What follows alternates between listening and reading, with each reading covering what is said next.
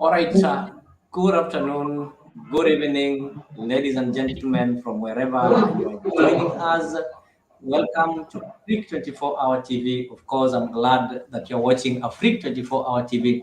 These are our daily political live shows whereby we discuss matters Kenyan politics and we connect you with African stories. Of course, today is Saturday, 20th April 2024. And as usual, every Saturday we normally have what is called a Freak weekly recap, whereby we try to recap and review what has happened throughout the week in the world of politics, economy, and our social life. And today is a special one because, the country is in a mourning moment, having lost 9 gallant soldiers who passed away through a plane crash that happened 2 days ago, a day ago. And it's really a sad moment. And today, the CDF, that is the Commander of Defense Force, General Francis Ogolla, who had a mass or some prayer, requiem mass that was done at Ulinzi Sports Complex, that is in Langata, and this was attended by top politicians and the head of state, His Excellency William Ruto, and the family members, where they said their prayers, and they also mourned and utilized one of our gallant soldiers who rose from the ranks until he became the CDF, the highest rank, the Commander of Defense Force of Kenya. So as we pray and hope that the family gets peace during these trying moments, and also pray that the souls of the departed soldiers rest in peace, we join the family in celebrating the people who lost their lives trying to protect the borders of Kenya. So karibu sana kwa show ya leo, and if you're joining me for the first time and you've not subscribed to a Freak 24-Hour, I kindly request you to ensure that you go to YouTube. It only takes you 1 minute, and subscribe to a Freak 24-Hour TV. Turn on the notification bell and ensure that whenever we're having such kind of talk shows, you will always get noticed. Of course, we not only do politics, but we're having some other programs that will always suit your viewership needs. So I'm joined by fellow Kenyans who are joining me from different parts of the country. Of course, I want to invite them to give their opening remarks as they also give tribute to the fallen soldiers, the people who died on line of duty, trying to ensure that Kenya is safe and Kenya is well protected. Of course, I'm joined by Mzalendo. I have Anthony Okumu and Kevin Besonga, of whom are joining me from different parts of the world, from different parts of Africa. So I'll give them an opportunity to say hello and give tribute to our departed soldiers before we move on with our discussion. You can always interact with us through the comment section. Just let us know where you're joining or where you're watching from. You can also type your questions and your views. But if you also wish to join the studio so that you can also be part of the panelists and participate directly in this kind of conversation, I'll share the link on the comment section. So use the link there and join studio. And of course, we are live on YouTube, Facebook, and on X. Very soon we'll be live on TikTok and LinkedIn. So karibuni sana. I know Mzalendo, it's really a sad day. It's a sad week. We are winding a week in a low moments as a country, losing 9 soldiers who highly rank. It's not an easy thing, including the Commander of Defense Force. This is something that rarely happens. It has never happened in this country, but we have to bear the pain. Karibu sana Mzalendo. Just say hello and pay tribute to our fallen soldiers. Thank you very much, Leo. And indeed, it's a very sad moment for the Republic of Kenya and Africa in general, and friends and family of the deceased. One thing I want to say is that there's been a lot of speculation on the matter, and we as Kenyans, we need to really talk about this issue and try and come up with an alternative voice, a voice of reason, even as we mourn our beloved ones. and our friends. Personally, I think people have speculated a lot about the crash. People have made up stories, which, I mean, it's normal in a country like Kenya, where we've had a lot of assassinations, political assassination. But the people who died were military officers. They were not very political, in my view. But I want to once again uh, call upon the government to speed up the investigation into this matter, and we find a solution, or we put the matter to rest, and probably it will address the previous incidents of plane crashes, so that we avoid this kind of speculations. Otherwise, thank you very much, Leo, for inviting me to the program. Oh, thank you very much, Mzalendo. Of course, I know fellow Kenyans are also undergoing through the same feeling. This is something that is happening for the first time in this country, and of course, people are really sad. But because it is the work of the Creator, we can't be able to correct the Creator. But what we believe as people who are faithful to our religion, we believe that one day we'll have to meet in the second world. I want to take this opportunity to invite and welcome Anthony Okumu to Afrique 24 Hour. I know, Anthony, having you in the panel for the first time. I just want to tell you to feel welcome at Afrique. This is a home where we connect people with African stories. I know we are Kenyans who are in different regions, in different countries, but when we come here, we speak as a nation and connect our fellow Kenyans with the African stories, opportunities, and also get an opportunity to discuss politics in a positive way so that we can be able to change how things are happening in the country and ensure that they operate the way they should be. So karibu sana. It's my honor to host you today. So I just want to give you an opportunity to say hello and maybe tell us where you're joining from. Then you can proceed and give your tribute to the fallen soldiers.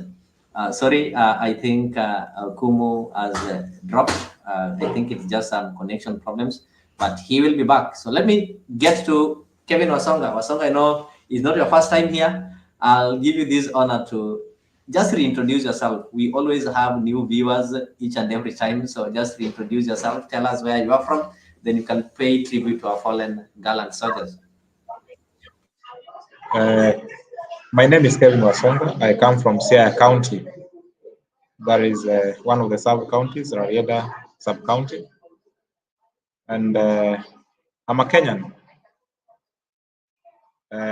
In paying tribute to CFG Ogolla, who comes closer to my homestead. It's a very sad day, and it has been a very sad moment for Kenyans, particularly for our CDF to die at this particular moment. It's very sad for Kenyans. And in as much as we can say death is inevitable, but at times in whatever faith that we believe in, we at times say that it may not be as natural as our religion may tell us. So it's a moment to pay tribute as we await for the burial of Chief of Defense Forces, General Ogolla, who is actually at the level of the president. So we condole together with the families, we condole together with the fellow Kenyans, Africa as a whole, and the world at large. So it's a very sad moment that we are discussing about is the miss. We are paying final tribute to him as we join fellow Kenyans and the entire world in having these particular speculations about his passing on. All we can do at the moment is to speculate. Other things will follow. And we demand for answers for the same as we speculate.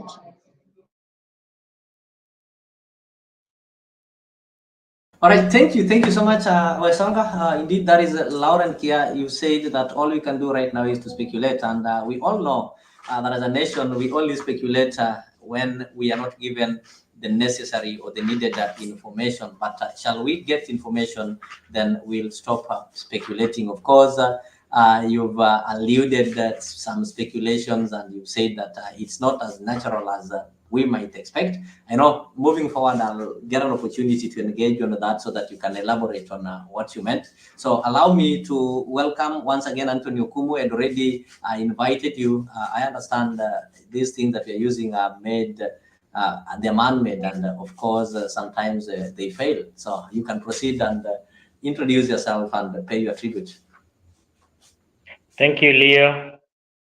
Okay, it is indeed a sad evening for us as a country.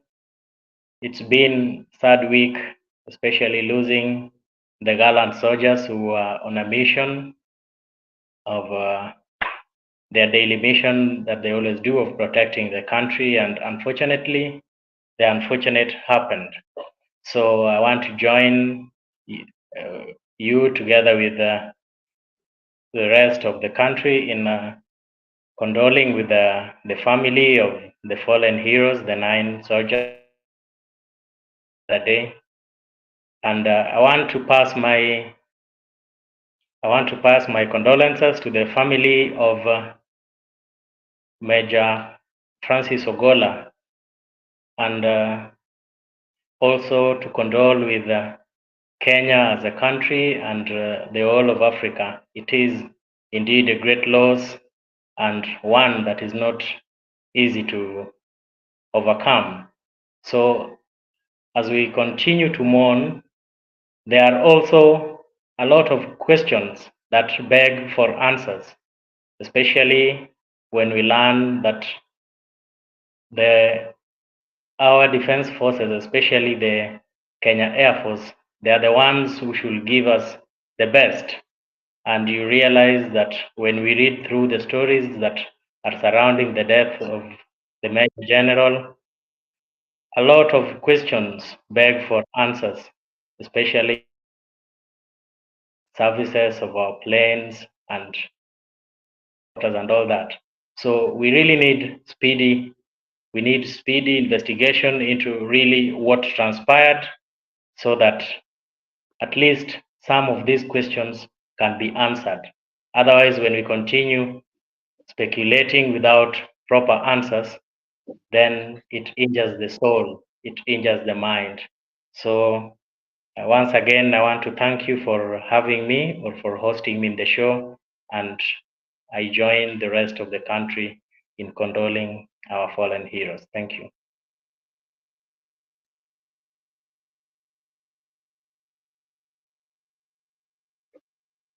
Thank you so much, Mr. Let me call you Mr. Kumu, if I'm not wrong, and welcome to Africa. I know it's your first time, and that was your maiden speech. Of course, we really welcome and we cherish visitors.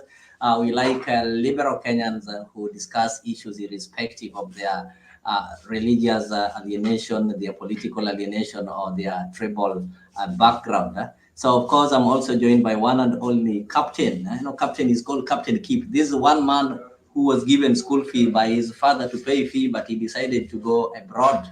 So he will tell us why he did that. So, Captain, karibu sana.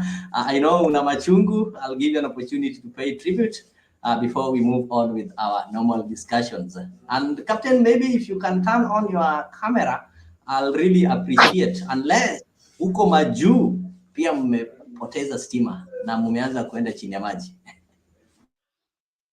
Okay, Nabaya, I think you can hear me without even the camera. I can hear you, though your sound is a bit low, but I understand everybody is in a low moment right now. Yeah, of course, my sound is a bit low. And let me say hi to all of you, without mentioning any name, all of you as a panelist, and join the rest of the Kenyans who are mourning the departed soldiers, who are mourning my fellow captains who have departed, and more so in particular, such a wonderful CDF. who has no a lot of words. I'm sending my condolences to the families who lost them, the family of General Ogolla, and also wishing the quick recovery to the soldiers who are in hospitals now, 2 of them. Wish you quick recovery, comrades. It shall be well. When one of the, what do you call, they say in Swahili, nyasi moja iking'oka kwa nyumba haitavuja. So our house will not rain because of what has happened. So as per the topic, Nyabaya, I think I'll strictly be on the line of the topic that says that tribute to fallen soldiers. Captain, I know you're captain. It's okay. I just wanted you to say hello before we get into the topic. And I just want everybody to pass their greetings and pay their tribute. Then we'll go to the topic. Yes. Of course, we're just giving the general their speculations and your opinions. I cannot talk of speculations myself. I cannot talk of speculations. I cannot talk of the investigation of the hair accident. They are doing their work, but I've been hearing since that when the action took place, we have been having some investigators in this panel who are the best. They are trying to be the best more than the investigators themselves who are doing air accident investigation. I cannot talk about that myself. The panelists who know those things of investigating air accidents, they are there working. I cannot join them because it is their profession. Maybe only what we will be told, I will say it later on when we come to maybe when you open another forum after this tribute. Okay. All right. Thank you, Captain Kip, for that tribute that you paid to our fallen gallant soldiers, and also saying that we need to leave the matter of investigation to the investigative departments. I now want to invite one of our own, Boniface Kimanzi, to just say hi and give his tribute before we proceed. So Boniface, I hope all is well. Nairobi is great. And as I can see your face, as long as you are mourning, things are okay. Karibu. Yeah, thank you so much, Mr. Leo. I can see Kevin there, Captain Zalendo, and the other gentleman. Good evening from Nairobi, Kenya. So thank you so much for today, giving me this opportunity to come here and try to give my opinion about what is happening in the country. Again, to mourn the departure of one of the CDF. You know that this is something that has made our country to shake, and it is raising a lot of eyebrows because the death of Captain CDF Francis Ogolla is one of the things that has really made a lot of people to question what is happening in this government. So as I mourn the death of CDF Ogolla, I will always say that our country needs to get serious when it comes to matters concerning politics, security, and health. Thank you so much.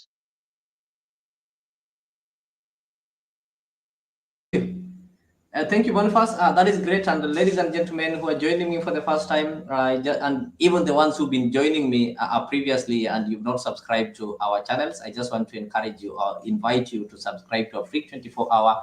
We always have this kind of political talks each and every day, whereby we sit as Kenyans and try to look at a way forward.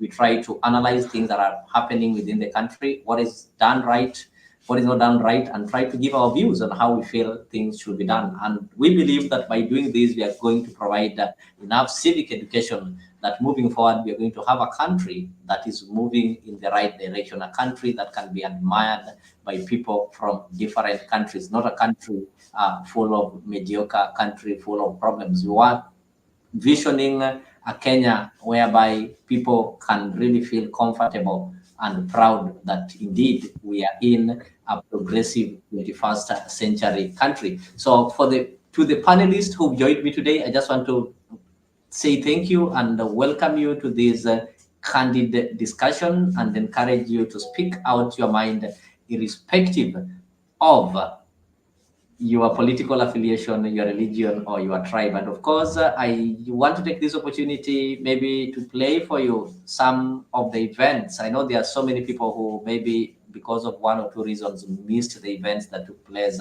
as they were bidding a farewell or paying tribute to the fallen soldiers, specifically Major General Francis Ogolla, who will be laid to rest in his home, that is Alego, tomorrow. So I'll get you some of the speeches from keynote speakers, that is the top politicians and top leadership.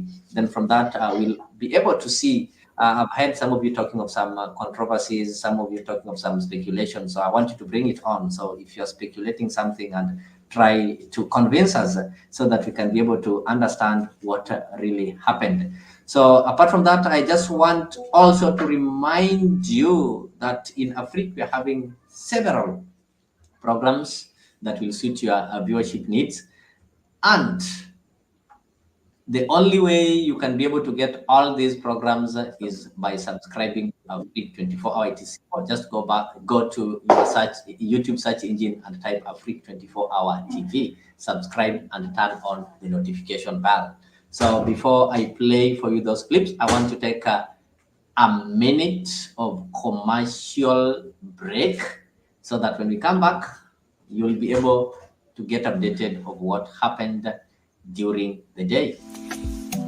Join us every Friday from 8 p.m. to 9 p.m. for a captivating journey into the world of love, relationships, and romance, presented by the dynamic trio Maggie Knox, MC Jesse, and Annie Oweru, Bed of Roses. Promises to be your weekly dose of heartwarming stories, insightful discussions, and expert advice on matters of the heart. Whether you're single, in a relationship, or simply love a good love story, this is the show for you. Don't miss out on the chance to unwind and indulge in the joys and challenges of love, all brought to you by our talented hosts. Tune in to Afrique 24 every Friday from 8 p.m. to 9 p.m. and let us guide you through the enchantment. Thank you, ladies and gentlemen, for your patience. Of course, that is one of the programs that we normally have here at Afrique. So ensure that you subscribe and tune in to Afrique every Friday so that you don't miss the process. It's just a matter of relationship and love issues. Apart from that, I also want to bring to attention that we also help our fellow Kenyans market their products and also tell us what they're doing in the countries that they are. Like right now, we have one of our own who is also having some company that is really helping Kenyans. He is having what is called, he's having a professional and reliable cleaning services. So this one, you can get these services when you want things like residential cleaning, commercial cleaning, deep cleaning, moving, move out. When I talk of move in and move out, it's as if umetoka kwa nyumba nyingine, unaenda kwa nyumba nyingine. And there is also post construction cleaning and such kind of things. So these ones are all done by one of our own. I think later on I'll be able to share for you the contracts, a company that belongs to one of our panelists, Wesonga, and they operate country-wide. So if you need some cleaning services, you can be able to dial the numbers that you're seeing on the posters there so that you get the services delivered to you. So back to the studio, I would like us to get some of the clips showing, updating us on what happened during the day before we react and weigh on them. So director, we have come kindly on a very tragic occasion to say farewell to one of the most illustrious sons of this country. We are paying farewell to a four-star general who has died not in the field of combat, but through a tragic aircraft accident. General Ogolla, as has already been said by those who have spoken before, exemplified what you can call a true nationalist. By his own conduct, he showed that he loved his country and he was prepared to serve and die on behalf of his country. We take comfort in listening to his son talk about him. And when I saw Joel talk there, I said, this is a case of the general is dead. Long live the general. My father always alikuwa na mambo matatu kama wewe, not the same, but all his speeches were divided into 3. Today I'll divide it into 4 because he was a foster general. Firstly, you've heard from Bishop Lele about his love for God. Somewhere in that helicopter wreck is his Bible, which was his most precious possession. Anyone who worked with him in DHQ, MAB, Lab, wherever, can attest that he always had a Bible with him. And I am hoping they're able to retrieve it from the accident. I'd want to keep it as a memento, and for the rest of the family as well. His Bible meant a lot to him, and between me and him, the rest of the family, my mom and my wife were a bit slow, but we'd always engage in a competition for reading the Bible and discuss the mortality and all these things of life. He understood that his position was temporary and it would always end. Leading up to his death, he almost knew that his time was up, despite having very many plans for the military and for his family. But he spoke in a certain tone that would suggest that, my son, I won't always be here, and you will need to take care of my wife and my other children, which I am more than ready to do, and it will not be a problem. General Ogolla, despite being a very tough general and commander, who is celebrated for his various accomplishments, was also a very humorous man. He was full of very good jokes, and many a time in tense situations, he would make everybody feel comfortable. Many a time as we waited at the airport, Your Excellency, to welcome you or to see you off to foreign countries, the general would keep us busy with many good stories and keep us entertained. And I do remember one such day when you left, and we were left there, and we were in a hurry to leave as you took off. And he told me, Mr. Deputy President, it is good for me to inform you that when you are in a military facility and the Commander-in-Chief is away, I am the senior most military officer here, and all of you take orders from me, and you only leave when I tell you so. And after we stayed for a while, he said, you may now take off. I give you fallout. And that was a tradition for the days we stayed with General Ogolla. We were there with Professor Kindiki, the leader of majority, and all these politicians who are not very accustomed to orders. But the general would organize us, and only when he felt that your plane has taken off safely into the skies, he would say, Deputy President and the rest of you, you may now fall out. That was General Ogolla for you. Kusema hivi, our position as Linda Jamii is that Ogolla has been assassinated. And we have enough information to suggest that it's an assassination. It started in Bomas. Threats are very clear. Ruto said he forgave Ogolla, but he forgave him spiritually. But physically, he has executed this matter.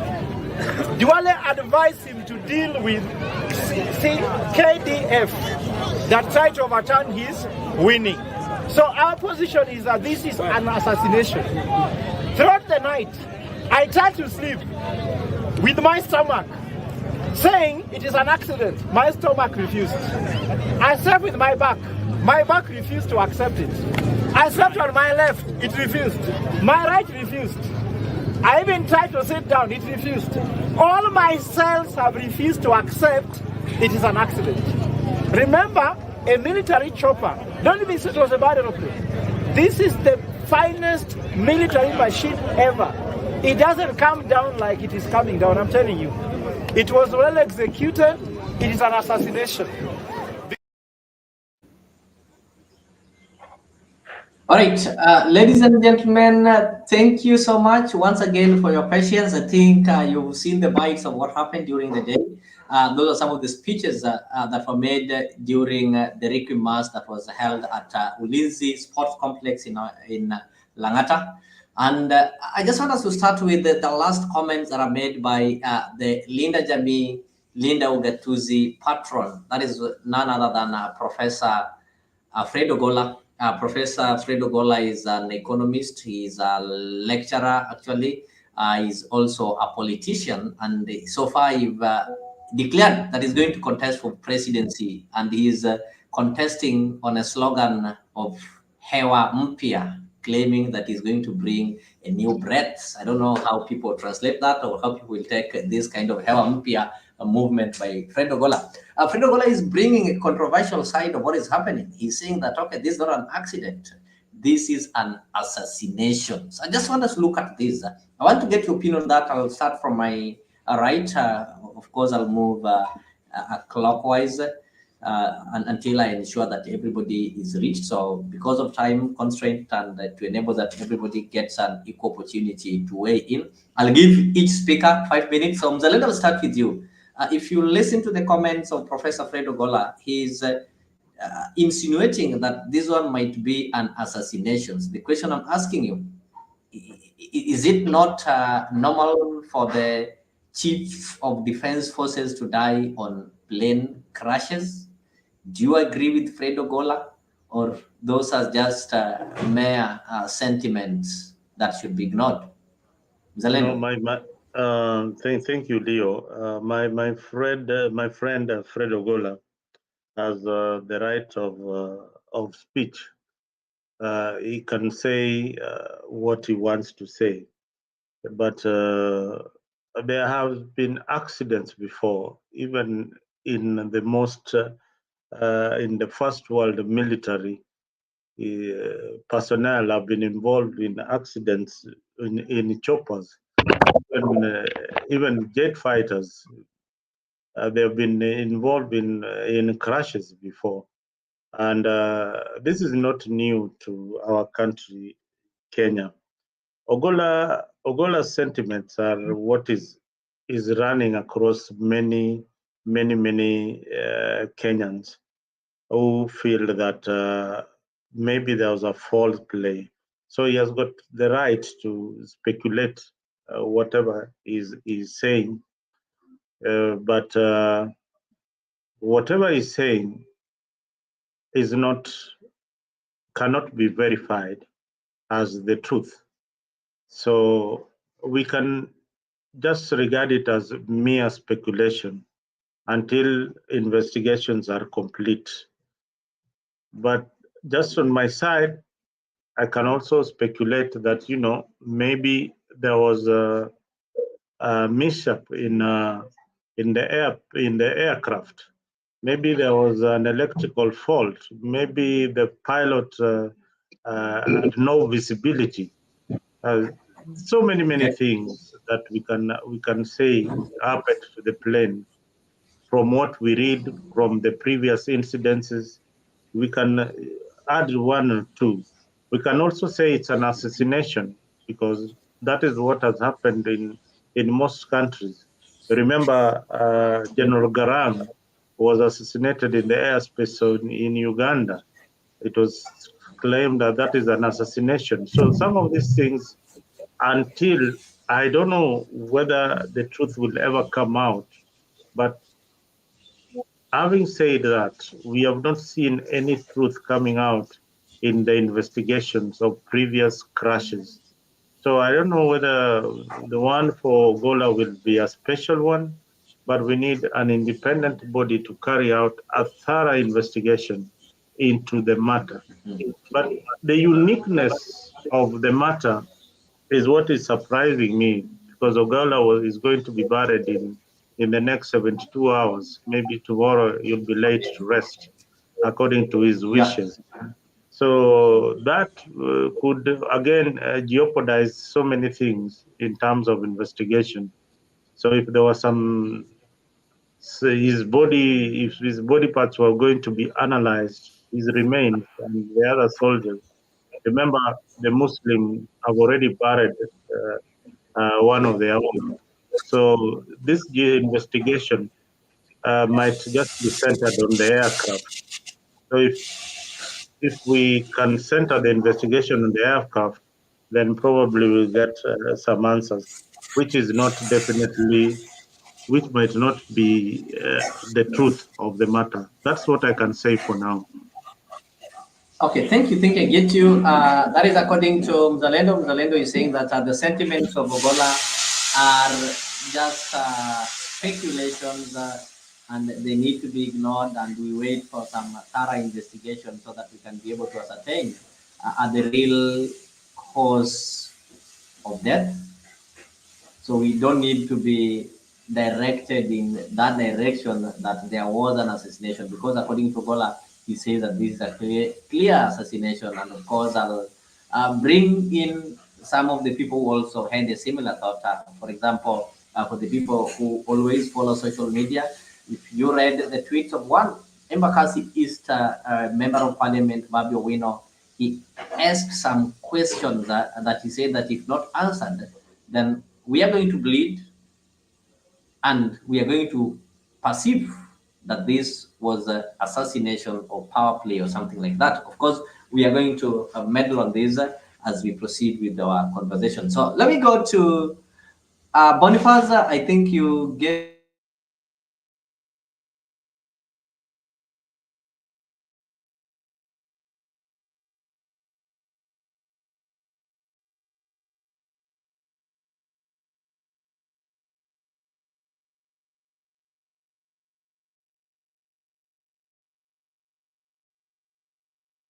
Boniface, can you go ahead? Leo is yeah. Sorry for that. Boniface, do you think that this is just a normal accident, or you agree with the sentiments of Ogolla that there's something behind it? Yeah, thank you so much for the opportunity. And, as a journalist, I will not just say something without evidence. There is something that we call libel, and I will not go to details that I don't have any evidence. So what I can say is that the death of CDF is something that needs to be taken serious, because that is something very crucial. And you know that this is a person who is very important to the country and also to the government. So it is something that government of Kenya, led by William Samoei Ruto and Rigathi Gachagua, need to give Kenyans the full details of what happened, because that person is very important to this country. And again, it is not easy. These things happen rarely for the CDF to die, because those are the people who have a lot of security. After president, we come to the CDF, because those are the people who take care of this country. So personally, I don't have any evidence of what happened, but again, as a human being, I should always ask myself questions, and those are the questions that I will always ask any Kenyans who want to get information of what happened to CDF Ogolla. And the death of Francis Ogolla has really made Kenyans to get surprised. A lot of people are asking questions, and again, the questions go unanswered because you don't have anyone to give you the explanation. So we expected the president to give us explanation, and Kenyans are ready to hear, because if you give Kenyans room to talk, then they are going to give a lot of false and also true information. And you know that Kenyans know anything that can happen. They can forecast something that can happen. I have seen people writing in social media, bloggers are raising eyebrows, people are saying a lot of things concerning the death of Francis Ogolla. But again, do they have information about it? So again, you should always be serious when saying something with your mouth, also writing or giving any information, because anything that you can write or say can haunt you. That is what you call libel. And when it comes to libel, there is something that always captures people, and it is going to affect you. So what I can say is that we need to get explanation of what happened, because this is not real. The death of CDF, we expect other KDFs to die during the line of duty when they are fighting the bandits, and also when they are fighting with Al-Shabaabs in the forest. But again, now the plane, how did this plane took off while we have a lot of things that need to be taken into consideration? Why did this happen? Well, was there no electrician? Was no any person who can see what is happening in the helicopter?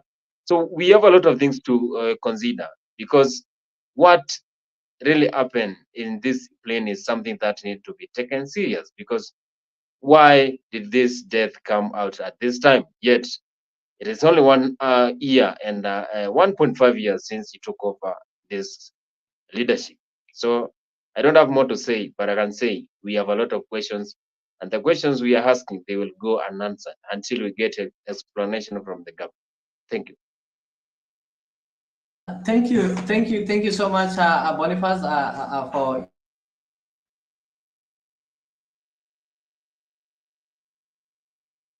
I think we will continue with the show.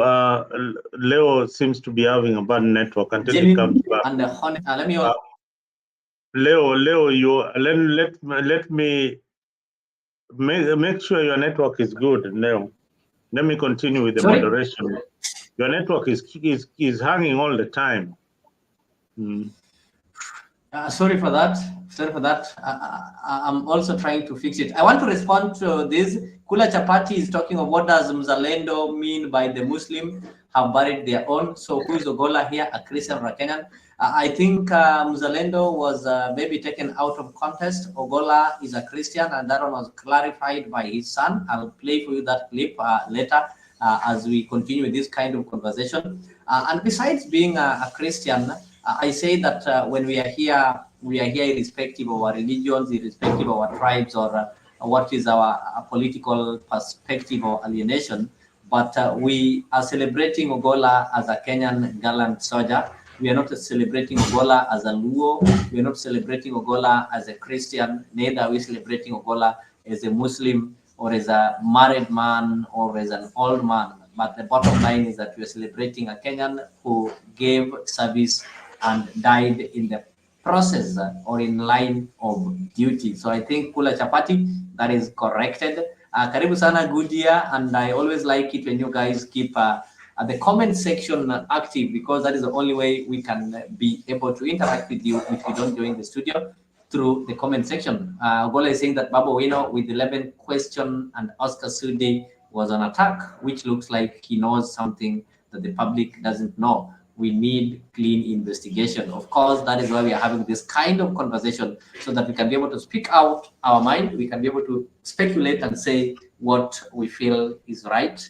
what we feel has not been done, and how it should be done. You heard the former premier telling the president that we need to end all this speculation, and the only way to end the speculation, he requested the president to ensure that an investigation is done and a satisfying report is given, so that Kenyans will no single day speculate on such kind of issues. So as I also welcome a new panelist on board, I can see Kenyan Mandamano. Karibu sana, Mama Mary, and I know we are mourning.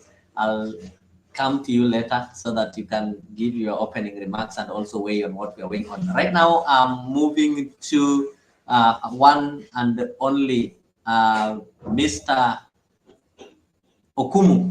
I'll give you this opportunity. We are still discussing the sentiments of Fred Ogolla, who said that this is an assassination. Do you agree with him, or you are having a contrary opinion? Mr. Okumu. Okay, thank you, Leo. I know somebody have played with the screen, and I said I was moving anti-clockwise. Somebody have played with the screen, but I captured it before, so don't worry. Okay, thank you, Leo. You know, when you look at the sentiments of Professor Ogolla, I can say that behind the scenes, it's almost what everybody is thinking. It's only that people don't have the courage to speak it out. And here we are lucky to have Professor Ogolla coming out to speak the minds of most Kenyans. When you visit the social media, you go through, let me say generally social media, most of the sentiments since this unfortunate event occurred, they are pointing towards assassination. And how does this come about? You know, we are in a position whereby, or it is always said that if you are a leader, then you must always be very careful with your words, because every word that comes from you is taken with a lot of seriousness, and it might come back to haunt you even 50 years, or even after you shall have long gone, you shall have long left. The words you speak as a leader always come back to haunt you. Look at this case that we are having now and consider the case of our CDF. From the clips you've played, you've heard the deputy president saying somewhere that after the president is normally seen off the country, of course he flies most of the times. When the deputy president at one point wanted to leave, the commander, the CDF, the commander of the defense forces, that is the late Ogolla, reminded the deputy president that since the president was away, they were taking security orders from him. What does this mean? It means that we expected a lot of security measures to be put in place around our CDF. And Leo, if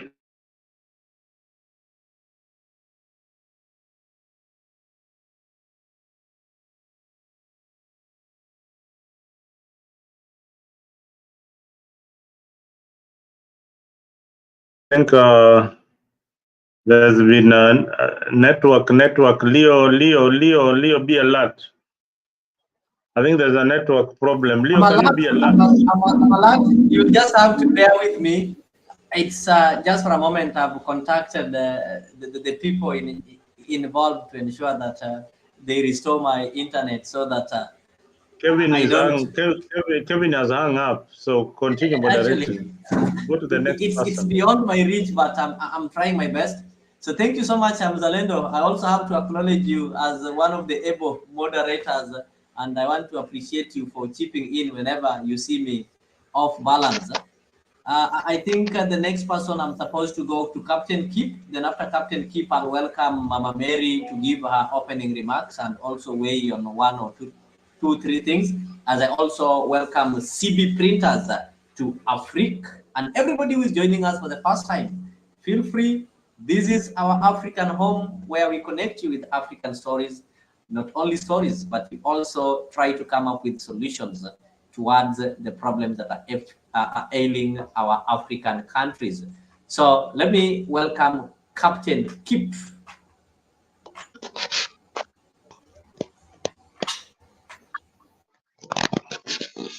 Thank you very much, Nabaya. Zalendo, I don't know the other guys, but I've been seeing them in the panel. You are talking of assassination in the platform, which I don't know how has it been confirmed. Because for me, if it is assassination, I will kindly request the president to make sure if it is assassination for real, he must not left any stone unturned. And if it is actually an assassination, where was this assassination planned? All the 12 people, when the assassination was being planned, they were not there. No one of them could have even raised a question that there is something going on that we need to be careful. Because the people who are there are they are very senior people in the government, I don't think they could have been out from where Ogolla was supposed to be, or how they were, the planning of assassination was done. They're supposed to have been there. If there was any technicalities from the plane, we used to blame. Whoever will be blamed knows himself or herself. He must have slept on duty, and he'll have to carry the burden. The story of this gentleman you are playing here, for me, I don't know. I can call him is just a joking person. Those are just bad jokers. They are trying to attract the public attention. They are trying to gain the ponga points from the Wananchi that, oh, this thing was done like this and that. If I may say that, if it could have been Raila Odinga who won the last election, and this accident happened, what could we have been talking right now? You know, sometimes when we say such words, we have to remember it, or we have to think of it in a different way. You see? I have heard some people saying here, it is a normal accident, which for me, I have a reservation on that because I've never heard of a normal accident. I can say maybe ordinary accident, like just by moving the way we move, like the way it's happening now for roads. I'll take it to be a normal accident, ordinary accident, not a normal. There is nothing normal like that. Because if it could have been a normal accident, you would have been hearing it each and every time that it is normal to happen like that. No. I still have a reservation on it. So, President, kila mawe ile imefunika hiyo mambo, hakikisha imefunuliwa to open the way for Kenyans to know what really happened. I may take General Ogolla as just an ordinary Kenyan like me, Mzalendo, Kimanzi, Kevin, CB Printers, Anthony Ukumu, Kenyan Maandamano. We might be differing here. But one day, one time, if you hear that Captain is no longer there, and the way he has gone is not wanting, you'll want to know. So even me as an ordinary Kenyan, I'll want to know all these deaths, what really happened. Who slept on duty? The plane was flying to so many stations, and I don't know, was checking there. Are we supposed to be having a technician in the plane, or whoever is supposed to be dealing with aeronautical things? I don't know. So we want to be told as Kenyans exactly what happened. For speculations, I cannot talk about. Thank you, Kip. Thank you very much. Let me just stand in for Leo, who was, I think, having network issues. Before I invite Mheshimiwa, Mheshimiwa has been in politics for a very long time. Let me invite a lady who has been in this struggle for the longest time, Kenya Maandamano Kamili, a lady who stands for the truth and the justice for each and every Kenyan. Karibu sana Kenya Maandamano Kamili. Thank you, Mzalendo. I hope everybody can hear me. Yeah, we're very loud and clear. Nasalimia kila mtu ambaye ana maneno ya kusema katika hii forum, mambo ambayo inatuhusu. And before I go far, let me condole everybody that perished in that crash. It's my feeling that Kenyans are really mourning every corner of the country. Tumeguzwa na hii mambo ambayo ni mabaya sana kwa nchi kufanyika. Ogolla has gone. We are struggling to know the truth. And I would advise Captain, just one thing. Even a thief will never come to tell you, I'm coming to steal from you. So I'll leave you with those words, and you know why I've said so. Everything that is evil, hata kitu mzuri, kila mtu huwa anaarifiwa na unaelewa kinafanyika kwa nini. What has happened in Kenya, it's a big deal, and it is evil, whoever was involved. Na ningesema hivi, sisi ni wa Kenya, tuache kuongea kama we are favoring whoever did this.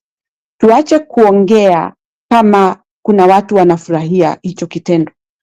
Tuache kuongea kama watu ambao hawafikirii habari ya nchi yao seriously. We are serious people, watu ambao wanapenda nchi yao na tunataka maendeleo ambayo itasaidia hata watoto wetu waweze kuona mbele. So when we come here, we need to talk the truth. Na tuongee maneno ambayo itajenga watu ambao wanalia kwa sasa. When we argue that it's a normal thing, this is not normal. Na ile kitu sio normal ni ile wanadamu wametenda. Ukichukua panga uende ukate mtu uue, that is not normal. Mtu akigonjeka awe mgonjwa akufe, that is normal. We call it normal because it's a process that has taken place.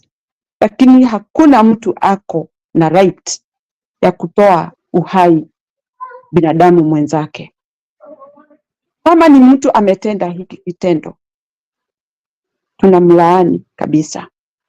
But there are those people who stand firm on their feet, feeling that they are strong, they are superhero, they can do anything they wish to another human being. Hiyo ni shida ambayo tunajitafutia ya kesho, na itakuwa haunting kwako kila siku. Let me point two things about the speech that I listened today. The president ambaye aliongea, ambaye mimi I don't support, amesema mambo mawili hapo ikaniweka wasiwasi na nikajiuliza maswali mengi. This is a mourning time. This is not a celebration. And I don't think it is the time of saying things that really makes it even more hurting to the wananchi. Mambo ambayo huwezi ukaleta mambo ya kusema ati ulikuwa advised ati uweke kabila lako kwa sababu is a sensitive position. Huwezi ukasema huyo binadamu ambaye ameaga alikuwa wakutane ndio waongee ile maneno ambayo waliongea, alafu anatuambia ati alisema unisamehe. Ogolla is normal. Ogolla will never defend himself, ever. For his life, it's ended. The story that we are listening, it makes it more sad and more hurting for the country. We need to talk things that really matters at this very time when people are mourning. Things that really gives people courage to continue with the life that they are leading. We are mourning Ogolla because he cannot defend himself. It's so bad and so, something that really goes to your heart seriously. Kwa mtu ambaye amelala na bado watu wanaongea mambo ambayo si relevant with the situation we are in now. So for us, let's mourn Ogolla. Ogolla ameenda kwa njia isiyo halali. Lakini ni vizuri sababu tumejua tunaelekea wapi. And let me say this to the panelists. the behavior that you do all the time reflects you. Nawaombea Mungu awape rehema.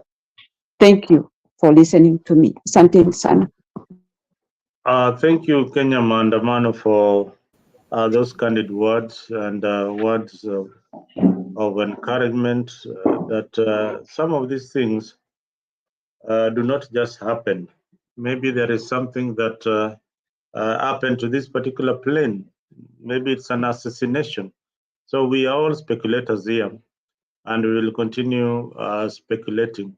Let me invite Honorable CB Printers. Me and Najua and Mheshimiwa. I don't know why you are calling yourself CB Printers.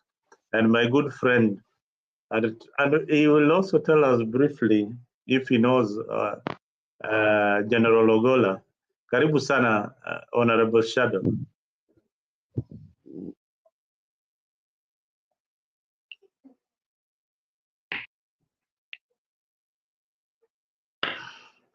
Unmute. Let me unmute you. All right, you can go ahead. Good evening. I don't know how to. Good evening, everyone.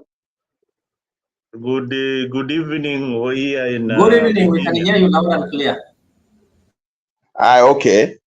First, I would want to thank you for inviting me to this, and I'd want to condole with the Ogolla's family.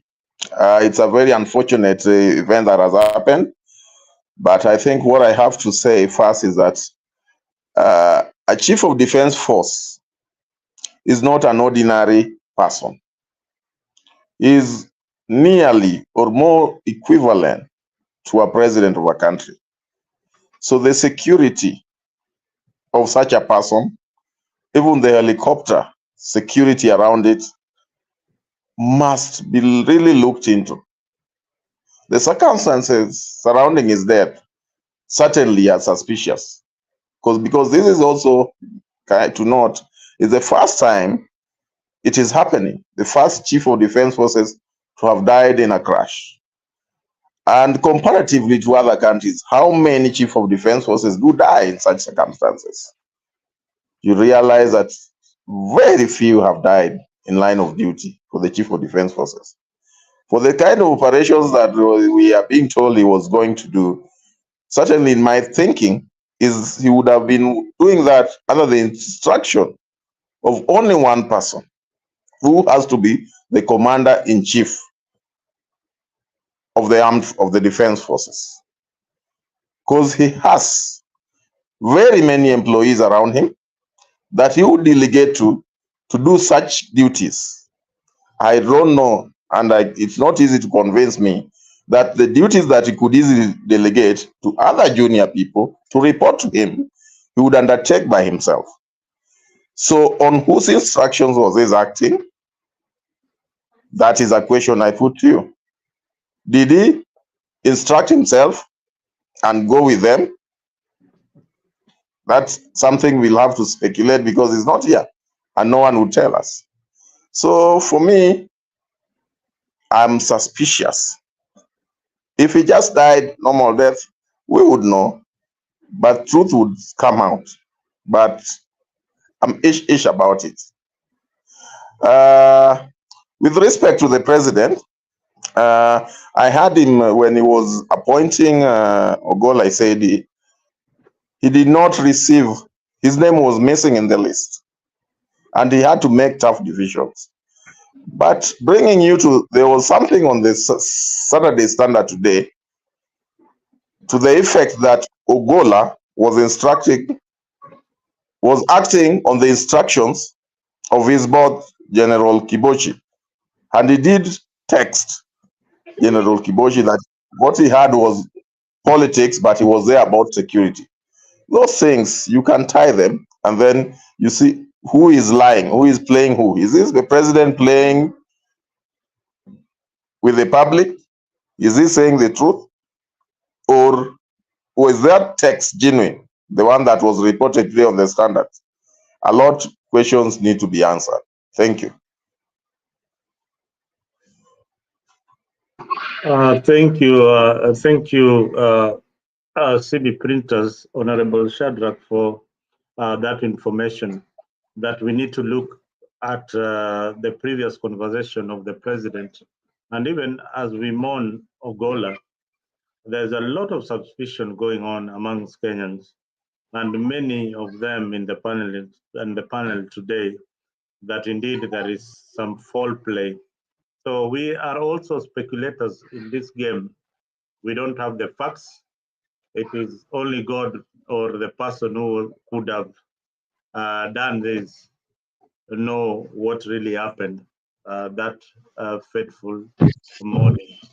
But what people are not saying, is that there were other 3 planes that landed on that very day for the mission. They were going to inspect the troops who are stationed in Elgeyo Marakwet or in Pokot. So there were also other generals, other soldiers who were there, other majors or other rankings who were there before. So the 2 or 3 planes took off, and Ogolla's plane was the last one. That information is not coming out very clearly. Maybe if somebody has got more information into this in the comment section, or one of the panelists can highlight what really is the message out there. I'll give this chance to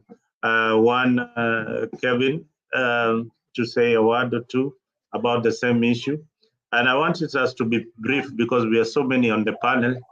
We run very, very fast and we cover some good ground. Thank you. Okay, I join fellow Kenyans in the speculations. I know the investigations will be on, or it's already on, but there are a lot of questions to be answered in the investigative team. But all the same, a neutral ground is required on this. All over years, we've been calling for a neutral ground in terms of doing the investigations. And looking at the facts, it's more of a longitudinal. It's going to be longitudinal investigations, which calls for the Scotland Yard.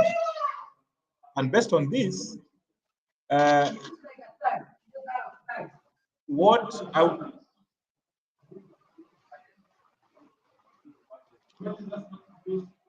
therefore, based on this, I would really go by Professor Ogolla's, because there are 2 Ogollas here, the Francis Ogolla and Fred Ogolla.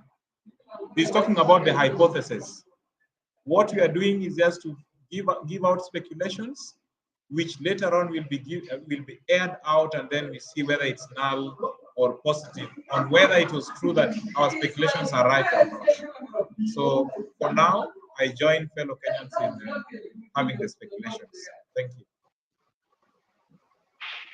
Thank you, Mr.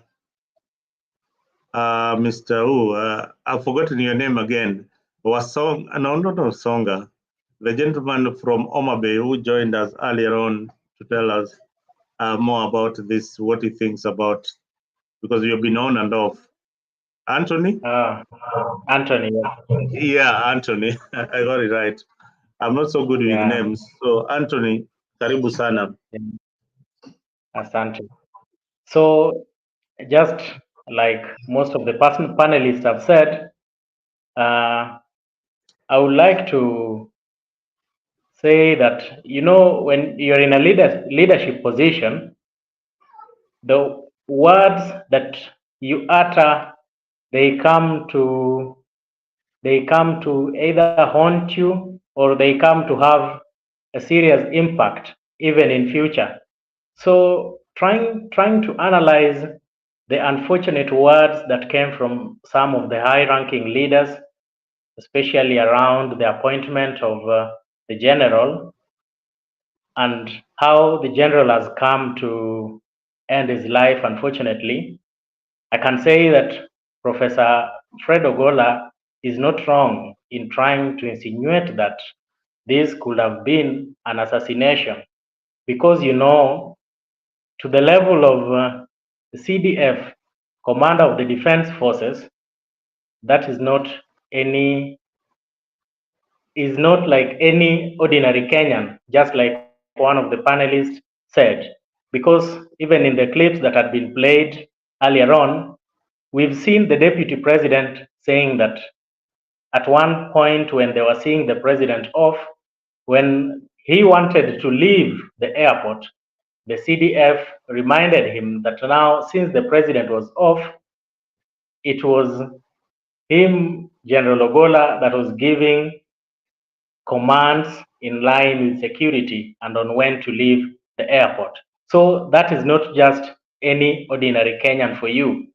We expect a lot of high detail security. And going by the type of death that the general has died, and looking at the past histories of like unanswered questions of people who have also perished in a similar manner, talk of the Saitoti and the Ojode, talk of the Garangs, talk of the such like deaths, they all point towards assassination. And the sad bit of it is that most of these deaths that occur in unfortunate manners, their investigations are never brought to a conclusive conclusion. And so right now, what I can request the President of the Republic is to hasten the process of investigation so that we can really know the root cause of what transpired, and so that Kenyans can have satisfactory answers. Otherwise, I thank you.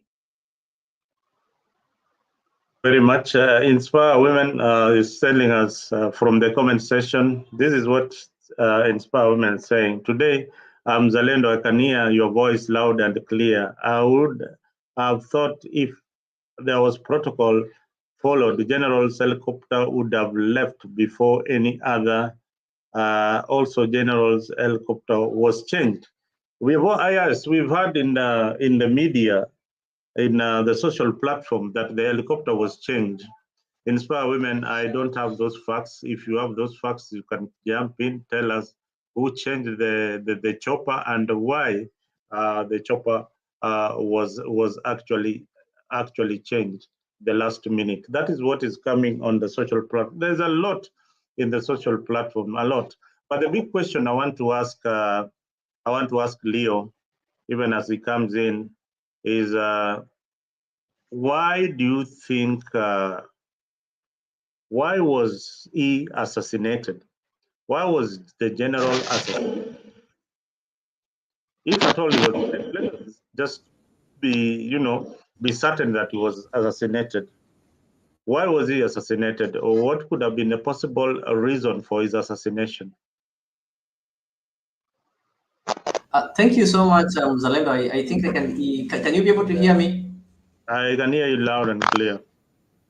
All right, thank you. Even though I've not insinuated any form of assassination, but if you're somebody who's been following things to do with the politics of power keenly, you'll realize that in politics, politicians, yes, it is true, politicians die because they are mortal men and death is inevitable. But they don't die controversially, or they don't just die carelessly like that.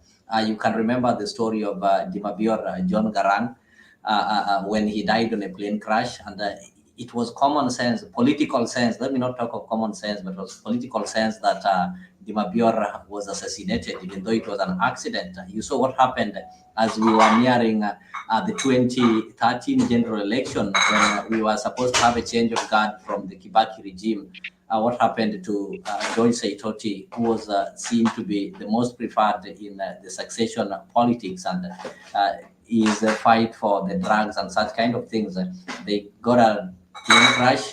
It's political sense that was a political assassination. And across the world, these are things that have been happening. So when you talk of power, when you talk of somebody at the caliber of the CDF, the commander of the armed forces, this is not just a normal person. This is not just a Koome, the IG. This is not that just like that OCPD. This is somebody who, if today we are having a president, and actually if you're having something to do with who. I think the person who leads is somebody who is in the position of Ogolla. So this is an interesting position that is keenly monitored, and there are so many vested interests in that kind of position as far as even succession is concerned. This is somebody who was blamed, and somebody who was blamed for attempting to overthrow William Ruto's win, attempting to interfere with the last general election, is the president himself who even said that this person wanted attempted to overturn his win and such kind of thing. And you know the law when it comes to politics, even the 48 powers of law. I think Ogolla might have just been somebody who was so honest, somebody who was so innocent, and believed that everybody is as innocent as him, and he did not take precautions. They say, Africans say that if they do say if you're eating with the devil in the dark, then you need to use a long fork. And don't trust your enemies to cook for you. Yeah, you don't trust your enemies to cook for you. So as much as Kenyans are waiting for investigations, but there are a lot of questions that need to be answered so that those people like Ogolla who are speculating can come to reality. You need to disapprove their belief and prove to them that this one was just a normal accident. I've had a good question from Inspire Women saying that why was it that the CDF is the one who was leaving last? Really, why was it? Is it the one who was escorting the other people, or is the one who was supposed to be escorted? So there are some loopholes that we need to question. Oh, okay, Leo, thank you very much. Your time is up. Maybe I can ask Captain, because Captain, to tell us, Captain, you've been you served in the forces, and you can tell us if there was any, if there is any protocol when the planes are supposed to, how they are supposed to land, how they are supposed to leave. And was General Ogolla on an official duty? Was he supposed to go and inspect schools? Because that is something that is also coming out, that he was sent there by probably other forces to go and inspect schools in Pokot. Thank you very much, Mzani, yeah? Because even me, I'm wondering, because if General Ogolla was to inspect schools, where is the CS dealing with education? Where was he? Because for me, I think he was supposed to be the Minister of Education. That is the docket of the Minister of Education. Concerning the landing of planes and security of the CDF, CDF is supposed to be having like 2 choppers plus the one that is inside. But the landing one, the first one, is the security one. You see? And then he follows the CDF himself. And then the other one now comes in. You see? But having one chopper now, that's a question. I've heard Nyabaya saying the other guys, when they were walking together, the general was at the back and the others were in front.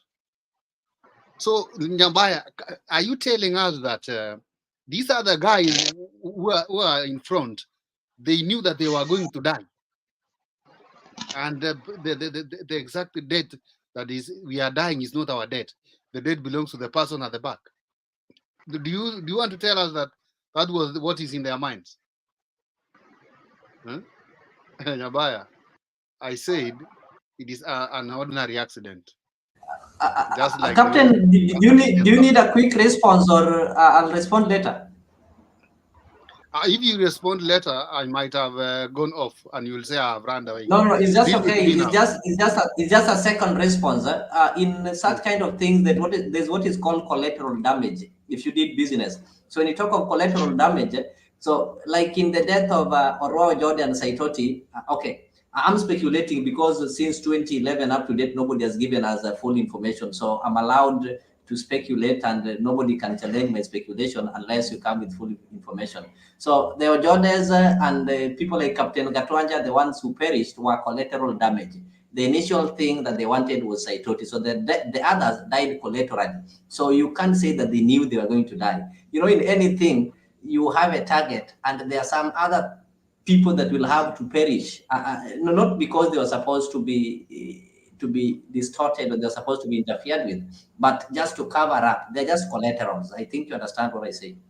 I understand what you mean, but as I said before, where was the planning then? Because these the people are the senior government people, whereby in everything that maybe they are planned, they are supposed to be aware.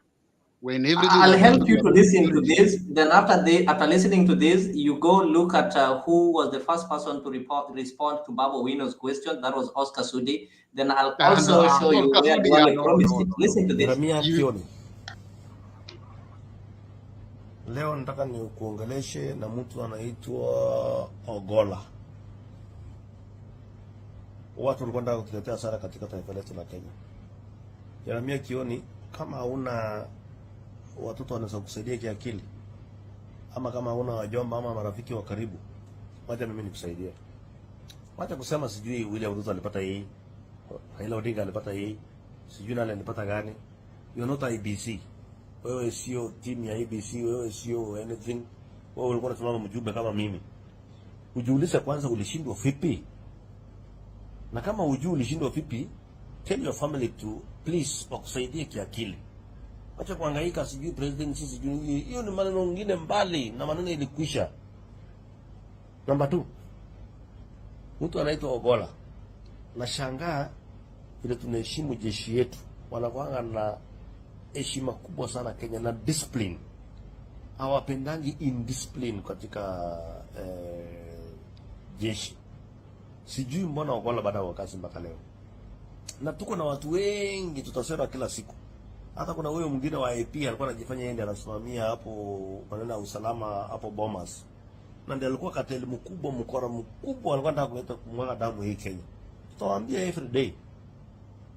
Lakini kitu tunataka tuwaambie wa Kenya, msikubali na hatutawahi mwaga damu kwa sababu hao wajinga. Ukishindwa kura kwenda nyumbani. Wacha kwenda kuungana pale kusema unajua tukifanya hivi itafanyika hivi, tukipanga hii itafanyika ile. Mungu ni mzuri sana.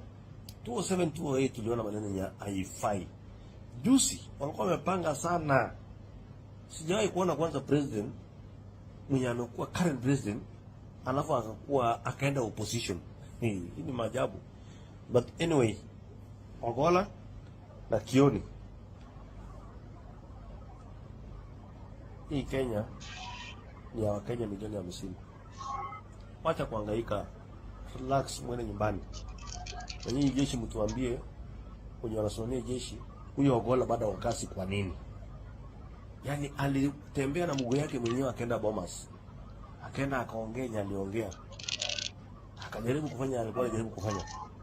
Lakini Mungu anapenda Kenya sana, that's why alikataa. Na akasema lazima tutoe Kenya kwa minyororo ya wakora. Can you let me ask you Kenyans, kama Raila Odinga angechukua, it's not about Raila Odinga. Hii nchi ingekuwa wapi? Now tell me, why should we not speculate? Did you hear the president when he was talking today?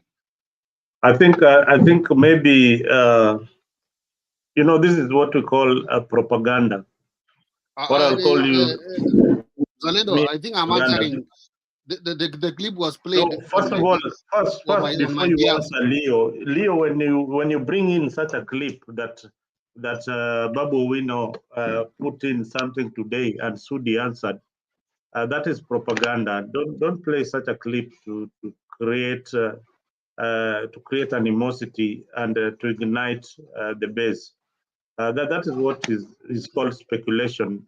Sudi was speaking just after elections. That is Sudi speaking just after election, not today, as you are claiming. I've not said today. I said that this is what happened after elections. Then when Babu brought a claim after the crash, then he was the first person to respond. So this was after revisiting. You know, you've been in Kenya for long. We have something called We Will Revisit. It was first pronounced by the former President Uhuru Kenyatta, who promised to revisit judiciary. Indeed, he revisited judiciary. We've had the president say, we're going to revisit this case. And actually, why can't you tell people? How do you convince people that it wasn't a revisitation? No, Leo, I think you need to be authentic. You need to be real time in your news, even in your reporting, even in your moderation. You need to be current and stop speculation and igniting animosity for nothing. We are here and we are mourning with the family, and we don't want the family to feel. Suppose somebody actually takes that clip literally as what you are saying. You know, tomorrow unasikia kumechomeka huko Rift Valley.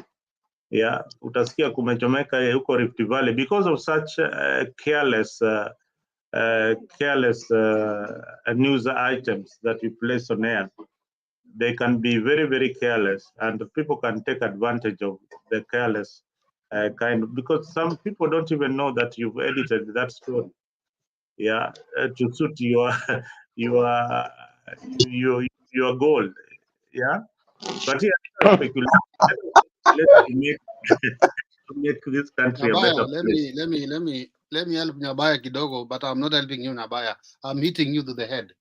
And when Oscar Sudi was talking that he doesn't understand why Ogolla is working until to date, let me say he was speaking even yesterday. President today himself said all the names that he was given for the selection of CDF, Ogolla was not there. But he knew he was the best person for that position. Ogolla was given the position because of merits. Not that because of Jaluo. Listen. You are doing an interview. I'm not in an interview. My name is not in the list of the people being proposed. Then you bring my name under the table. Should because we I know not take you the president to court? That is corruption. He wasn't among the people listed. Why did he bring somebody under the table? No, Nyabaya, listen. You are qualified I just for want the us job, to be logic. and your name is not there. That is another corruption. Then you bring me from nowhere. Why is that are one these not people bringing amounting different to names? Criminal offense? No, why these people are bringing different names? Leo, let's have some order. Let somebody speak, and then you'll be given your chance to Why are you? rebuttal. Or because you are number 3, put Mzalendo, put him number 1 there. He will be keeping quiet. I know him. Okay. Keep. No. I need to give Leo a chance because he really wants to speak his mind on this matter, and that is the reason why he's one of the panelists tonight. So I want him to speak his mind, to tell us everything that he feels about this particular incident. Maybe I can Shadrach, please.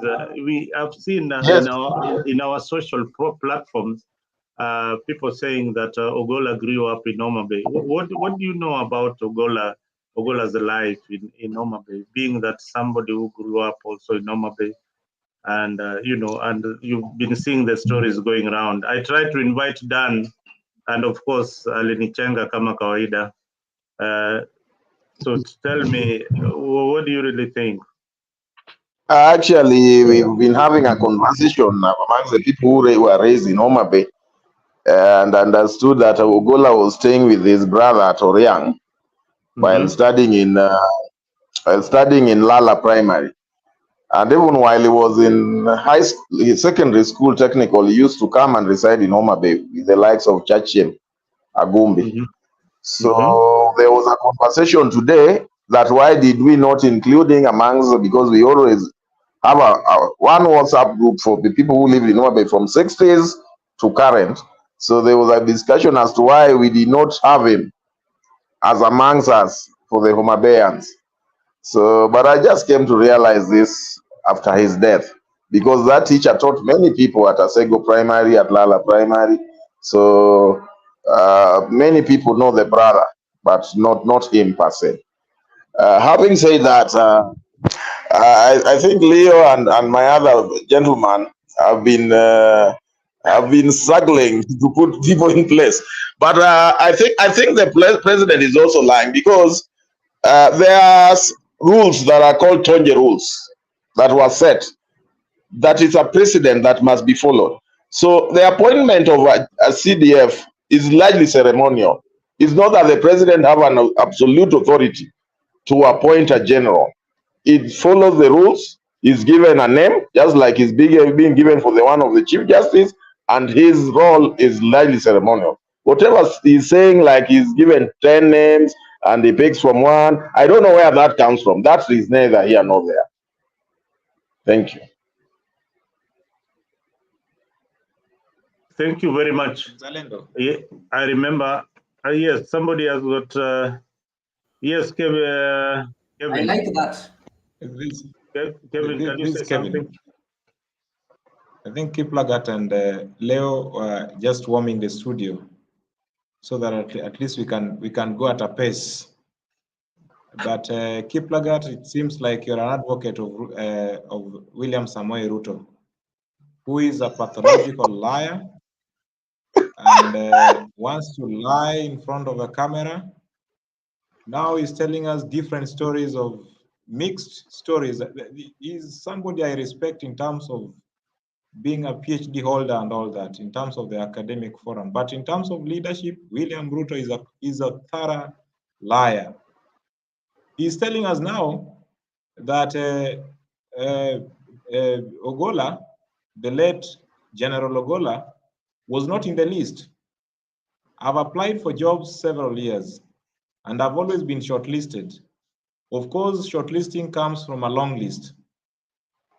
Then if William Samoei Ruto appointed somebody who was not in the long list, neither in the short list, then would we call that to be sabotage of the national constitution in such a way that you appoint somebody by the back door?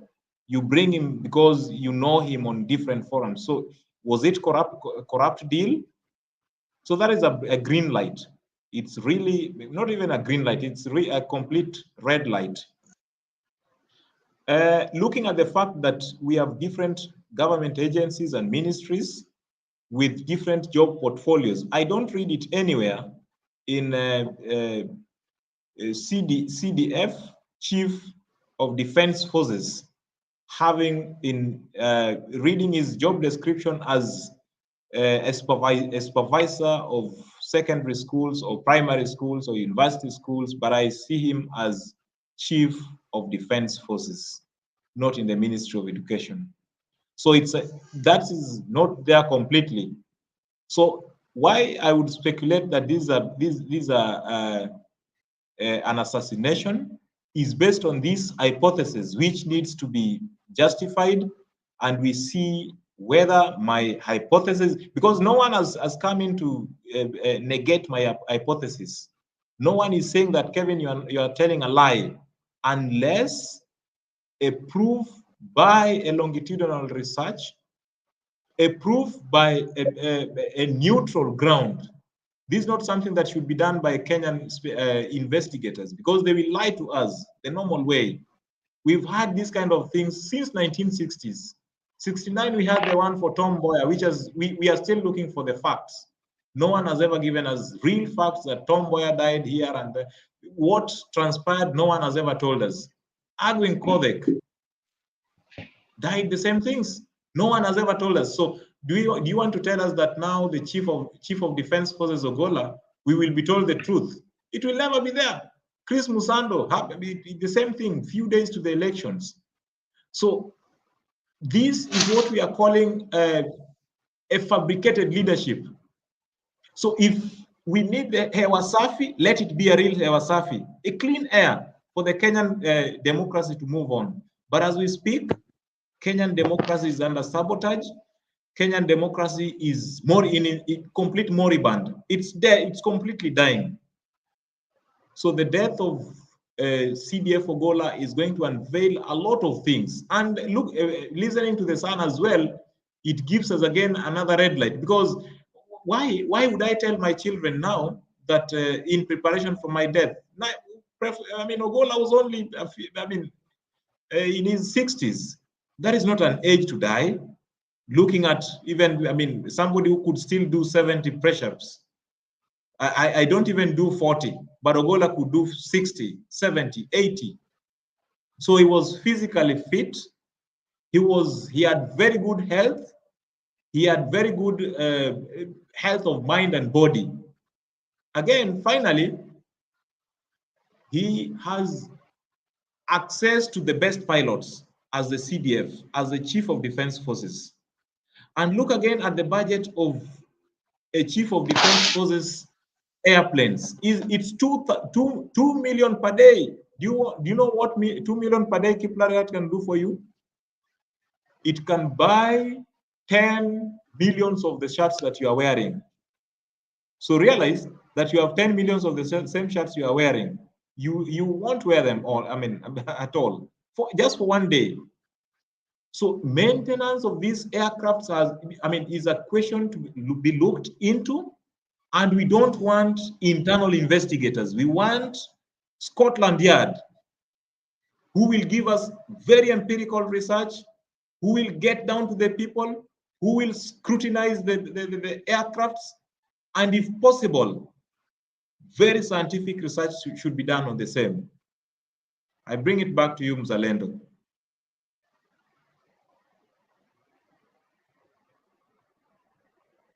Put in a very important aspect of Ogolla. Ogolla was simply a simple man, lived a simple man, had his will probably set in place according to what I've read. But this is the controversial aspect of his will that I want us to maybe look at it, looking at the Luos, how they carry themselves. And this man being of his stature in the Luo community is going to be, not only is he not going to be buried in a coffin, but the coffin itself cost 6,800 Kenya shillings. And he said that he needs to be buried in 72 hours. Why is it that the Luos have not come out and said that this cannot be done to a man of Ogolla's status? Mr. Anthony, you have studied the Luo culture and all that. Why is it that Ogolla and the family are going against the norms? We have seen previously the SM Otieno versus the Wamboi versus the Umira Kagere clan. That case was very, very controversial. I thought that this is going to be a bit controversial because of who Francis Ogolla was. He's going to be buried like a child. Yes. Yeah, I get you, and actually, it's a real concern because we the evening that we lost the general together with with his colleagues, then the following day people were informed, or it was all over, that the general will be buried in 72 hours and was not going to be buried in a coffin. That is what was all over the social media, and it came to be confirmed that it's true. The general is going to be buried, I think, tomorrow. So my understanding is death generally is an inevitable part of life, and every culture has its own beliefs and rituals surrounding death. And the Luos are not left behind. But when, like today, when you listened to the Prime Minister, the Right Honorable Raila Odinga, he mentioned somewhere that what was in the will of Ogolla is what the Luos used to practice traditionally before now a lot of modernity came in place. So to me, I will maybe say that could be the general was informed with what traditionally the Luos used to practice, because before modernity, you know, there were no morgues and there were no better ways of preserving the bodies. So immediately somebody died, it was expected that the burial will take place after 2 to 3 days. And by then there were no caskets or coffins. So could be the general was informed by the traditional aspects of the Luo culture. But again, we look at the current society. Again, there's a challenge because there are all the means of preserving the body. There are all the necessities of celebrating the general's life, like Ogolla rose to the highest ranks of the military, and what we could have expected was a celebration of life that was going to go for maybe 2 to 3 weeks as we celebrate one of our own and as we help him transition into the life after. So it's a real challenge, because to me he has taken us back to the traditional way when there were no morgues or no better ways of preserving the bodies. But again, you know, every culture, they respect the dead, and the Luos are not an exception. We have to go by the general's will, because wills were there. Even traditionally, you get an old man will leave the will to his sons, elder sons, and inform them where he wanted to be buried and how he wanted his burial to take place. So we have to respect what the general really proposed in his will. Yes. Well said, Anthony. I still beg to differ because of the Umira Kagere case, where they had to go through a court process because the clan felt that their son had to be buried in Siaya, in Umira Kagere clan. Exactly. So this is something that will be debated for a very long time, or maybe might change a lot with what Raila Odinga was saying is that we use a lot of money in terms of funeral, but this is a funeral where the state is the one who is coming in to carry out everything. I don't think there was any family family members who are going to contribute towards Francis Ogolla's funeral. But again, that tells you how unique this Francis Ogolla was. At some point, I heard the brother saying that Francis Ogolla would do the dishes back in the village. No Luo man, including my honorable friend here, Shadrach, can go in his motherland and start washing plates in front of.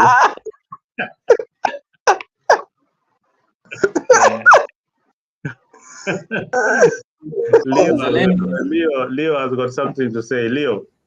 I have something to say before Leo. Leo, okay. Go ahead before Leo. Yes.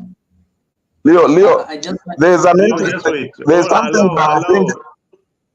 Okay.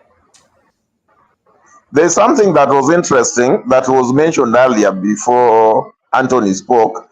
That why was Ogolla telling his children about his demise? Could he have known something? Was he prepared for something, or he had the intelligence about something? It's a very pregnant point that he really prepared them for his demise. All we need to know, when did he start preparing them for the demise?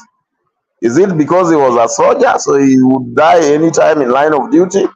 Or is it after being appointed the general, then he saw that, okay, I'm in very hot soup? That is something that we need to debate and speculate about. Having said that, I think the aspect of Ogolla being buried after 3 days, just like Anthony has said, echoing Raila's sentiment, Luos traditionally were used to be buried within 3 days, and in that simple manner. Ogolla being a simple man, I think he wants to follow in the footsteps of the earlier tradition and probably to inform us or educate us or direct us as Luos that we need to emulate simplicity in burials to avoid overspending in burials. I think that is his desire. That too is his vision, even is in his interment, I think. Thank you. Leo, you can pick up. All right, Another. Thank you so much. Yes, go ahead. Yeah. Thank you. Oh, it's like I brought a very juicy topic. Go ahead. Somebody who is speaking? Okay, I think who is speaking? It's Anthony. Anthony, before you forget, what do you want to say? I know Leo has got a long one. No. I just want to highlight that, according to the Luo cultural practices, the burial by burying somebody within 3 days, it was not really to avoid the expenses, and we should try to omit that, avoiding the expenses, because burial to me, and according to the cultural understanding, is a celebration of life. And whether one is buried within 1 day, or whether it's buried within 3 days, or even whether it's buried after a month, there will be expenses, because the burial rites, it starts immediately one dies, and it goes like for the next 1 year, there will still be burial rites that will take place for the major. So I just want to remove that aspect of trying to avoid the expenses, somebody wanting to be buried immediately so as to avoid the expenses, because as the Luos, burial is a process, and it goes even after one is physically buried, and all those things, they involve expenses. It's only that maybe the major, according to me, wanted to practice the traditional way of burying the dead. Yes. Anyway, Leo, you can come in, but just to add and to inform you that the general was not a very traditional man. This was a Christian who practiced Christianity. Leo, can you go ahead?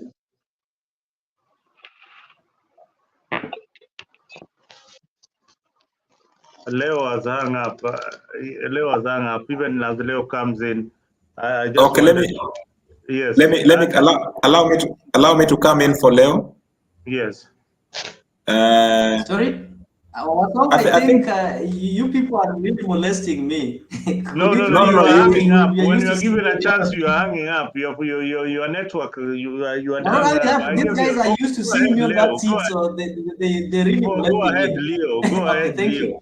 First of all, allow me to put a disclaimer that I'm not a Luo elder, but I've lived long enough to know some of the customs and the practices among the Luo community. And that is why you people call me Leo Nyabaya. Despite the fact that they forced a foreign English name, I didn't accept it because the spirit of Leo Nyabaya runs in me. So I just want to disagree before I give my point. Zalendo, you've talked about the case between Umira, Ager clan, and on SM Otieno and Wamboi. It wasn't the issue of the burial. The issue was the burial place, which is according to Luo customary law, you have to be buried where your placenta was buried. That is in your ancestral land, and that was the issue whereby they did not want SM to be buried far away from the Umira land. And secondly, somebody have also talked about General Ogolla. Maybe Luo burial. In Luo burial, there's nothing like special. In fact, death was an equator that equated people and brought people to the same level. And that is why the laws of burial in the Luo community were the same. If it was slaughtering a bull, even if you are poor, your community will have to look for ways of ensuring that all these processes are followed. And maybe lastly, before you give my point, somebody has asked a question on Ogolla preparing the sons or the children about his death. I think this is a normal thing when you're a soldier. You always have to prepare your family that anytime you can leave home and fail to come back. Then to take you back to the little that my grandfather shared with me about the Luo community when it comes to burial rites, you'll find that the Luo tradition has got something called the traditional burial rites. I think they're about 14. The first one is the death announcement. So when we try to look at, is Ogolla's burial according to the tradition? We need to ask these 14 questions. Number one, was the burial announced according to the Luo tradition? Of course, yes. Those people who are at Nairobi will tell you that announcement was made and people did some wailing, something called Goyonduru or something like that. I think, Zalendo, you get me well. You'll be able to translate. Secondly, there's something called the dead wake. The dead wake is what we call in Luo Arita. When a Luo has died, what happens before you are buried? The body will have to stay for an overnight viewing, and the people have to stay in that home. Nowadays, I don't know if the body was taken home, but as long as people can be able to have a night vigil, like today in Alego, I know there's a night vigil before the burial that will take place tomorrow. So if that one was done, then okay, we can say it is done according to their cultures. Thirdly, there's something called grave digging, which according to the Luo culture is done by men who are, and this grave has to be dug by people who are closely related to you. And nowadays, because of interference of the Western culture and the church, they try to interfere. They have to make some Christian prayers and such kind of things before allowing people to dig grave. At the end of the day, they'll be given some drinks. We call it changa, or if you like, you can call it Ugenya village. There's accompanying of the spirit of the dead. This is what Mzalendo will tell you is called teruburu. If this one will be done, of course, I know you saw it being done when Professor Magoha died in game. So if they'll do this, then of course we'll say this thing was done according to the Luo culture. After that, we have something called shaving and visiting the widow's natal home. When you lose your husband, or you lose your father, or you lose your mom, after the burial, there are some days that will pass, then they'll have to shave you as a sign that you're starting a new life. So nowadays, I don't know if people practice it, but I can remember back in 1998 when I lost my dad, we had to be shaved. And of course, it was done in a certain ruthless way when you are not prepared for it. And there's meal serving, which of course, can you tell the viewers, Leo, get some meat. Then we'll say matanga haikuwa complete. Unlike my central brothers, you go for a funeral, body inazikwa, then unataka kunaenda kula hoteli. In a Luo, they have to slaughter animals and people will have to share the meal. So if these things will be fulfilled, then I think he is going to be buried according to the Luo culture, and there's nothing that somebody can maybe claim later that wasn't followed. When you talk of the 72 hours, in the older days, people were buried immediately they die, so that is okay. Can you hear me, Leo? Yes. Whatever you mentioned as tradition, I believe very few of whatever you mentioned is practiced today, maybe due to cost constraints and also the issue of teruburu. That thing ended a long time ago. The people who practice teruburu are very, very few. In where I come from, I don't see that being done anymore. But some of these things are dying. Some of these cultures that you are talking about are dying, and one aspect of General Ogolla, he was a Christian. You cannot mix those two. So even as you are talking, know that this guy was a Christian by faith, and he's not going to be buried in a coffin. But Christians don't bury in the ancestral land. So you know what is happening. We people confuse these things. Why? Is that part of the culture of in Luo where you are supposed to be buried just without a coffin? In the olden days, coffins were not there, Mzalendo. I think that one is a question that we don't need to ask right now. Where are coffins coming from? People are wrapped.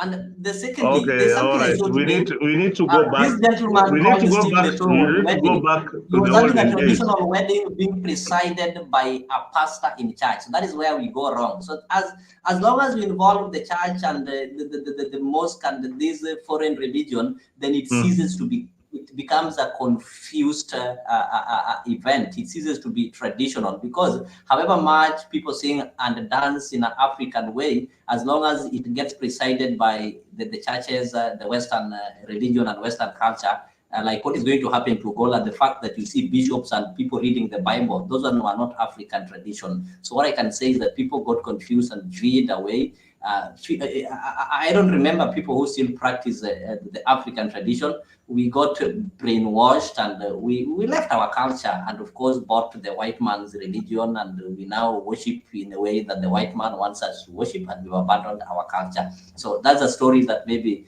a debate that we'll have next time. Okay, I like that. I like that conversation. You like that? Leo is taking us to the past, and he lives in the white man's way, wears a white man's suit, and again speaks the white man's language. So sometimes this conversation but he's saying the truth is about us interesting. buying the white man's religion. The only part that we always tend to agree is the white man religion, but any other aspect of the white man we still embrace. Even his technology, even his way of thought, we still embrace. There's one So man, there are things that we need Imanzi, can you say something? You've been there for a while. Boniface. Yeah, thank you. Zalendo, what I can say is that there is this question that has been posed by one of our followers that we need to get questions from the son, because the way the son talked today is like the father gave him some details on what will happen in future. It's like the son has some secrets for their father's burial, because the way the son talked today is like the father once in a while told him that one day I'll die, and when I die, I want you to take over the family, take care of the family. Bury me in a simple coffin so that I can decompose easily. I heard the speech from the son, and it definitely what came into my mind is that the son knows some secrets that we'll never know. Even the mother, the wife, who is Eileen to late Professor Ogolla, doesn't know the secret. The way the son talked today, it's like, and I also heard him talking yesterday, it's like he has some secrets that the father disclosed them to him while he was alive. He's the only son, and Joel knows a lot of things about Francis Ogolla, who is the late CDF boss. So we need to get some questions. We need to get some answers from the son. Those who know how to convince people to talk, then they can go and get information from the son, because the son might have been knowing something that we don't know. Yeah, the father might have disclosed that some things might happen in my life, and the son knows. I think we can get information from Joel, because the way he is talking is like he knows more that Kenyans don't know about the death of his father. Thank you. Viewers, if you are joining us from anywhere, any part of the world, this is a Freak Politic show. Today we are talking about General Ogolla and the incidents that happened when was it? It happened on Thursday or on Friday? On Thursday. So we are trying to really get very, very close to the finer details that people are not talking about, what could have really transpired on that fateful morning. And the general and his colleagues crashed somewhere in Pokot. And everybody in social media is speculating, including the panelists here. Everybody is saying that this guy was killed. This guy, the president of the government, knows something to do with Ogolla's death. What they are not able to answer me is why somebody wanted Ogolla to die. Why was he so important in our politics that he had to go? Somebody needs to answer that particular question. Maybe Shadrach, tell me why you think that this guy was so important in the formation that he was interfering with the government of one President William Ruto, who appointed him, and they had to do with it. They had to kill him. First, CDF is a very important position. And to have gifted someone you've publicly said wanted to overturn your win makes you uneasy with him. Naturally, you as a person, at the back of your mind, you always think, okay, maybe even that statement, oh, I say this on television, I didn't think about it. What is it thinking about having said it publicly? Could he be harboring things behind my statements? You know, those can inform assassination. And again, when you want to consolidate power, there are certain aspects that you may be looking at, especially in the military intelligence. You say, okay, I want to consolidate this, I'm moving from this. You really would want someone whom you are very comfortable with. So probably the powers that be were quite uncomfortable with him with respect to consolidating power. Having said this, there are also other business aspects of the military. For someone who really is after making money, they would probably want to do unprocedural things, and you know, military is a disciplined force. For someone of probably Ogolla's caliber, who runs things professionally and simply, may refuse to follow Dodge rules and follow the laid down rules as per the dictates of the military rules. And this makes certain people uncomfortable. Knowing Kenya, probably, and the way the speculation is going that even the acting would not be there, this my man syndrome can also be influencing someone who would want to be in the military. There is also what going around that, you know, the talk of the removal of term limits. It would be something that someone who would want to cling to power would want to eliminate people and entrench himself very soundly in the military. That's my take for now.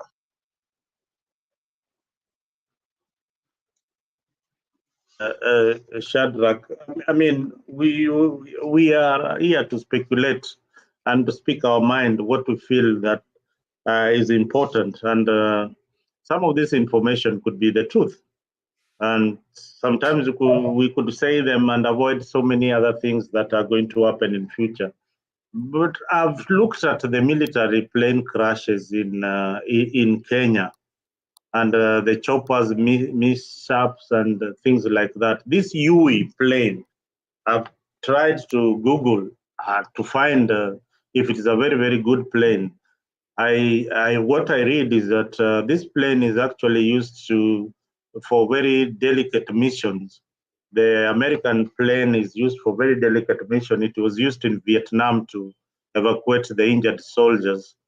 But one thing about the plane is that you really have to know how to fly it properly. A slight mistake can land it into, you know, to crash and things like that.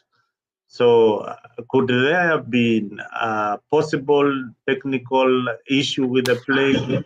How old was this plane? Those are some of the issues that we need answered. Where was it bought from? Who purchased it? I mean, people who are in business, in procurement, where was this plane and how old is it? Was it being serviced regularly? Is it a new plane? Because I've heard in other quarters that this is like a presidential plane. It is serviced each and every time. Those are just speculations, words, you know, to ignite the emotions. But what are the real facts? One of the panelists here was here yesterday telling us, you know, for a plane just to take off, there has to be a lot of things that go on. The engine is checked, every other aspect of the plane is checked properly, the fuel is checked, but again, that did not stop a plane from crashing or even disappearing deep in the ocean. We've seen a plane that disappeared with 200 people inside, some of them scientists and all that. There was speculation worldwide that that plane was brought down by the US or the Russians or the Chinese because of the people who are in that particular plane. Human beings will always be talking about something. But are we right? Are we right to speculate? Yes, we are. We need answers, and the answers could be somewhere in this panel. Or the government, yes, the government needs to. Go ahead. There was an allegation earlier that General Ogolla's plane left the last. A person of the stature of CDF must have an escort of 2 other planes. Someone said the Ogolla's plane is the one that left first, but it should have been the second one unprotected. Then why, if that is true, why would it leave last? Someone also said that the plane was changed. Why was it changed? I also had that story that the plane was changed. That brings up, some of these stories, are they true? First of all, Shadrach, are those stories true?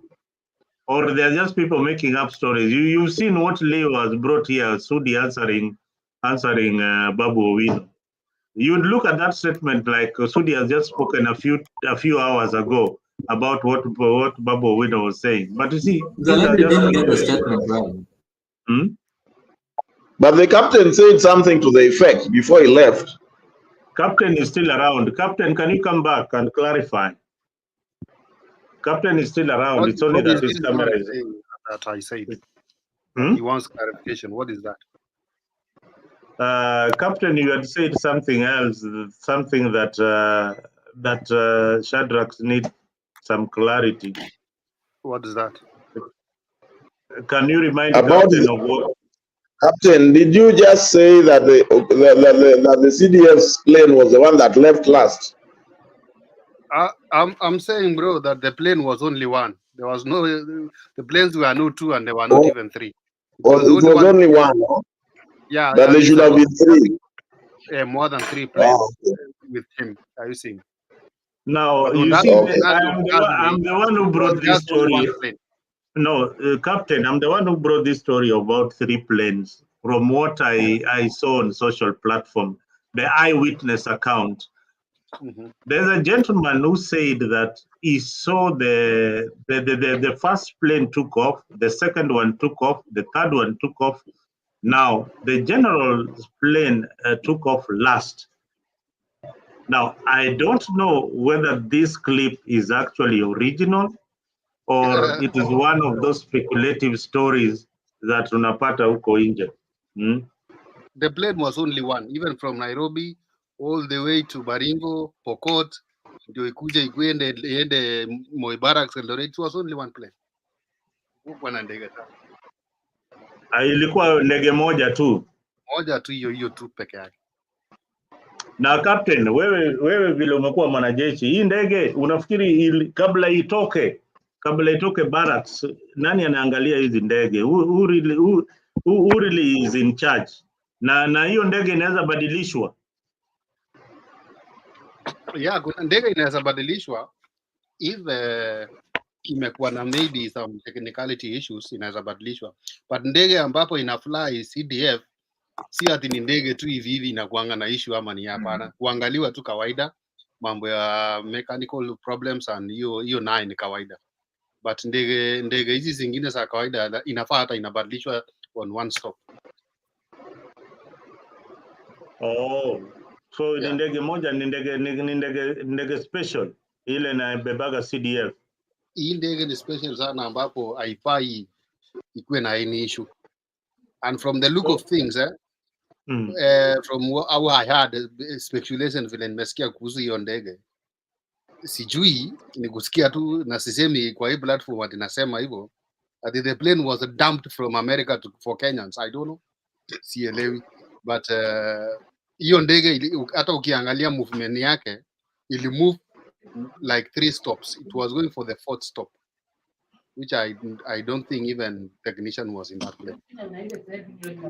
Na hii ndege, Captain, hii ndege mbona watu waongei juu ya black box ya hii ndege? Sasa ndio air accident investigation inaendelea. Sijasikia mambo ya black box ya hii ndege. In all the conversation on the platforms, I've not heard about the black box missing or the black box being looked for, so that people can get the details of the last minute ndio ndege iende chini. Sije yet kuconfirm kama chopper inatumia black box. I'm not sure, lakini najua hizi ndege kubwa ndio iko na black box. No, ndege ile chopper ile kina Ojode ilikuwa na black box ambapo inatuma to the radar the signal. Yes. Nobody is talking about that. Kwa hii sijui mbona sijasikia, ama ni hii mambo ya haraka ya mazishi sielewi mpaka hapo. Kuna mambo mingi hatujasikia, mambo ya weather. Can anybody tell us if they have heard about the weather? How the time the plane was flying, how was the weather?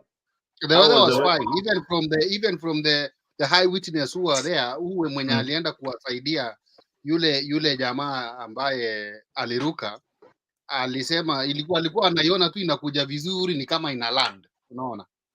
So meaning the weather was very fine. No, huyo jamaa ndiye alisema kule. Huyo jamaa ulimuona, huyo jamaa ndiye alisema aliona ndege ikikuja vizuri, but the propellers were not moving. Was not working. Alafu sasa ndio pale inakaribia kufika chini, wakaiona sasa vile ina land normal. Kufika chini ndio boop. I think you need to look at the same clip. The same clip is what I was looking at. Nikaona, I need to find it. The same guy alisema aliona ndege 3. The same gentleman. Aya nani mzalendo aliona ndege 3. Ile ndege ya labda ya pili ama ilikuwa ya kwanza ama ilikuwa hiyo ya 3, mwenye alikuwa na kamera. Sisi sote tuko na smartphones. Hakuna mtu hata mmoja angeangalia pale juu, hii ndege ni kama inaenda ikianguka ichukue hiyo video clip. Sasa wewe una huko West Pokot, watu wanafukuzana na wanyama, watakuwa na smartphones ngapi? Sisemi kwa mwenye wako chini, nasema kwa wenye walikuwa ile ndege zingine. Hizo ndege zingine zilikuwa zimeenda. No, tusisema hapo. Haiwezi kuwa ni coincidence kwamba ilikuwa hizo mbili zilikuwa zimetangulia. Tusiseme hiyo. What if kama ilikuwa nyuma? Hawangeweza kuangalia hii ndege mbona inaenda ikiyumba. Alafu uchukue smartphone. Of course lazima uiangalia, huwezi waachilia tu hivyo ati ina land hivyo ama unaona propeller haiwork. Mwenye ako ile ndege nyingine ambapo iko sawa, yani ndio namaanisha. Oh yeah, yani unajua wewe unafikiria. Yeah. I just want to echo the words of good here. The weather was clear, and apart from that, you remember these, for example, General Ogolla is an air force. These are the people who control our air space. These are not just quacks. They're not just mere pilots who fly maybe commercial flights rarely. That is their role. They control our airspace. So if there was a problem with the weather, they won't risk. If there was a technical problem, because you saw a technician also perished. One of the people who died in that crash was a technician. So why would a technician risk his own life?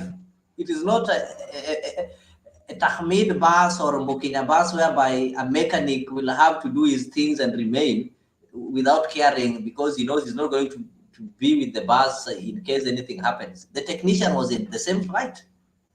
So there's some questions that people need to ask. You know, the first time they are maybe flying, and if somebody is talking that the flight had gone several stopovers, these people, they know that this flight, how many stopovers or how many miles can it cover before it gets to rest? The people who are controlling our airspace, and I just want maybe to say, I'm sorry, I'm used to speculating on such kind of things. The CDFs and the presidents don't, their flights don't crash. And if they crash, they should not catch fire. And if in case they catch fire, then the CDF or the president should not die. It should never happen. What caused war in Rwanda? Leo, I don't know where you are getting all this information. You've not seen. What are you talking about? Leo, please. Hii koti umevaa leo ndio inakusumbua. Kwa hii koti na ukuje kama kawaida. No. Today leo yuko mahali ile anafaa kuwa kila siku. Now, Leo, the CDF should not die. A plane should not crash. Which world are you in? Mzalendo. Just a plane crash caused a genocide in Rwanda, Mzalendo, you know that. Do you understand history? No, that one What happened to the Sankaras? that had been boiling for a very long time. How many plane crashes have happened in Kenya and we've not had a genocide? In Kenya, we are so tolerant. We are people who are mature. We are people who mind our own business. Kenya is the only place. Yes, go ahead, Kevin. Your neighbors will not pick up once you've died. Leo, let Nani go ahead. Kevin. I think now we are creating more of noise than an argument, a concrete argument, because I just hear we were talking about the Luo cultural way of burial, then we divert our attention to something else in looking into something that we had looked into. Now, there are some points which were left behind without looking into in terms of the Luo cultural way of burial, or when a Luo dies, what happens. And just to correct Leo, that it's not about where your placenta is buried, because not all Luos were born in Nyanza. Some were born in the sisal plantations in Thika. Some were born in Mombasa, different places. So if you allude that a Luo must be buried where the placenta is born, then Obama should be buried in America. He's a Luo, but the placenta was buried in America. So that assertion is completely wrong. I want to correct you on that, and correct you by telling you or asking you of different things. One, what would be the definition of a home? And again, you will look at the definition of a house.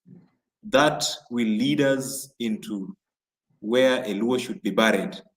A Luo should be buried at his ancestral home, the home itself. Because if you have a house in Nairobi, would you call that a home? I would absolutely say no. Your house in Nairobi is a house. It's not your home. Whether you bought a parcel of land in Kitengela and you built a very big apartment and all that, or a big mansionette, it's not your home. It's your house. But where you're supposed to be buried is where your ancestrals are. Like now, in this case, Ogolla will be buried in a leg of Nia, where the ancestors are, where the father is, and probably where the father showed him to build his small house. I saw he has a very small house. Of course, we will look into this. Why? I mean, the humility perspective of it.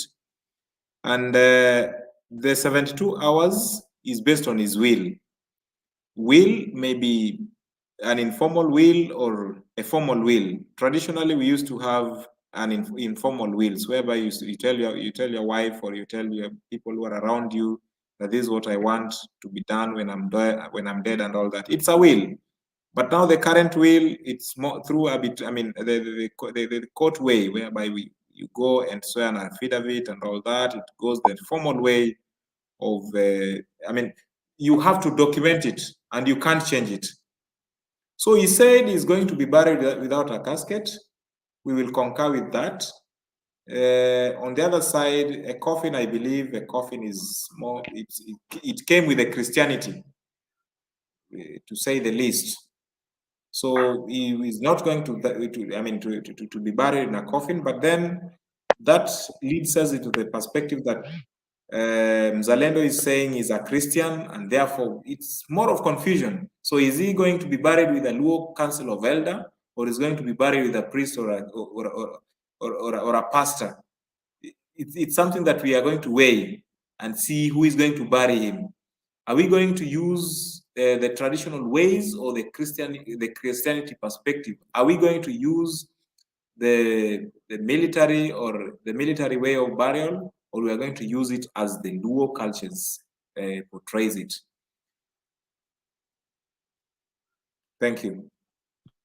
Well, I think I need to invite Anthony to dive into this issue and tell us, what he thinks, because this man lived a very simple life, a very, very simple life. And Kevin has introduced some of the aspects of Francis Ogolla's life, living in simplicity. Then we have also, he's a Luo, and there is a Luo Council of Elders. And where he comes from Siaya. You know, he doesn't come from any other place. He comes from Siaya, where we believe they are very, very political, very, very traditional, like Leo Nyabaya. So what do you think about what will happen in his burial? Is it going to be a Christian kind of burial? Are the Luo people going to bury their son, or it's going to be a Christian burial? Of course, my understanding is that, you know, there are this group of people who nowadays claim that they are saved or they follow Christianity, and now they don't need to be following most of these cultures. But most of them, in most occasions, we understand that it's always kind of a blanket assumption where people say that they don't follow the African cultures, or they don't follow the African traditions, they don't follow the Luo tradition.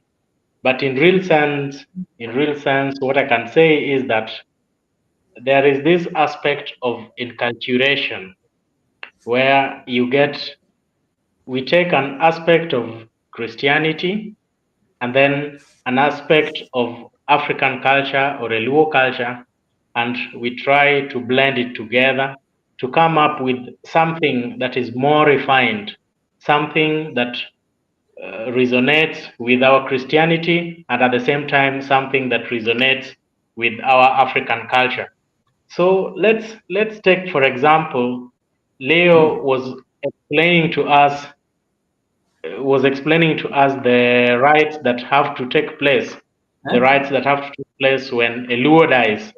And topping the list was like how the death is communicated. How the death is communicated. How was death communicated within the Luo? How was so, like in the case of the general, you get that in as much as the daughter Lorna the Luo tradition had written it somewhere in her social media. What's happening? Oh, you have got I think two. Okumu is joined using two gadgets. Maybe he can, Let me kick him out on one. Yeah, go I ahead. I have disabled the other one. I was saying that when you look at it was Lorna who first of all posted in her social media platform, but then according to the Luo culture, death was to be communicated with an elder or somebody of the highest office. So you realize that most people waited for the president to make the communication, and that is when now everybody was satisfied that it is true, the general has gone. So even when it comes to the burial that is going to take place in Alego, I want to believe that there is going to be a blend of the African culture and Christianity, what now we call the enculturation. That is why the priests, they have to come and bless the graveside, but in blessing the graveside, they have to go with the tradition in that at what position of the homestead is someone buried. You cannot just say that Ogolla can be buried maybe next to the gate or anywhere in the compound. There must be a specific place where an elder is buried, and this is dictated within our African and Luo tradition and customs. So I want to believe that the burial that is going to take place, we are going to experience a blend of enculturation where we are going to see Christianity being merged together with an African culture to come up with something refined. Yes. Well said, Anthony. there's a lot going on in that homestead that is not cultural. I can tell you for free that even the announcement that was done by the daughter, one thing you must appreciate is that we have social media, and social media is very, very important. Now that we have social media, somebody can just come up and post a statement. The daughter would not be having that kind of information that you should not relay your father's death on social media. Something like that would not have been told. The daughter would not have that kind of information. So I think he was just doing it out of emotion, out of desperation that people are asking questions, and she's the right person to say. But traditionally, again, maybe just to correct you, the announcements were done by an elderly brother or somebody in the evening, and not any other time, if you follow the traditions of the Luo. But this gentleman is going to be buried behind his home. That is where he pointed, that behind his house. That is where he pointed out that he should be buried. That is his will. What does the Luo tradition say about this particular burial site? The Luo traditional burial site. Also remember the grave. They started digging the grave yesterday at around midday in the morning. Is that a Luo tradition? Normally, the tradition, we always expect the graves to be dug at night, and that is between 9 p.m. all the way up to around 3 or 4 a.m. That is what normally plays traditionally. But you understand that there is a lot of modernity that is taking place, because nowadays we have the cementing of the graves, and somebody of the general stature, we expect the graveside to be kind of be a construction to take place, and so we would expect with such of earlier preparations to take place, and that could have informed the reason as to why the gravesite, they started digging the gravesite like maybe yesterday with the lights, or during the daytime, as opposed to what we will expect for the graves to be dug at night between 9 p.m. to 4 a.m. Yes. Well, the reason why Kenya Rebel we are focusing on this is because we want to deal with the aspect of who Francis Ogolla was and his kind of life. And even as we give tribute, we need to talk about who Francis Ogolla is. Even as we want to know what happened in this particular plane, we are only going to speculate. Unless you have got more information about the crash, then you can come in and tell us, the government were really involved, and I have this particular facts. For here, we are just going to be speculating about the whole issue and who wanted Ogolla dead. Maybe Kenya Rebel tell us who you think wanted Ogolla dead. Even now that you are on the comment section, you might be having a lot of information about this particular incident. And if you believe that accidents are always caused by the government, or accident can never happen, then there will not be any accident.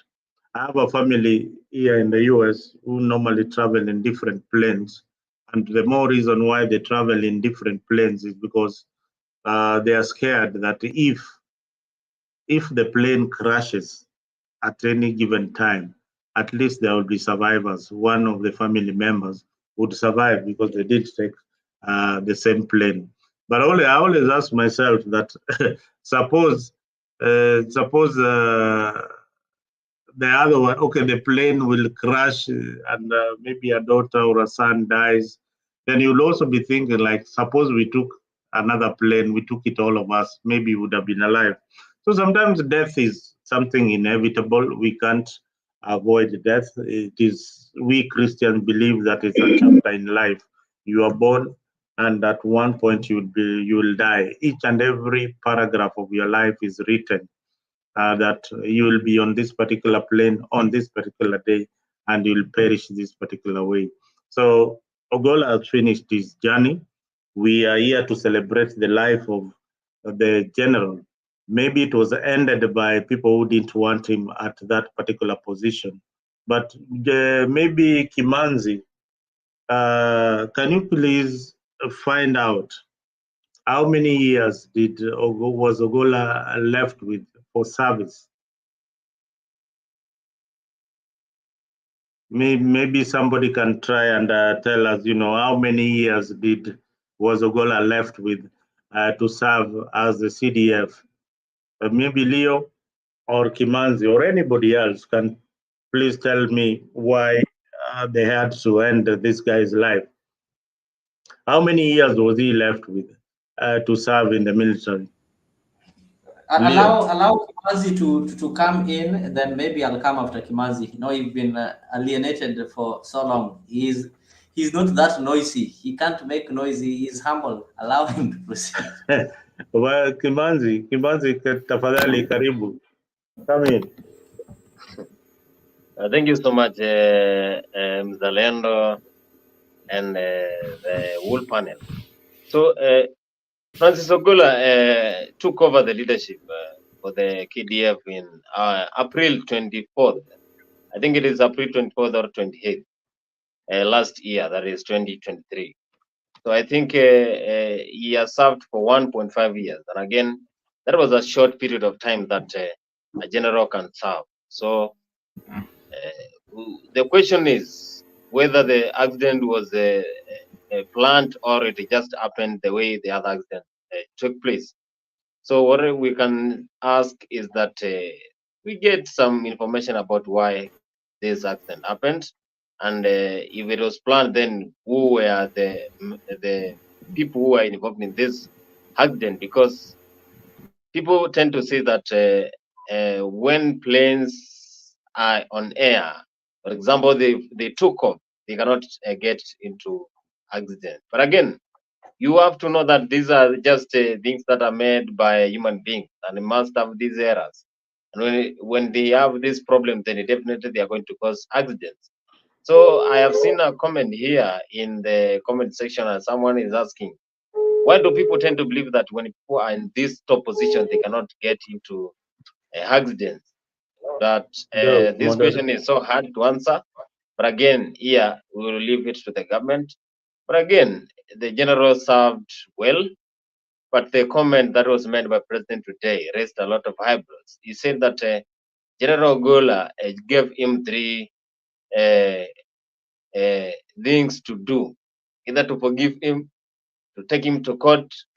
I don't remember the other one, but again, those are very heavy sentiments that were made by the president. And again, we need to know if the accident happened like the others, then you have no problem. But if there were some people who are involved in this accident, whether planned, then we need to get the information, because it was so short for him to just die in the line of duty.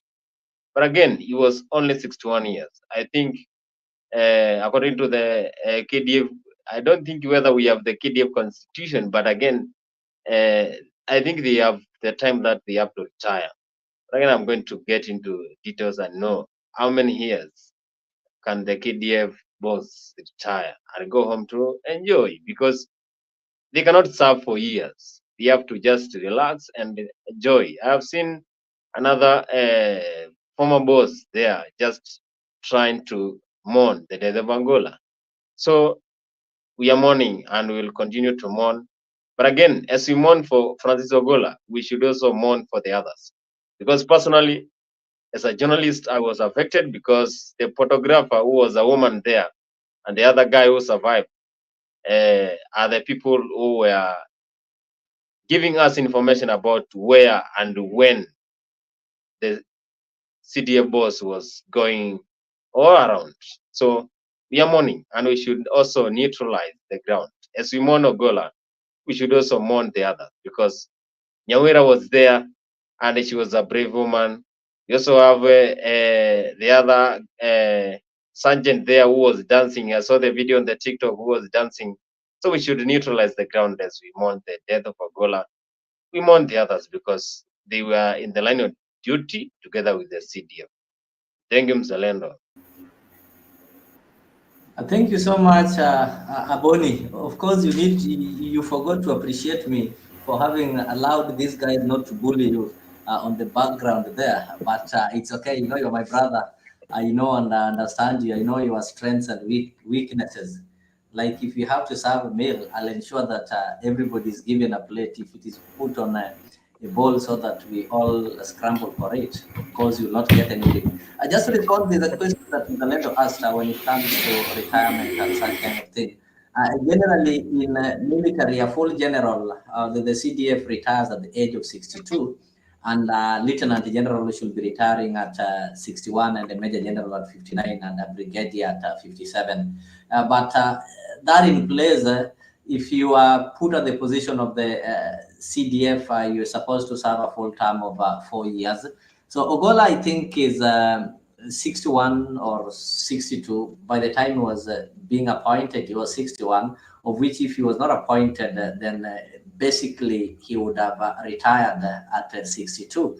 And the fact that he was appointed maybe at 61 before reaching retirement, I'm not a lawyer, I'm not a legal expert, but I think I'll engage some interpretation from Stella, who will join us later. Stella is an advocate of the High Court. She'll be able to explain that one better. But I know what happens when they normally look at your age by the time you assume the office. So if you assume the office before reaching the retirement, so I don't know which one will supersede the other one. Maybe in my own thinking, I think he would have had to complete his 4 year to finish a complete term, because this one will override his retirement age. But if maybe he reached retirement age before appointment, that is why at the time he was supposed to be appointed. If I just had to agree with some previous speakers who even spoke yesterday, responding to the Tonji rules, the people who are supposed to be next to replace the retiring General Kibochi, who was exiting the scene, by then the senior most was Ogolla. If not after Ogolla, then the next person would have been this gentleman who really steered and led Nairobi, somebody called Lieutenant General Mohammed Abdallah Badi. So we only had 2 people who were possible heirs of Kibochi. That was Ogolla. If not Ogolla, then the next person was supposed to be General Badi. So I think that one answers part of the question. As we proceed, I can also see on the comment section there's a Kenya Revolutionary. I think you're asking so many questions that are too much for the comment section, and you know your way to the studio. So just come to the studio so that we can be able to have some candid engagements. Goodyear is also saying that words do matter, but we'll never know the truth. The truth has died with Ogolla and others who perish true. I also tend to agree with him. In the country that you're living in, we've always been having commissions of inquiry each and every time. So maybe in the next conversation that I want you guys to engage in, we saw what happened when Saitoti and the team lost lives. We saw what happened when people like Dr.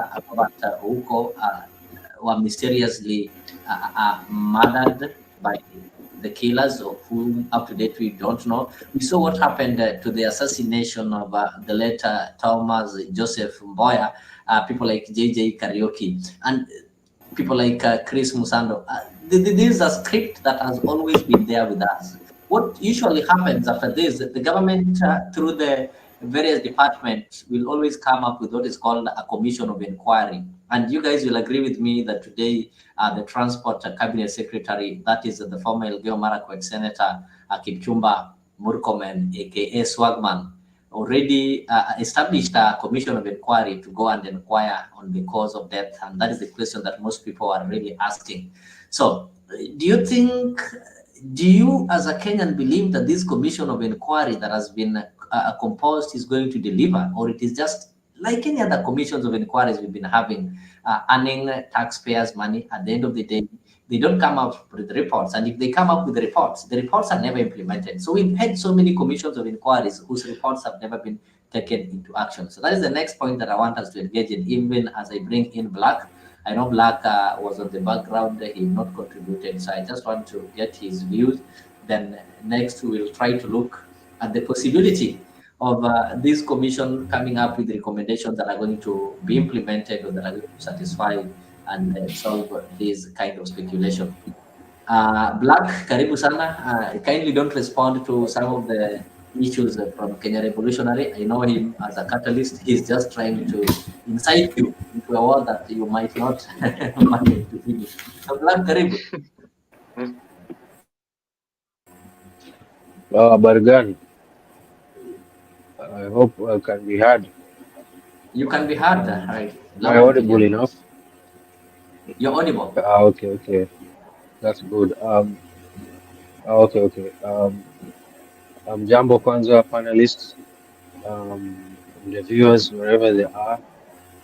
I hope mko poa, and I'm glad to be here leo tujadiliane mawili matatu. And again, nataka tu kutoa risala zangu za rambirambi to the family, friends, and the KDF fraternity and Kenyans as a whole, because the soldiers that we lost, they were working for us, for the safety and security of us Kenyans. So I just want to mourn with them and pray that God rests their souls in eternal peace. Going on, I want to reiterate the same like one of the panelists had said earlier on. I can't remember his name. That I think ni poa pia tukipatia hawa wanajeshi wengine ambao walituaga akiwa pamoja na CDF, because I found it like the way it's been made to seem, it's like it's more of the CDF, as much as his rank was high up there, that it has overshadowed the deaths of the other gallant soldiers that passed along with him in that fateful flight. I think it would only be fair that we also accord similar effort to also just as much look into the lives of the others that were in that fateful flight. Like someone here in the panelists made an effort to do the same in regards to the two journalists that were in that plane, and their lives were unfortunately cut short at a very young age, except one survived. So we ought also to commemorate the lives of the other soldiers, but nevertheless, Bwana Mzalendo, kuhusu jamaa kupanda ndege na familia yake, kama amepanda ndege tofauti, that's a very smart choice. Actually, even when ukienda kupanda ndege, kukata tikiti ya ndege, if you're gonna be in a large family of your own nuclear family, they hardly agree kukatia tikiti in the same flight. They would always recommend to have you get tickets for different flights, even if you are going to the same destination. It's just a matter of trying to, it's a matter of probability to increase chances of survival in case the unfortunate happens. And that's a smart thing. Because what they try to do is they want to try to ensure the continuity ya familia yako in the event one flight goes down, you see.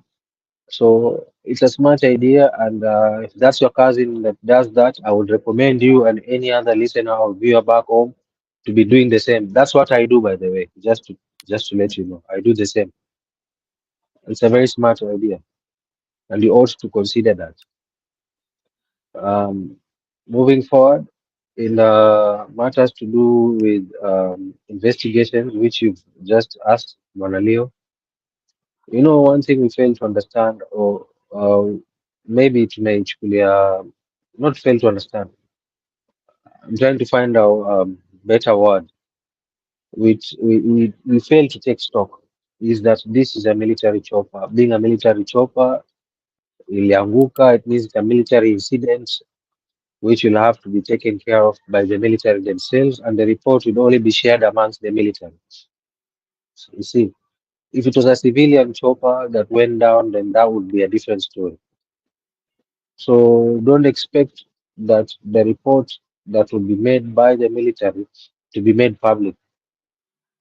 That will never happen. It's just best you know right now. And in issues to do with Murkomen, I think that's a joke. Like I just mentioned, he issue a military. So him being a CS of transport, he has no jurisdiction whatsoever in military matters. So sijui ni inquiry gani atafanya, but I'm yet to see. It will be, I think I can just call it a joke. It don't make sense. The only people or institution away from the military that are in line to have any sort of investigation to do with that accident are only the makers of that plane, kampuni ya kutengeneza hiyo ndege. Like if it was Boeing, then Boeing would be in a position to be allowed to perform their own investigation. But now, as a CSU transport, I think that's a joke. In my view, it's just a joke. It's joking. It matters to do with, I heard someone say or asking or speculating that, I don't know, the CDF alikuwa kwa ndege moja, I don't know which one left first, which one left second, he left last. You know, at the end of the day, is the CDF, right? Being there, you never know. He might have said, we tangulia, we tangulia, we tangulia. Because there's no way that any of those pilots flying those choppers would have made any move without the order from the Nini Kupeaneo, go ahead, CDF. So for those choppers to have even taken off the ground, lazima yeye mwenyewe pale ndo alipeana hiyo order. It's okay, wewe tangulia, wewe tangulia, wewe tangulia, mimi nitakuja na hii. He must have. So let's not speculate on that. And hata yenyewe inasemekana venye accident ilifanyika, it's the other choppers that had taken off that came back down to come and take them, kuchukua wale manusura kuwapeleka kwa airlift, sio? So he did not just fly there alone. He was in the company of other choppers. Now, like the son just mentioned in his speech, that his dad was very simple. He may have just wanted to, like the son just said, venye alikuwanga mtu simple, hata venye anaenda kuzikwa, venye alisema alitamani tu pengine kusema acha nipande ndege na wanajeshi wengine. He never took anyone as being small or anybody as seeming to be less just by the virtue of their ranks. No. So let's just try and reason out together and try to look more into the circumstances of which the flight may have fallen as a result of what factors. Like someone just mentioned about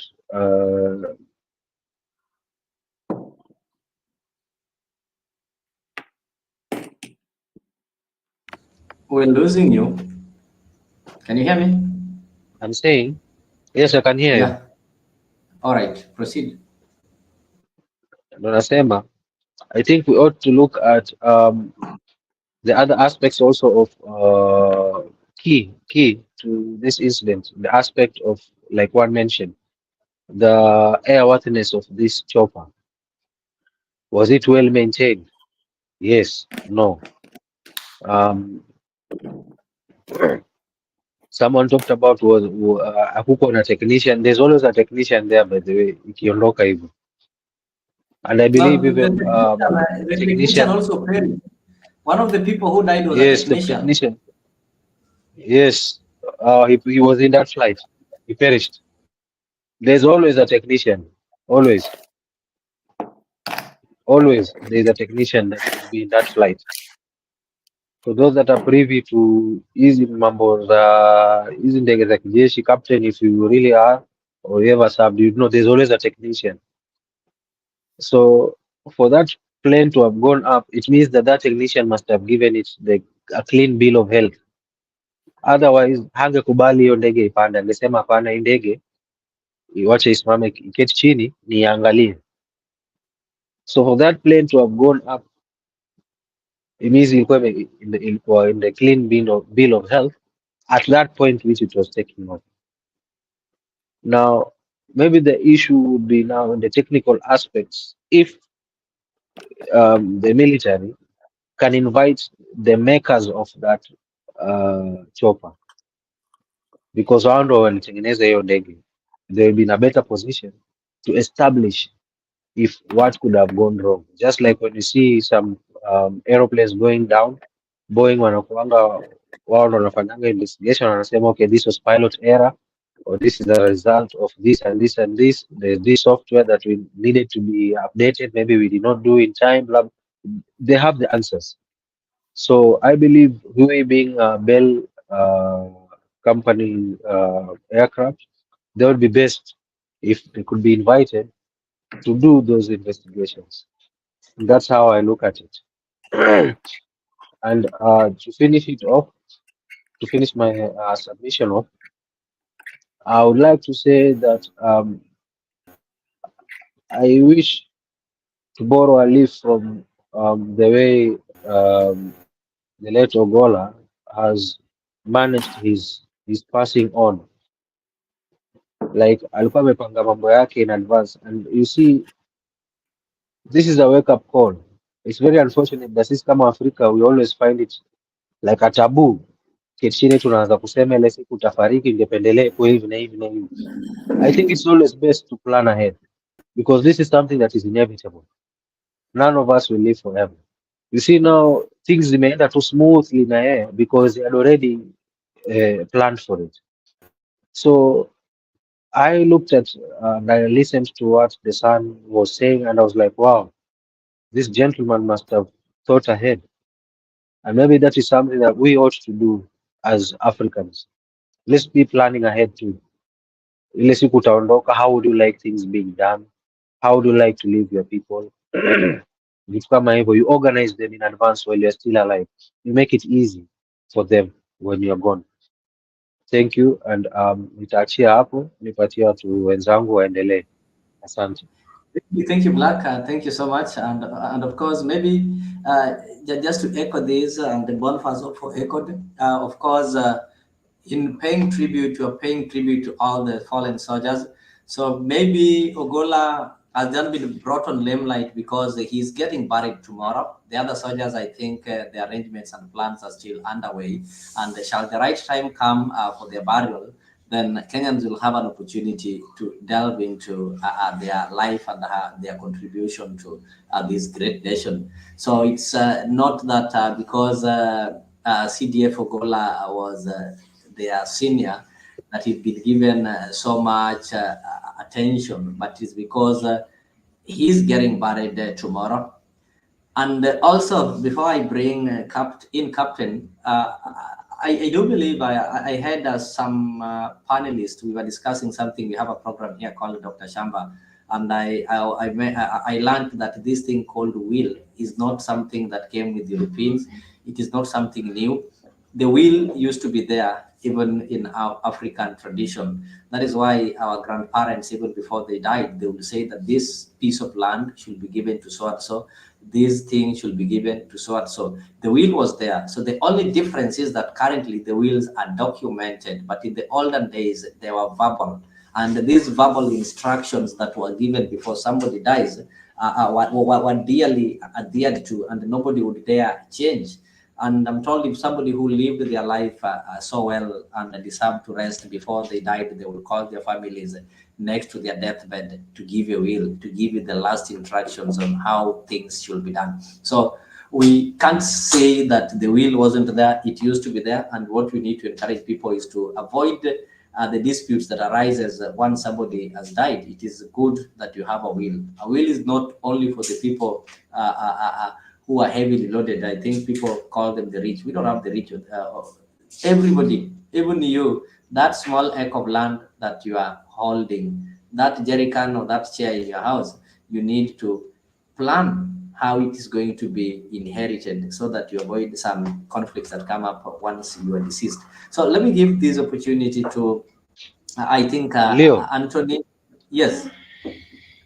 Leo, what you're talking about is inheritance. We are not talking about it. We are talking about not even we are talking about how you want to organize your people in the event you pass on, like how you'd like to be buried, how you'd like the event to be handled. Where would you like to be buried, and in which manner? I get you, That but is what. Yeah, I get you. Not your property, not how people will inherit your property. No, as much as that is important, I'm talking about in like you see now the way he said how he'd like to be buried, in which type of casket, and how he'd like to be placed in the ground, wrapped in a cloth like that. You see, I mean that's what I mean. The way he would like to have I get his you. I funeral get you well, managed. and thank you for elaborating that. Maybe I wanted to welcome Anthony. Is dropping and coming back. Before I welcome Anthony, I think Calvin Wasonga can best maybe give us more explanation as far as this is concerned.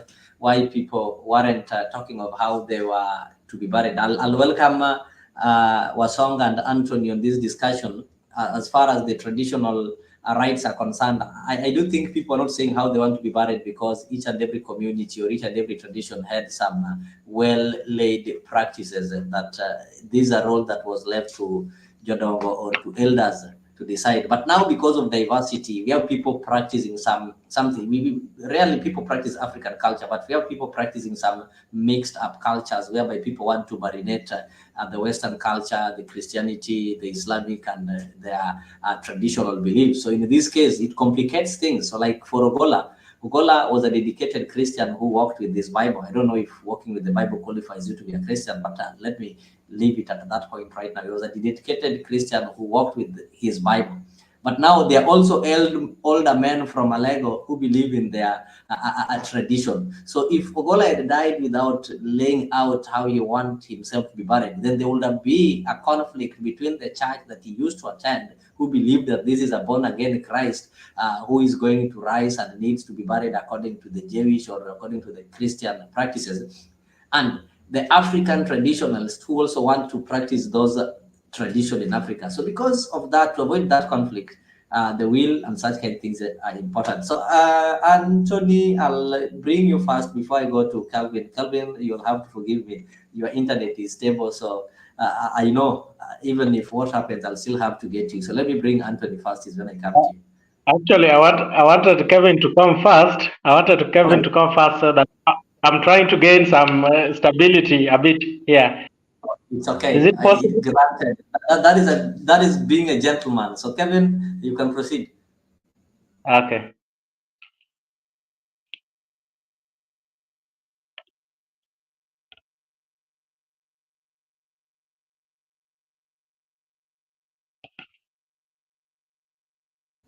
Wasonga, we can't hear you. Kindly unmute. By the virtue that CDF Ogolla talked about how he wants his burial to be, where the burial site should be, and all manner of thoughts. In the current, the life today, people fear anything pertaining death. Talking about death is not something that people would like to talk about. That now I'm making an assumption that if I die tomorrow, then this and this should happen. That is something that used to happen before. But then with the modern times and the contemporary times, people fear talking openly about these kind of things. And in fact, someone would be free to talk about how to get a child, how a child would grow, but someone would really not be happy about preempting his death or talking about the overall debate about death is completely out of our minds nowadays, because I think we tend to be enjoying the modern times, the iPhones and the good laptops and all that. There is money. The other time we're talking about the gold and the dollar and the Kenyan shillings. So we tend to run away from this kind of debates about death. Secondly, just to talk about the burial which will happen tomorrow. Yes, it will happen in Nia, in Alego, and that is in Siaya. And I would like to bring something that you've not brought here, and the dynamics that, or the possibilities of what would be awaiting us tomorrow. I'm not telling the public that this is what is going to happen, but you see, we are making assumptions. Today we are more of making assumptions. Ogolla has died at a time when he didn't prepare for it. It was an accident, whatever it is, whether it's an accident, whether it's an assassination, we are still preempting and we are seeking for answers on the same. So tomorrow, you see, Jubilee and ODM has been making a kind of party registrations. There is that political vitality and all that. The UDA is trying to get grounds, and ODM is doing the same. And looking at even today, the environment in one of the burials in Rarieda, it was so volatile for the governor even to speak in that burial. And he had to vanish. And looking at some of the videos, it's very funny that even the MP, the area MP, could not speak in front of the UDA general there, who is Gumbo, Engineer Nicholas Gumbo. So we are trying to look at tomorrow. We are saying, we are debating about Ogolla being a Christian, Ogolla being a Luo, following the Luo culture, but we are not talking about the adventures or what would possibly come up in the burial, in his cultural burial or his Christianity burial tomorrow. Maybe it would be barred by a lot of politics and all that, the Jubilee politics, or mad with a lot of emotions, because looking at the nature of his death as well. That aside, I think generally the life of CDF Ogolla is something that we really need to emulate. A simple life. If indeed he was generous, I can't attest to this because he has never helped somebody I know, or even me as an individual. So I don't have an affirmation of the same, but I would just make a comment based on what, based on the predicaments that we got from the Sun, that it was so generous to the general public and all that. If indeed that is the kind of life that this guy lived, then that is a very human life, a very sociable, Ujamaa life that we need our Africans to live in the life now and the life tomorrow. Thank you. Thank you so much, Songa. I know you share the same county with the general, and sometimes it's always good also to meddle on the. It's not even a county as such, because his home is not far away from my home. So when I condole with the family, my home is in Dori, which is not far away. I can walk. So from Dori to Ngea is a 6 minutes drive. I know it's around. It's less than 10 kilometers. Yeah, so I can walk. I can just walk 30 minutes or 45 minutes. So if I would be around, I would really be there and to see how the general is going down. So it will be a very interesting thing to see. But I will send representatives. I know, and maybe because we've lived in this country for long, the politicians that we have currently, they don't have the capability of attracting crowds and calling their own meetings to expedite on their political plans. So what they do, they take advantage of such funerals. But those people who served in the discipline forces like military, I'm sure the protocol and the program is going to be so strict that will not allow the Gubos, the Orengos, and the rest to meddle on their local politics. And as a sign of respect, this is a general who is devoid of any political alienation, and it will really be some disrespect to turn his funeral into a political event. And that is why even when you read the program there, they only talked of guests, they did not talk of mourners. Even though your kinsmen might want to argue that when they talk of guests, they include the Luo mourners, but they've invited mourners, not mourners, but the guests who will be given limited time to condole. Leo, can I say something? You know, Kevin has brought in. Kevin has brought in a very important topic. A very important topic there, and he has sneaked it in to say that, you know, one James Orengo is not very popular indirectly in Siaya, and you are trying to ignore that particular aspect of the conversation.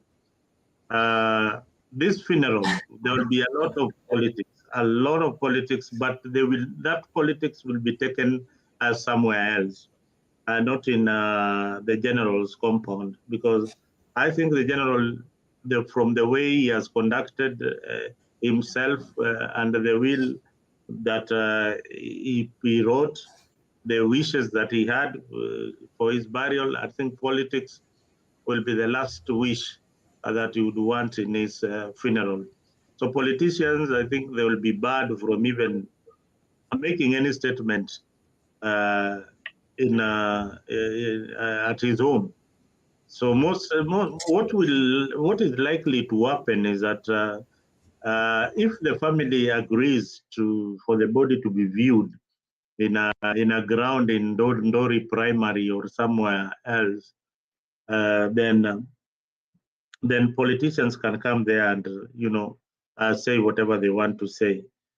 But just as Kevin has said, Siaya is politically very unstable right now with the current governor, James Orengo. To be precise, amekula pesa mingi sana ya watu wa Siaya with no development at all. And this funeral is coming in his backyard. Being a governor, he must be able to be given a chance to speak in this particular funeral. That is what normally happens in Luo's funeral, the ones that have attended, especially for prominent people. But for this one, I think maybe I don't know if that is allowed, but you know, when we profile, we use and say what happens in Luo. I think we have funerals in the entire country, and politicians are politicians, whether they're in Luo funerals or in Kamba or in Kikuyu or in Giriama or Digo funerals. We've seen this kind of things happening. So I think the point is, your people are notorious with funerals. That is where they make the political statements. I don't know why are you placing me? All right, I know that is Mzalendo, you know him. Okay, I don't want to go that way. Wasonga has brought something, and Mzalendo, it's good you've also noted that politicians normally take an opportunity. They're an opportunist because they cannot attract the crowd, so they use the funerals to go and maybe settle their political scores. And according to the schedule that was sent out, like tomorrow, the service will be held, of course, at Senator Obama Ogolla Primary School. That is just next to Ndori. Senator Ogolla Obama Primary School is just 5 kilometers from where Wasonga comes from. But it is good that only leaders who've been invited will have to speak. Politicians will not speak. So the people will speak like the governor, that is a leader, and maybe the politicians will not be able to speak, and the people who normally spoil this kind of meetings are politicians, the ones who are not leaders. They are not elected to represent anybody. They don't have any responsibility at any capacity, and they just want to use any opportunity to campaign for the next general election. So that one will not, we pray that it doesn't happen in Siaya. I don't want to see former aspirants and the current aspirants, and even Wasonga is a current aspirant. He wants to vie for Senate position in Siaya, and his main opponent is Oburu Oginga. So I'm wondering why he concentrates too much in Orengo instead of concentrating in Oburu. No, you see, allow me to interject maybe before Black and Kimazi comes in, and maybe Anthony.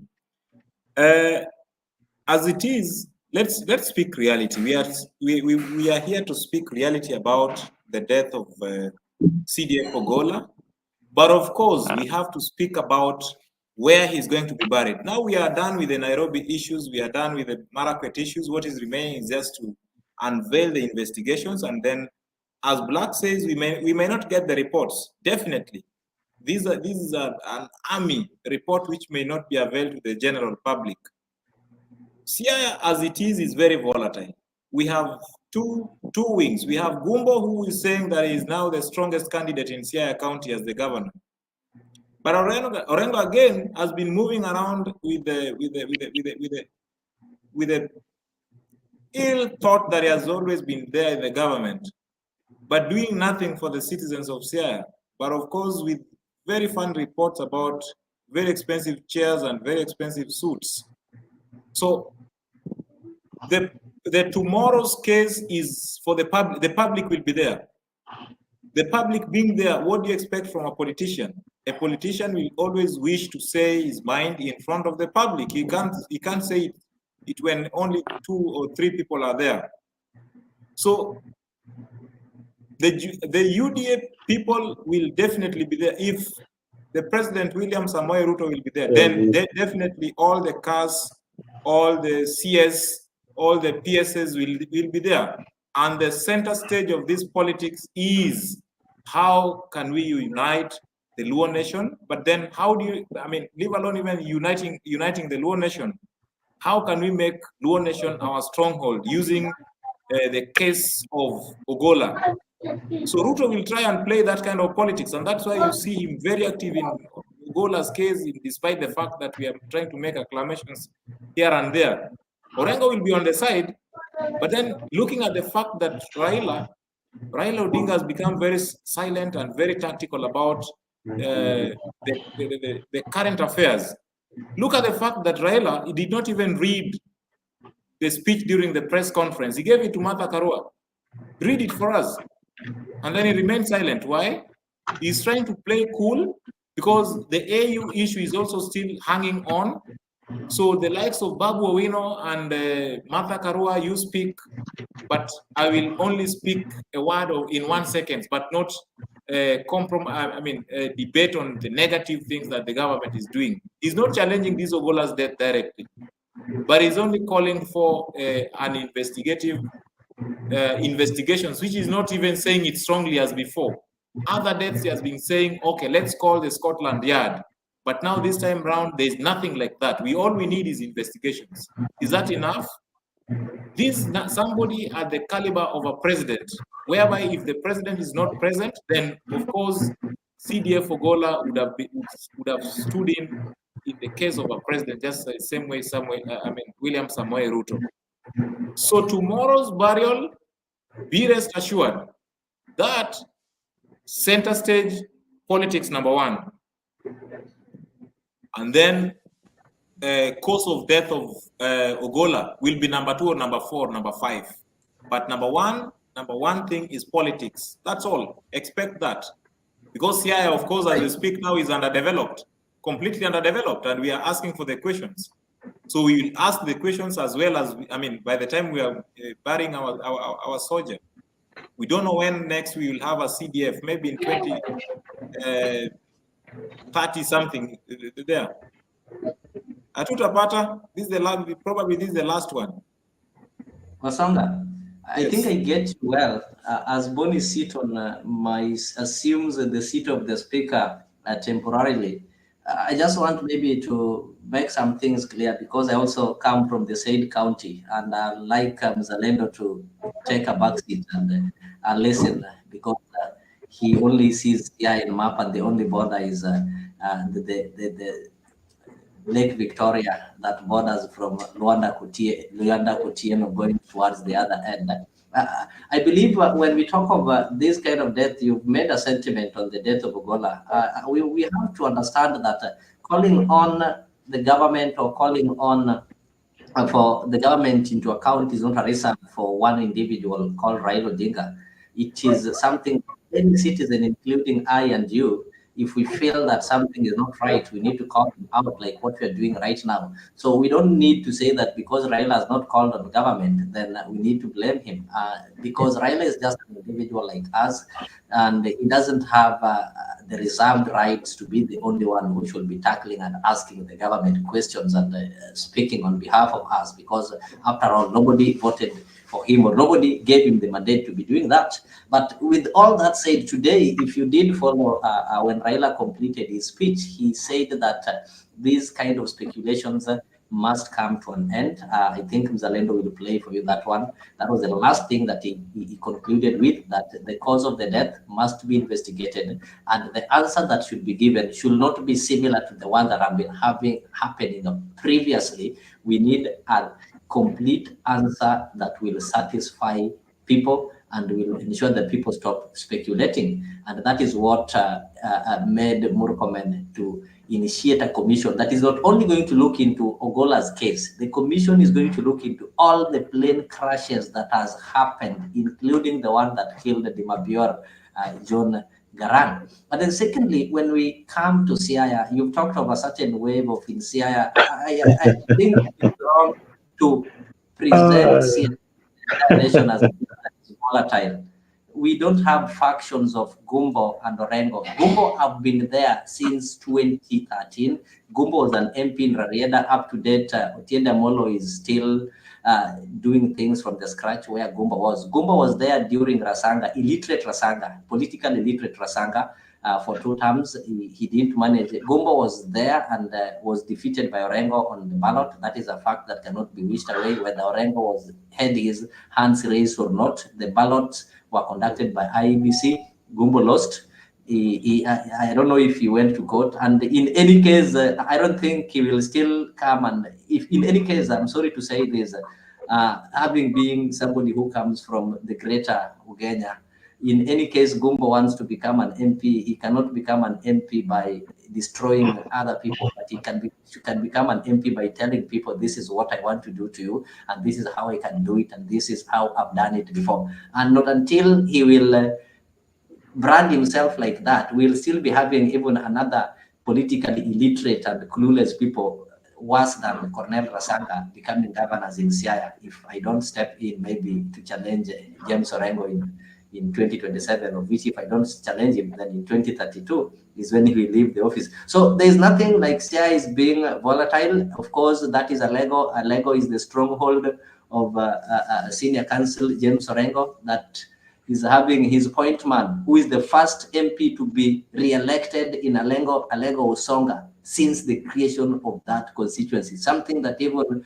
people you talk of Oloa Ringo, Ochoko Wangedongo could not make. What you need to tell these people that Siaya is a county of great people. I'm expecting to see Rachel Omamo, the former Defense Cabinet Secretary, present there. That is the daughter of Omamo Kaliech. You know him, one of the most powerful people in Moi's government. I'm expecting to see our great son, Cyrus Oguna, who is also a colonel who became the government spokesman in Uhuru Kenyatta's government. I'm expecting to see him. I'm also expecting to see the great CS without portfolio and the former Minister of Communication, former news anchor, Raphael Chojo, in that funeral to give their counsel. I'm expecting to see some great men and women who hails from Siaya to be given an opportunity to talk to the country and tell people that Siaya is a country of bright brains. Siaya is a country of people who really mattered in this country. Tell them that that primary school is where the late Obama Senior, the father to Barack Obama, was born, and the event is going to happen at Barack Obama Primary School. Those are the things that I expect you to tell these people. And lastly, also, I don't expect the political hecklers like the ones you talked of, so-called Gumbo, and their politicians. Actually, they've not been given a mandate by citizens, but they're hovering around, following the government-appointed officials like the CS, our very able son, Udoado. So there are people who hang on Owalo's coat just to try and create a problem to be relevant. So right now in Siaya, the people of Siaya don't need politics. We just need some mature conversation, like what is going to happen tomorrow. And tomorrow, Siaya is going to tell the entire nation that we don't meddle with this kind of politics. So thank you so much. And thank you, Bonnie, for sitting on that seat. I think you can give it to the next person. And Mzalendo, I know he's having a word, but you can give it to Black. Then you can take it back to Mzalendo. You know, that was precisely a sycophant speaking. 100% sycophancy in whatever he said. And he's not even looking at the plight of the CIA people. He's looking at his political side, the way he's leaning towards. I believe what Kevin told you something that is very, very important. If you read the body language of one Raila Odinga, tells you a lot. And his statement in that particular function also tells you a lot, that this is a man who is under siege, he's under captivity. He has got no voice for that he used to represent. In this particular case, Raila Odinga would have come out strongly criticizing the government and saying, you know, they have to invite an independent body to investigate the matter. And no leader in Azimio has called upon any private investigative body to come and carry the investigation of the helicopter crash. That also tells you a lot. I told you that these politicians, you should not follow them blindly the way Mr. Leo is following them. You need to be careful. Unafunga macho moja unaweka unafungua macho moja unaweka chonjo. Precisely, ka chonjo when you talk about politics. People are dying in Siaya. There's no medicine. There's no hospital that is functioning. There are no proper roads. There are no proper schools in Siaya. Yet you are very proud of the governance that is happening in Siaya County. That is pathetic and brings the topic for another day, how these counties are being run. These counties are, I should have played for you a video of this pastor who was saying, you know, how children are dying in hospital, how somebody died saw his mother dying because doctors have gone on strike. Perhaps you need to look into that video and come to your senses that these guys are really squandering a lot of taxpayers' money for nothing. So we need to put it on check. The other thing I mentioned for you that the other day is that there's no way Kajwang can start investigating James Orengo. James Orengo is senior even in the political party and Baba's advisor in the political movement called ODM. So how does a junior person like Senator Kajwang start questioning a governor or like Gladys Wanga or even James Orengo? So we need to look at the evolution, whether it is working or it's just a means of eating our tax money. For me, it is not working. Before we even forget, I want to pass my condolences to the family, somebody we worked with for a very long time. This guy called Michael Oyer. He is forgotten because of the General. General is too big, but Michael passed on today at around 2:30 p.m. at Nairobi Hospital. I had the opportunity of working with Michael Oyer. He's a very hardworking journalist. He used to work for KTN, and he formed his own company. And many journalists have passed through his hands. He's also a trainer and a psychologist by profession. So to the family of Michael Oyer, poleni sana. Tuko pamoja nanyi katika hii wakati wa huzuni. Heri Mwenyezi Mungu awafariji na wapatie hekima popote pale mlipo. That's something that I wanted to pass because Michael was such a great friend. And indeed, if you want to talk about humility, there are people who are very, very humble in this world. Michael Oyer was one of them. So back to Siaya, my brother from another mother, Leo. Siaya watu wanakula pesa. And it's in all the counties. I think, Mzalendo, we need to look at this thing. Nairobi. Look at I Nairobi. want us to look at this thing. I want you to organize for a show. Of course, we are going to organize for some county watch so that we look at these counties in entirety. The problem that we're having, why we cannot solve the issue of corruption in these counties, is that we single out these counties and forget that what is happening in Siaya is happening in each and every county. I want to tell Wasonga one thing. Zalendo, you'll agree with me. I know you come from Homa Bay, but I want to tell you, as a matter of fact, the county government of Homa Bay is doing nothing. The projects that are done in Homa Bay, like opening the piers and those roads that you see, are done by the national government. So the only thing that makes Wasonga and I get convinced that Gladys Wanga is working is because Gladys Wanga has invested a lot in PR. So he's running a county under PR. The same thing happened to Machakos. I'm sorry. When we had somebody called Dr. Alfred Mutua, who was the then government spokesman, I will never forgive him for once denying that no Kenyan died because of anger. That was sometime back in 2011 when people were dying in Turkana and Kenya decided to contribute, and he went on record denying that. He ruled or he operated in Machakos with PR. Mutua is somebody who will go put a water tank, put pipes and say he's launching water. Then when he goes back with the water tank. The next day, that thing will not be there. And because the media have captured it, is all over. People are saying how Mutua is working and he now wants to become a president. So our counties, not only Luo counties, go to every county. I don't want to talk of Nairobi. Nairobi is stinking. Go to all these counties. There is wastage. So we need Leo, where I agree with you is Homa Bay. Homa Bay is a lot of, Homa Bay first we had this guy called, what was his name? Cyprian Awiti. Awiti only used to dance. He was a very good dancer. And he was dancing and wasting your money in Kisumu, not in Homa Bay. If he was dancing in Homa Bay, that is good. Like Orengo is dancing at somebody called Prince Ida, who comes from Siaya. This man still remains with the women and the men of Siaya. So look at the way this guy is reasoning.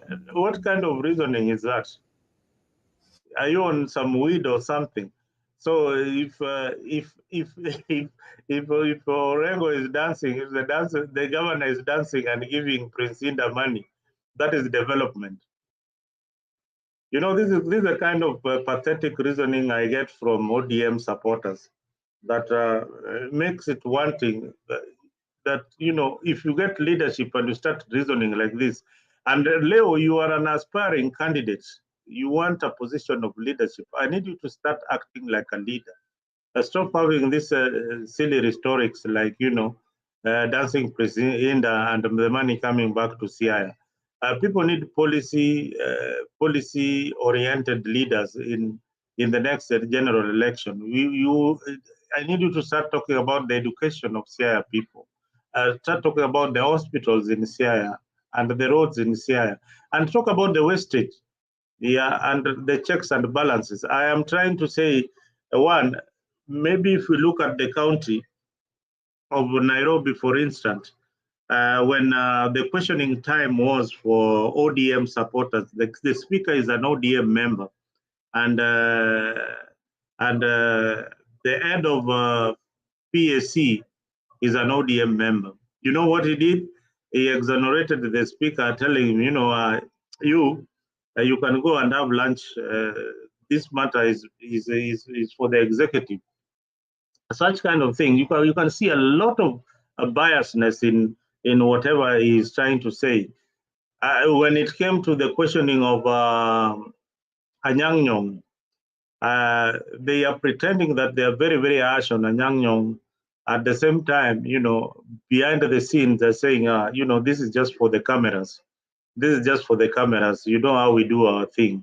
These guys will not be taken to court for embezzlement.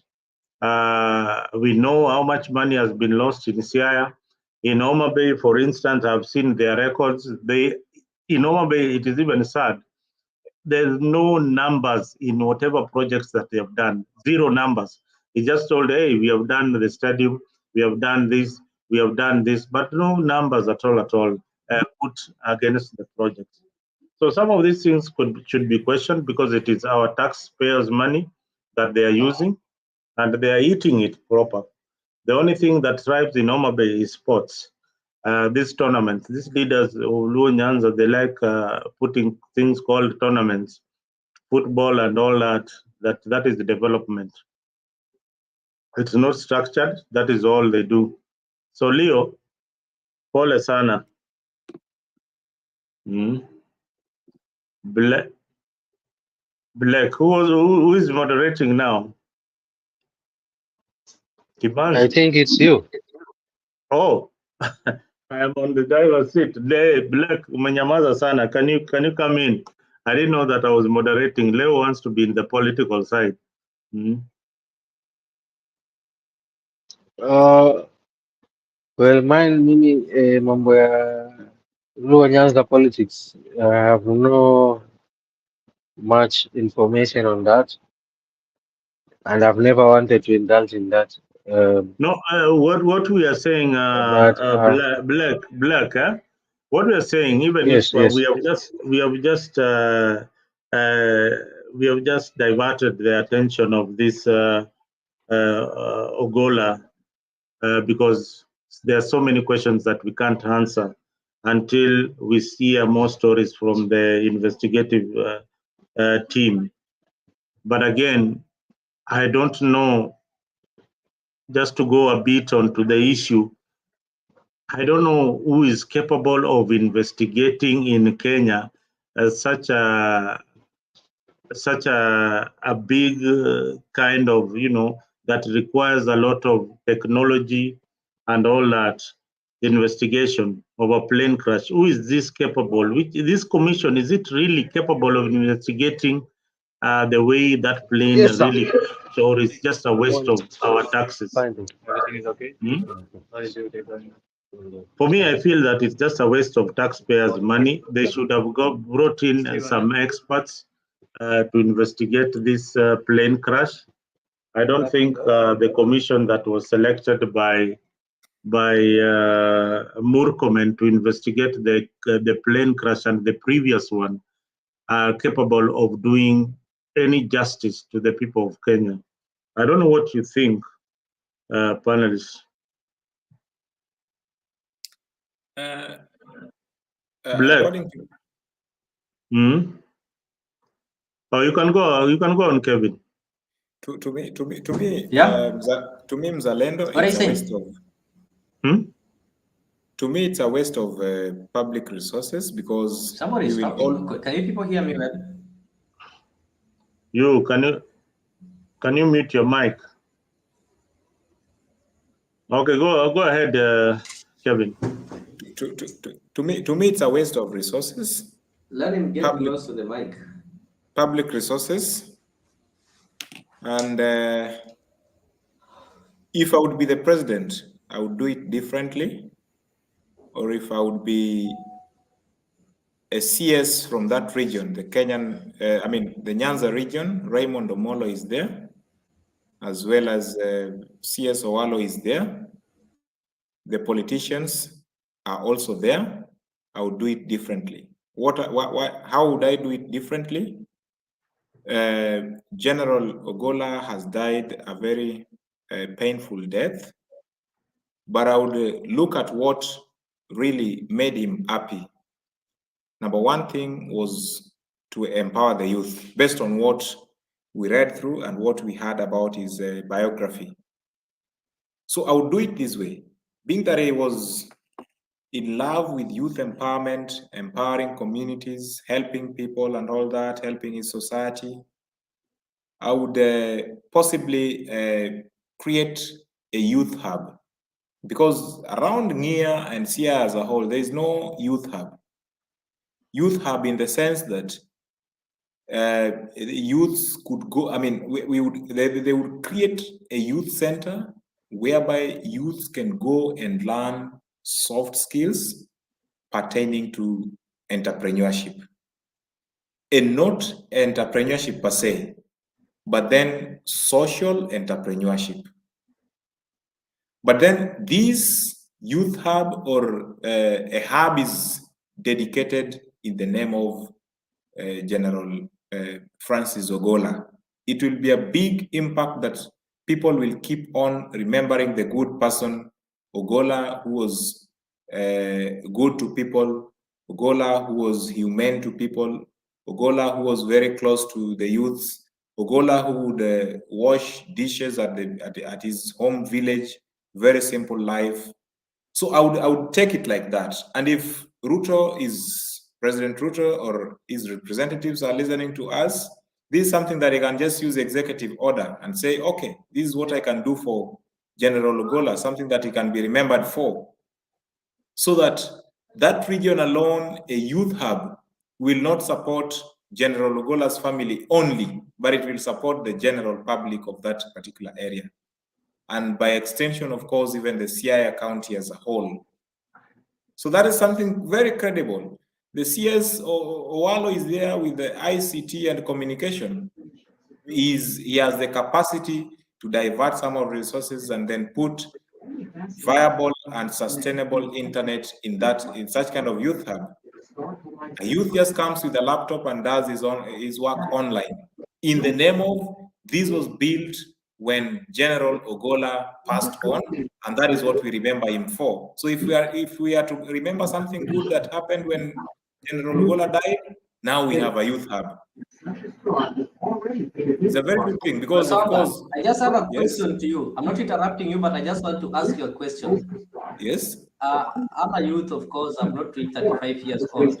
If you give a youth today a laptop and internet, the first thing they'll go to Sports Space and the Betika. They want to bet. So this thing called the youth hub, I do think it is something that is not going to change our youth. It is going to make our youth be slaves in betting and such. We need to, I don't know. We do coding here. Zalendo brings experts here who teach coding, but youths are not interested in that. They want to bet. Number two, you heard from the eulogy, and there's an event that was supposed to take place tomorrow in Alego. General Francis Ogolla built a church. He did not build a school. He did not build an industry. What are our priorities? If Mzalendo gets money today, Mzalendo will contribute thousands to build a Catholic or an SDA or whatever church in his village, but he will not contribute money to build, even to repair doors in his former primary school. So our priorities are misplaced. A holy general built a church. That is the legacy he left in their village. When you go to Muranga, you find that people like Kibicho built hospitals, they built schools and such kind of things. So that is where we draw lines. Somebody who builds a church, that is the legacy. You want people to keep on praying and crying instead of learning skills, improving their skills to be able to employ themselves and earn some income. You are building for them a church. Yet, he did not even build a school that could be named after him. We need to start thinking about our priorities. The people who lived before us never thought of that. You see, Leo, you see, I will not take much time, but Leo, I think somebody's voice is, was not muted. Yeah. Leo, I don't like your idea that this guy did not do anything in his village. You are focusing on the development agenda of General Ogolla now. But when it comes to James Orengo, who is doing nothing for the county with a lot of county budget, instead of doing works for the county, now you are with him. So I don't know whether you joined him in the corruption deals that Oduol was talking about. That is a big question for me. This is somebody who was there to protect the country, the borders, and to make safety for the country. I can tell you, my brother, if you have a problem today, if you fall sick tonight, the first thing you will think of is your God. And if indeed you are a Christian, you will read a Bible. And if you are a Muslim, you will read a Quran. If you are a Christian, you will go to church. If you are a Muslim, you will go to the mosque and pray. This makes sense. And actually, particularly if you are a Catholic, in Catholic we believe in catechism. We believe in catechism. And the first thing that you are taught in the Catholic catechism is to know God. Who is God? And what does God want you to do for him? God wants me to work for him. So whether you are working for God in terms of building a church, you've worked for him. Protecting the nation, being a Kenyan army, you are working for God. Being a governor who steals public resources at the expense of doing development, bringing development to the people, you are not working for God, but you're working for Satan. So I would put you on the periphery and say that you, together with Orengo, you are working for Satan, and General Ogolla, may his soul rest in peace, was working for God, building the church. So I'm trying to educate the public, I'm trying to educate our leaders that here comes a time, here comes an opportunity in the name of going for the burial of General Ogolla. If there is anything that they feel like General Ogolla did not fully do to the people of Nia, do to the people of Siaya, then this is the time. Let them use the executive orders and say, for the sake of the good general who died prematurely, let us do this for the community. I'm not saying that now it's automatic or it's a must that it must do maybe do a youth hub.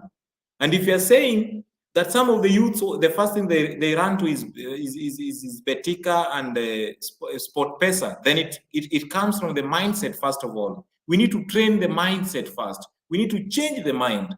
Once we change the mind, then now we tell them, okay, what do you like? I like arts. What do you like? I like web development. What do you like? I like maybe sports. So you take these people to different things that they like most. You can't go and force them that now we will be doing web development. Of course, they will just use your internet for free and use them in Facebook. So mindset is very vital. We need to change the mindset, train them, TOTs to train them on social entrepreneurship skills. Then after that, now we give them we batch them and say, you will get into this, you will get into this, you will get into this. We will impact so many people in Siaya. But if you want to go by the mindset of Orengo, you've joined him, then you remain to be alone. I'm not with you. For me, I will go with the side that is there to develop, to help the Siaya people develop and to help Kenya develop together. Thank you. Leo, you had it very well. You are okay. alone. I have to respond, Muzalendo. I think Wesonga misunderstood me. You're already responding. Just a minute. I'll give you your time so that you respond. Okay. And maybe as you respond, you tell us if that suit that you're wearing today is part of the loot in Sia.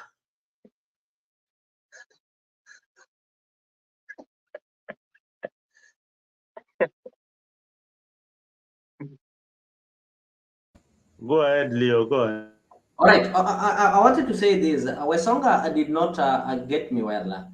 Actually, I don't support any misuse of public funds, and that one I've always been in record. And that is why when I discuss the person of, for example, I want to start with the person I've stood with for long. People did not believe in, somebody called Professor Anyang' Nyong'o, when he wanted to become a governor.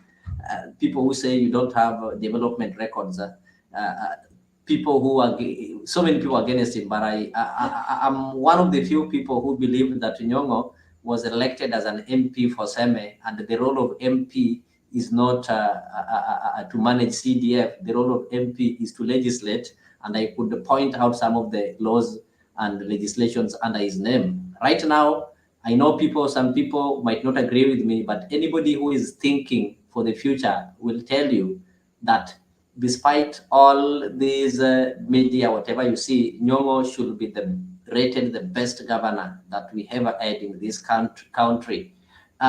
Secondly, when I go to Jim Orengo, somebody I do believe in, I've been following his politics since he started politics. Number one, I can tell you, when he was elected as an MP, he did his role. The role of MP is not to distribute CDF. CDF has got a committee that is having a chairman. The MP is a patron. So if you see the CDF is building schools and everything, the credit should not go to MP. The credit should go to the CDF management board. A good example in Kibra, Ken Okoth was elected as an MP, took almost 3 years in a hospital. The person who was managing the CDF was somebody called Imran Okoth, who was managing the CDF, and Kibera really grew. And people thought that the role of an MP is to manage CDF, and they decided to give it to Imran. Imran is not the MP right now. We have Mwalimu Morero there. Back to Jim Orengo. Jim Orengo as an MP did exemplary, above expectations as an MP. If you go to the Parliament Hansard, it speaks for itself. He served as a senator for 2 terms. It speaks for himself. Somebody's telling you about Orengo putting on expensive suits. Mzalendo was in ODM Pentagon. Mzalendo knows Miguna. When Miguna was advisor of Raila, he was a good diehard of Raila by that time. So when I talk of him, he knows the inner things that were happening in ODM when Miguna was writing a book, Peeling Back the Mask. And he described how Orengo used to buy expensive suits in Dubai, up to 200, 300,000 Kenyan shillings. By that time, he was not a governor. So coming to tell us that Orengo is putting on expensive suits simply because he's a governor, that is malice and it is misplaced. This is somebody who is having one of the best law firms, one of the highly rated lawyers that you cannot afford if you have less than $1 million. You cannot afford to have Orengo represent you unless he gives you a pro bono services. Orengo has never been involved in any misappropriation of public funds. That is a fact. The only thing that he did was to help lawyers, Luos and Kisis own plots in Nairobi by telling them ile ujanja kina mwenje walikuwa wanatumianga kupata plots Nairobi. So he's somebody we need to blame our MCAs who pass these wastage budgets in the county assembly. The problem that we have in our counties, Mzalendo, Wasonga, Black, Goodyear, and Kenya Revolutionary, is not the governors. The governors are not the problem. The problem is we elect illiterate, the least qualified as members of county assembly, whom Mzalendo will tell you they don't even know that county assemblies can make laws that can be used within that county. Siaya County can make laws that will ensure that only people of specific age gets contracts, can make laws that will ensure how we use our land, the land that you people keep on complaining, dominion and such kind of things. But because they are the least qualified, they are the most illiterate who've been entrusted with those positions because of the money that they had, they depend on the national laws, which in other way does not favor the development in our county levels. So the moment we realize the problem is in the county assembly, we will stop blaming the governors. If Orengo is stealing money, what are these MCAs doing? Orengo doesn't have the account for Siaya County government. The money is never sent to account written James Orengo. This money cannot leave accounts before it is approved by the finance committees. who sits in these finance committees? The members of county assembly. So the moment you elect people who are so illiterate, people who don't understand how things operate, somebody who dropped out of school in class 7 when they're doing addition up to millions, you want these people to start counting tens of millions and billions. That is where the problem comes in. So you get a brighter chap like Gombo, who will now take advantage of the illiterate MCAs and steal money from the coffers. Unless you have an illiterate governor like Cyprian Awiti, then these counties will keep on complaining and blaming the governors. I rest my case. But Black has been quiet for some time. Black, can you say something about this?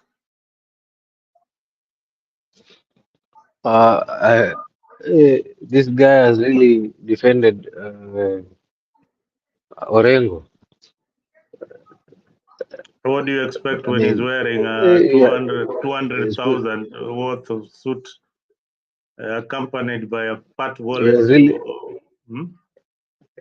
that's what I'm saying. He has really defended Orengo, Bwana Leo, big time. I tend to wonder who is the lawyer between the two. I mean, this guy is corrupt. Leo is acting more like his legal counsel. Anyway, that was on a lighter note. But I think Orengo also had some issues, some questionable acts or decisions or moves when he was in last ministry. But that's a topic for another day, because today is not his day. When that day comes, when Leo, I don't think he'll be defending him that much. We need to look into his time as the Minister of Lands. Wakati wa Kibaki, yes, ndio alikuwa Minister of Lands. And alikuwa Correct Minister me of if I'm Land, and wrong. that is that he was the Minister of Lands, and actually that is the point remember, that we Black, remember this digitized. this guy was an MP for Alego Usonga at the age of 29 years. Orengo has never been MP for Lagos Song. I told you, This when we were discussing. Ugenya, where he comes from, Yes. is Ugenya. And he At legislated in parliament at 22 years. At the age of 29 years. He needs to. He's among the people who legislated and pushed for the multi-party. He was young by that time. What Salasia cannot do now, Orengo was doing at that age. Wachana na hizi siasa zingine za kando. We are talking about responsibilities. You know, the problem is people are blinded with what one hand is doing just so as not to see what the other hand behind their backs are actually doing. Well, you're being blinded about this, I don't know, multi-party, I don't know, vote for what. You're not seeing what he's doing and what his responsibilities are. And if he at all is, he is or has been in the past, been doing them. So that's a discussion for another day, because today is about those gallant soldiers who lost their lives.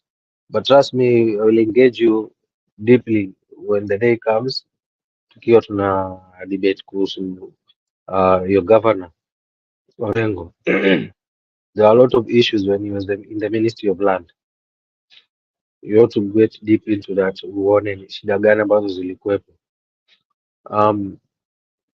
But to go back to the late CDF Ogolla, I think it will be an opportunity kwa Wakenya wengi upande wa huko Siaya to get to view his body, because they said as part of the program that kuna mahali ambapo watalanda na ndege, then they will go by road all the way to his place, and that takes about 4 to 5 hours. I don't know how true that is, because I've never been to that part of Kenya. Maybe those who have been to Siaya will tell us that and confirm to us if that is the case. And if it is the case, then I guess along the road, a lot of Kenyans from the Siaya County will have an opportunity to bid their farewell as the courage and the remains of the good general passes through. So, you know, I was trying to imagine a case of like ni kama anapatiana ni msafara wake wa mwisho, and if they could have chosen to take him by plane or by an aircraft all the way to his to his home yard, or to the church, and from the church to his home. But just the fact that they decided to call him journey by road, then that is in itself is an opportunity for the Siaya people that they ought to take advantage of, to bid their farewell to son of their land. That's one aspect that I also wanted to bring up. Was I don't know what my fellow panelists can say about that. Thank you. Well, thank you, Black. I remember on Joda's funeral, that was a very big issue because we had anticipated that so many people would be coming, and of course, the space was not enough for the many people who wanted to view the body and all that. So the reason why they've decided to go on road is for probably other members of the community to have an opportunity to say the last goodbye for somebody they knew. So this is maybe the arrangement with the family, because I don't think that compound, from what I've seen in the media, can hold the many residents from Siaya who are going to come for that funeral. They need to look for more space. Maybe Kevin knows the exact home where it is situated. If there is a primary school that is around, or a secondary school, that they can conduct the last viewing of the body before it's laid to rest. Is there a place like that? Definitely, there is a near primary school, there is a near Girls National School, and all these are public. All these are public facilities, and if they were private facilities, they are within the jurisdiction of the Kenyan government. So, viewing places, I've not seen the itinerary, but truly I can tell you that there will be quite a number of people who would wish to see this humble General Ogolla getting laid to rest in his final place of rest. So we expect to see so many people coming in. And of course, what we would call for is just for peace, and for his soul to rest in peace, of course, in a very peaceful environment. And even the politicians around, just to have that modesty of laying this noble man to rest in peace. I think, there will be a lot of politics in that particular funeral. I hope there will be no fights between the factions in ODM and the other faction who rebelling against Leo and his team. I know Leo will be attending that particular funeral. Leo, usikose kwenda hiyo matanga. Actually, no, the film is okay. These are soldiers. They are people who are always neutral, and they are dictates that they serve the government in power. Even if he is your brother and he's a soldier, he will always have to respect and obey the crown. So me, I totally don't expect politics. Of course, politics normally take center stage when a politician is being buried. So there will be no reason that a politician will give as to why they have to make political sentiments. If Ogolla was a politician, that they would say, there's a funeral, we are sending off a politician and we have to cover it well with some politics. But this is somebody who was not a politician, and the procedures of the military. There'll be lots of activities. I don't think there will be enough time for politics to take center stage. And one thing that I have to give the people of Siaya, that there are a lot of things that brings us together compared to things that divide us. That is a matter of fact. And even when you come to Siaya, these are places that you'll find that they elect people outside ODM, but that one doesn't divide them. For example, I come from a certain rich constituency called Ugenya. For the last 2 terms, my MP have not been from ODM, And that one doesn't stop Ugenya from having the majority who are registered in ODM. So it tells you that Siaya is more mature politically. Anybody will tell you Siaya is more mature politically. When Kibaki disagreed with Raila in sometime in 2007 elections, I think the first place, no, not 2007, but after 2005 referendum, and the first place that Kibaki visited was Siaya, and he was received at a place called Awelo Primary School. I was in high school. By that time, I was in Form 1. I went to see Kibaki and Mama Lucy Kibaki. And by that time, there was a big difference between Raila, who was now leading the ODM, the one that voted for no, and Kibaki, who was the leader of NAC and had people like Raila had been sent out of the government. There were ministers of the cabinet secretaries, and they've been sacked, and people replaced them. And he was received well, something that doesn't happen in some regions. And even William Ruto can freely go to Siaya any day, any time, and nothing will happen.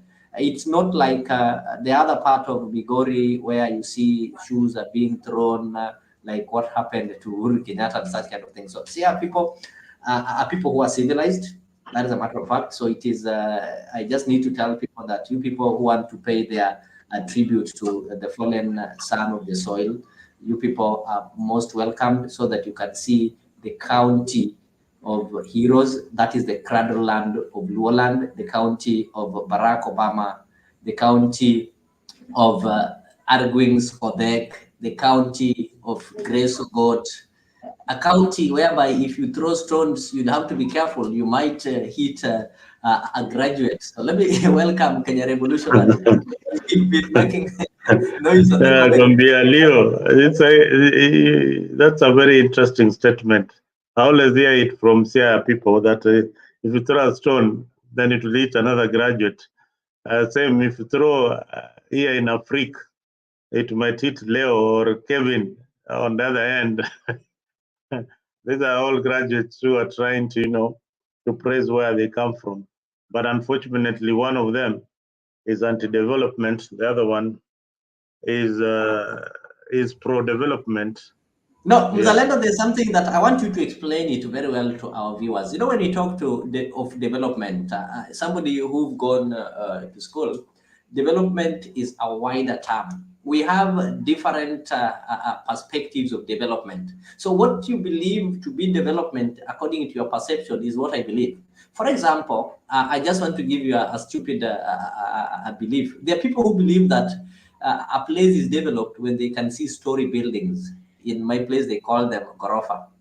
That is their mentality. If they can't see a story building, when they come to a place like you come from Homa Bay, you go to Sori, you know the amount of money that is collected in Sori, where there is not even a single story building called Gorofa, is more than the amount of money that is collected in a certain town with several Gorofas, simply because of the business activities that are taking the money that is exchanging hands in Sori.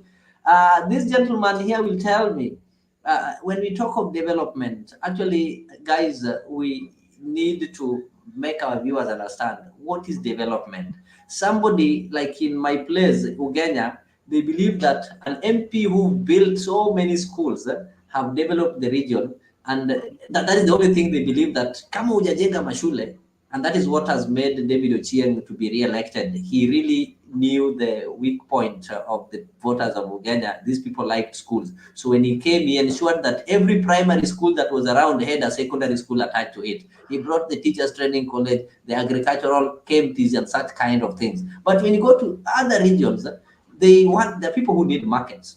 They believe that with us, we need markets. When you go to places next to the lake, they need the fish storage facilities and such kind of things. So development is a wider thing that you cannot assume that your view of development is my view. So when you say somebody is not having any development, so what has Siaya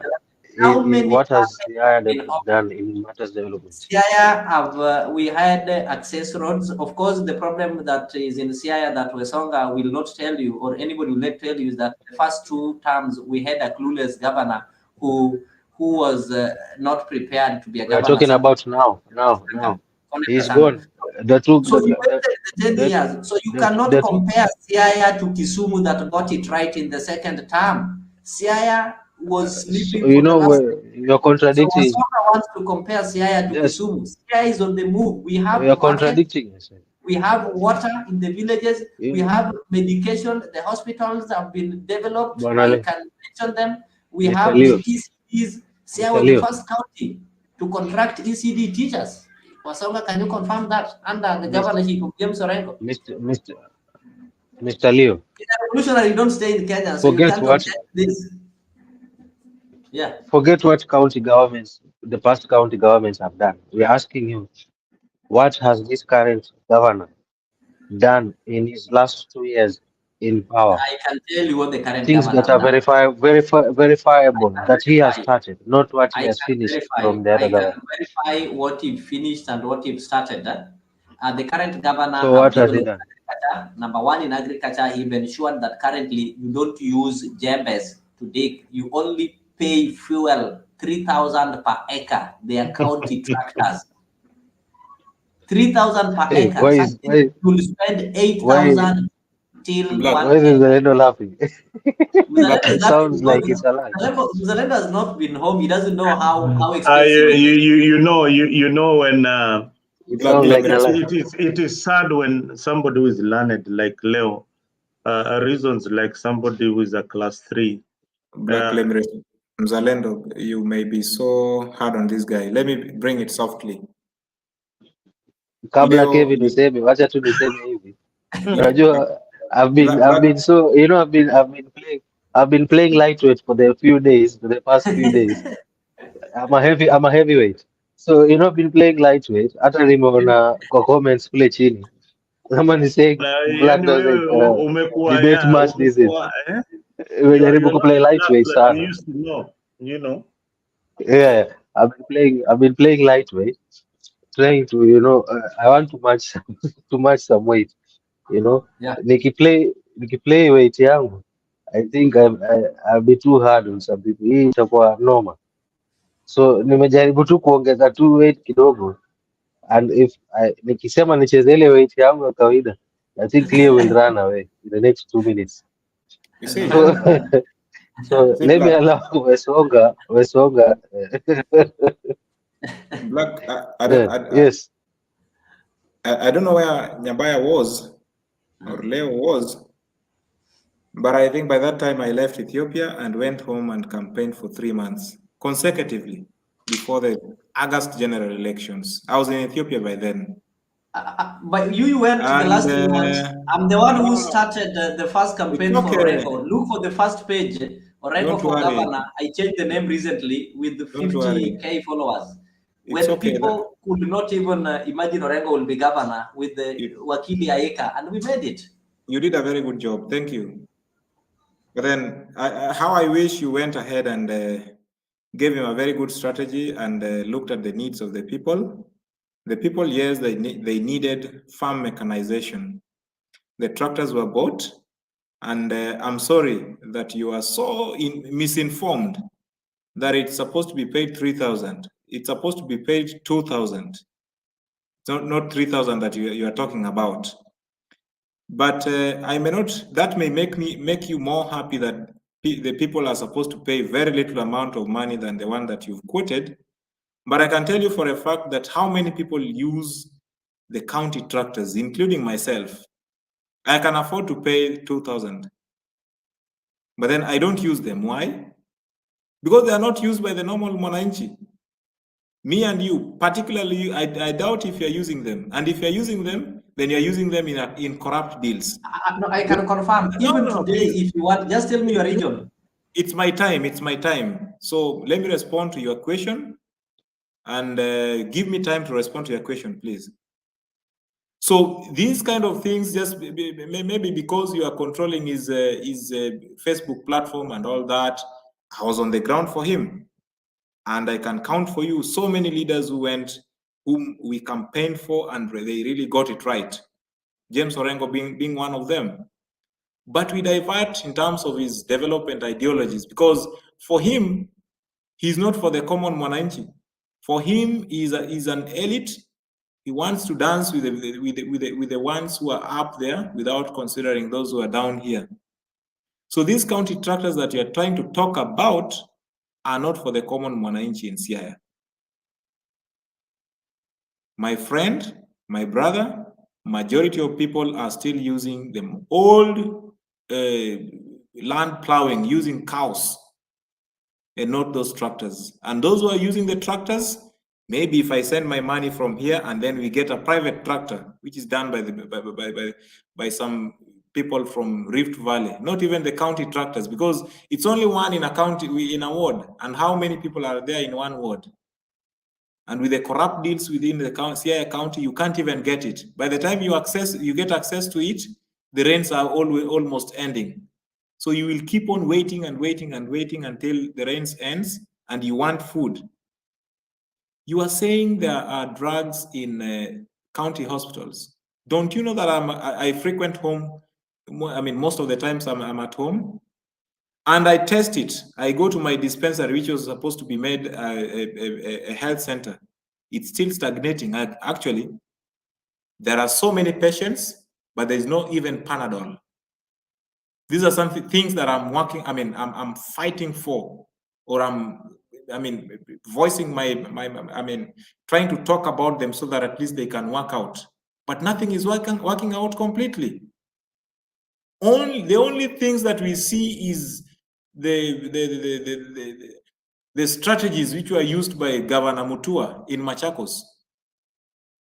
If so, that is what you want to affirm, then that is exactly what is happening in Siaya. We get a lot of photos, but then when you try to trace what is happening on the ground, you don't see them. The expectation was that Orengo would be the best governor. Okay, he's a senior counsel. Maybe people would fear doing corrupt deals in front of him. But he has become the most corrupt governor. And comparing Siaya and Homa Bay, which one is closer than, if you compare Siaya and Homa Bay, or Siaya, Kakamega, or Siaya and Busia? I believe Busia is closer to Siaya. You should not even mention Homa Bay, which is far away, by the virtue that its borders. It's the Lake Victoria makes it on the other side, and then this one is on this other side. All these counties surrounding Siaya is doing worse than them. Kakamega, Busia, Kisumu, all of them, and Homa Bay, which you don't want me to mention. Look at where you come from, your town. Where is your town? Your town is in Siaya town.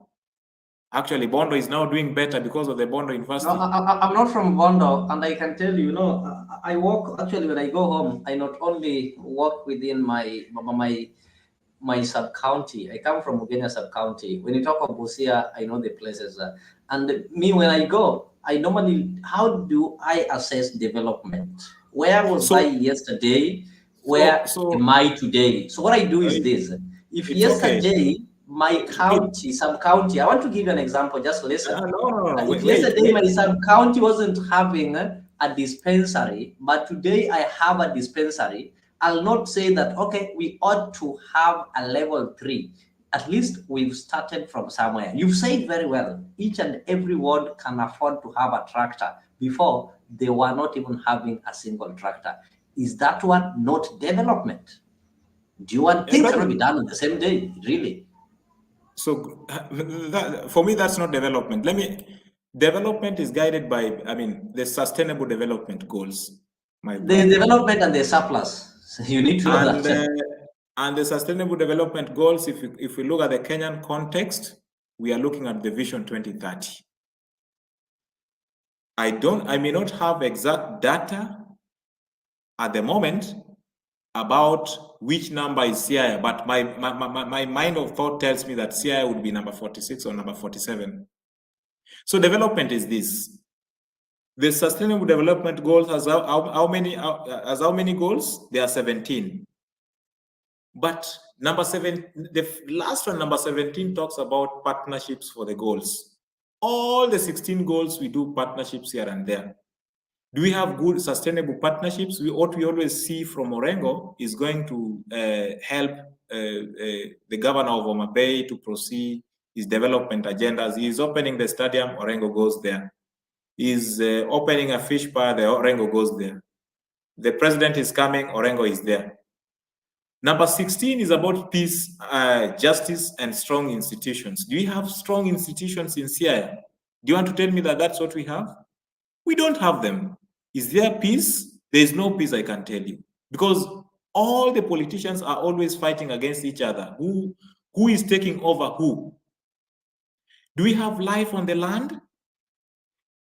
I mean, what is there in Siaya that people can, I mean, tourists can go and see? What is there apart from, I mean, completely apart from dogs maybe in our homes? Nothing is there completely. Life below water. You saw the other day, Lake Kanyaboli was getting out of order just because of poor governance. It has never happened like that. Wasonga, So, I think we need to be factual. Look a what moment. happened 3 days ago. I don't take you far away. Siaya County government had some partnership with Safaricom Foundation to our mothers who will be giving birth in all the sub-county and county hospitals. They came up with something called Mama Packs. If you give birth in Siaya Referral Hospital, the Safaricom Foundation, together with the county government of Siaya, is giving a package to this Wamama. So that one tells us that I just wanted to take you to the one that happened 3 days ago, so that if you look at the 17th sustainable goals in Kenyan context, there is partnerships. I can list for you several partnerships that we've entered with. There is one for the dairy farm, and you saw some dairy cattle were given. That is 2 months ago. The problem that is in Siaya is one. Why do people believe Homa Bay is ahead of Siaya? Because Homa Bay invested in PR, and there's somebody called Charles Odhiambo who was working with Royal Media, who is really perfecting his job. In Siaya, Orengo failed to hire people who will do the PR and the media who will be taking the photos and showing his live. Gladys Wanga will go live when he's taking a bath. She will go live when she's visiting, I don't know, just passing through the market, and people think Gladys is working. Orengo doesn't work with cameras. He recently acquired services of one Steve. You know, Steve Odhiambo is not an experienced journalist. Ni mtu tu wa mkono venye alitoka shule anakaa nyumbani. So he doesn't have the PR techniques to make things appear that they are happening. That's the only problem. The problem in Siaya, we don't have good cameras to show people what is happening, but there is work there. So somebody who is far away, it will take you time. Me, I took time. Last month when I was home, it's really kilometers to drive from somewhere called Nyadorera. I went up to somewhere called Missouri Beach. You know where Missouri is?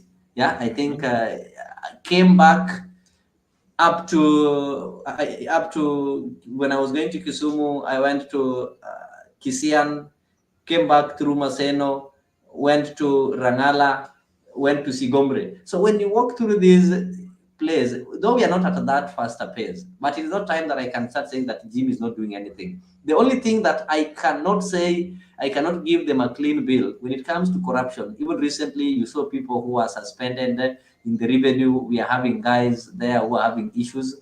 So the problem is that all our counties, there is wastage that is taking place. And I don't know, Mzalendo, maybe can you've been in governance for so long. I don't know how this one happens, whereby there are people who are stealing money, but people are silent. Like what is happening in Nairobi? Somebody will ask you. Majority in the county assembly are from ODM and Mio. In Siaya, majority know what is happening, but they can't take action. Does it mean there's a godfather somewhere who protects the corrupt? Leo. Let's Black. Yes. Yes, Black. You know, Leo, it's very unfortunate. You're taking a lot of energy, which you have good energy, but you're using it negatively. I mean, you can't defend the undefendable. I mean, Alice just came out the other day, right? It talks about how money has been squandered, how money has been stolen, and there you are. I just want to ask you one question. Number one. List came, yes. If the list has come, what is supposed to be done? Who do we blame? Siaya is top 8, if I recall well. I mean, It's up there in top 8. Or And if I we're can just supposed try to to take make it them to seem court. good, Why top can't you 10. see these people going to jail? That is the question. That is where the problem No, is. Who is listen, jail? listen, Blaming the people listen, there. listen, Yes. listen, listen. You know, the fact that you see there is some pilferage of money, it means then there is no way there can be development. It's impossible, right? Exactly. Because so there is no way you can be telling us that there is a lot of development that has been happening when there's not be the money that's supposed to be used for development is not there. It's not being used to do that, right? And like you said earlier on, for money to come out, unajua lazima governor ndo anasign at the end of the day. Did you know that? That is not true. Or do you think it's an account? That is It not is true. true. It is not the governor. Governor is just among the signatories. So listen, I'm explaining. Do you know if he doesn't sign, then there's nothing can come out? Exactly. His role is just to sign. So that being the case, do you think there's money that ever gets out that he doesn't know where it's going? If you've ever been a CEO in a company, when the Okay, accountants and people Leo, working there bring Leo, what Leo. are needed to approve. I have a clip here from one Let me just yeah.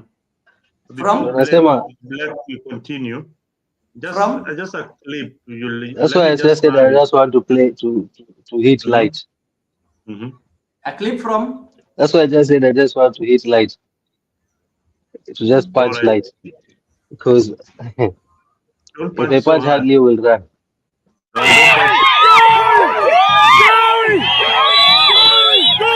Because I just asked him simple question. Do you think that if he's a signatory, you will be a signatory right now, Leo? Would you not know where money is going? All right, I can respond to you. You're signing that money to do what? If you are a CEO somewhere, you normally have the accountants and people in charge of finance. These are experts, people who are employed on merit, and they should know their work.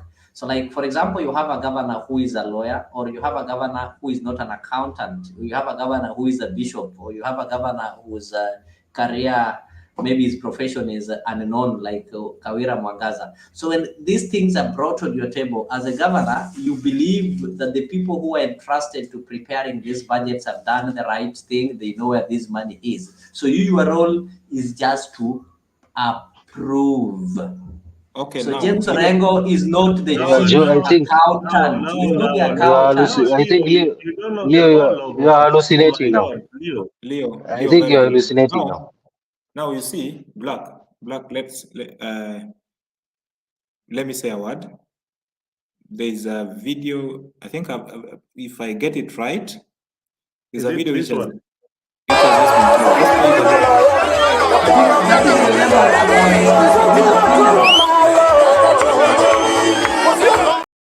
Is it that one or this one? I think that is relevant with the land.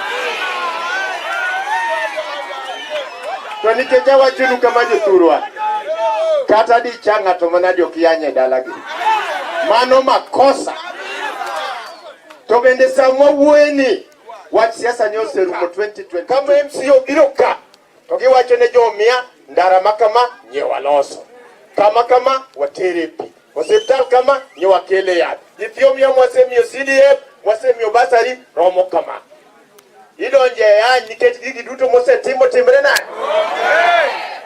nyocha ne ane liel ka omia kacha awa bet gutiende ka tapenyo to tiende ka molo ni ang'o momiyo ndara mawuok nyandiwa kadhi kamito to chopo ka Elija pokorumo to wacho ni ndara ok nyal rumo nikech oja ODM Ruto tuone pesa tapenyo to nyikal motieko maseme oja ODM koso koja ODM sano tiende koni na yanye kipenjo MP gimomiyo kogero ndari yanye gumbo gituju manogero yo macha notiko koso kotieko emomiyo nyiso jothurwa wan wadwaro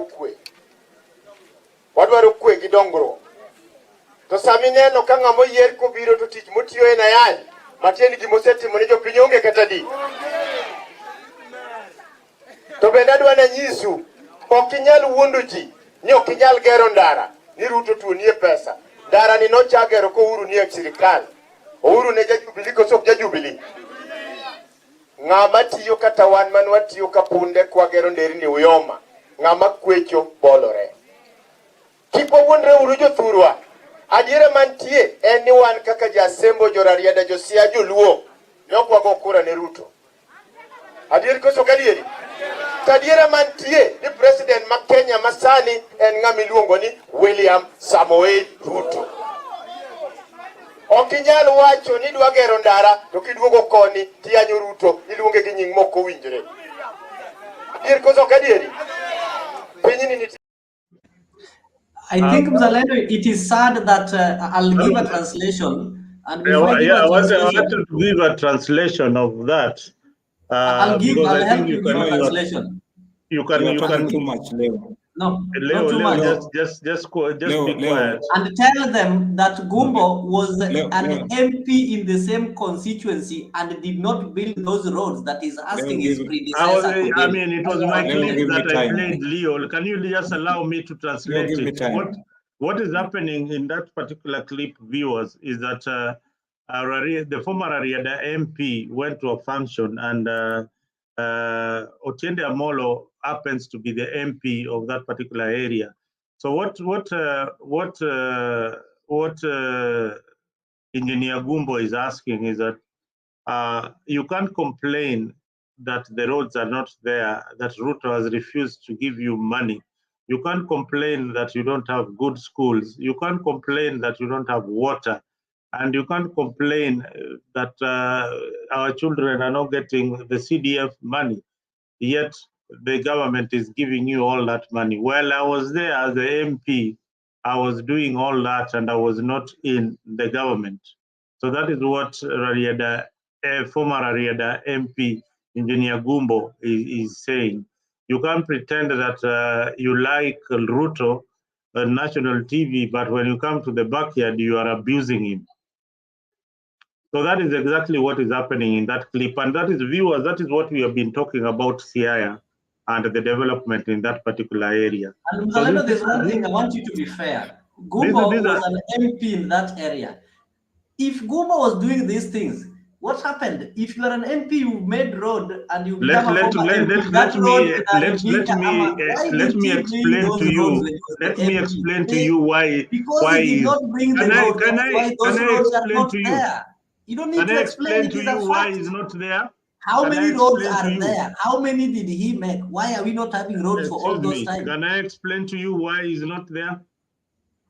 It's not an explanation. Do you need an explanation for that? Umekaa kwa nyumba na hujanunua kiti, unakuja kuuliza mwingine mbona hakuna kiti, na wewe mbona hukununua kiti? You are staying there before. So Gumbo, I think Gumbo is shooting on his feet, and he expects to run. And let me leave it for Kevin, because you seem not to want to hear from me.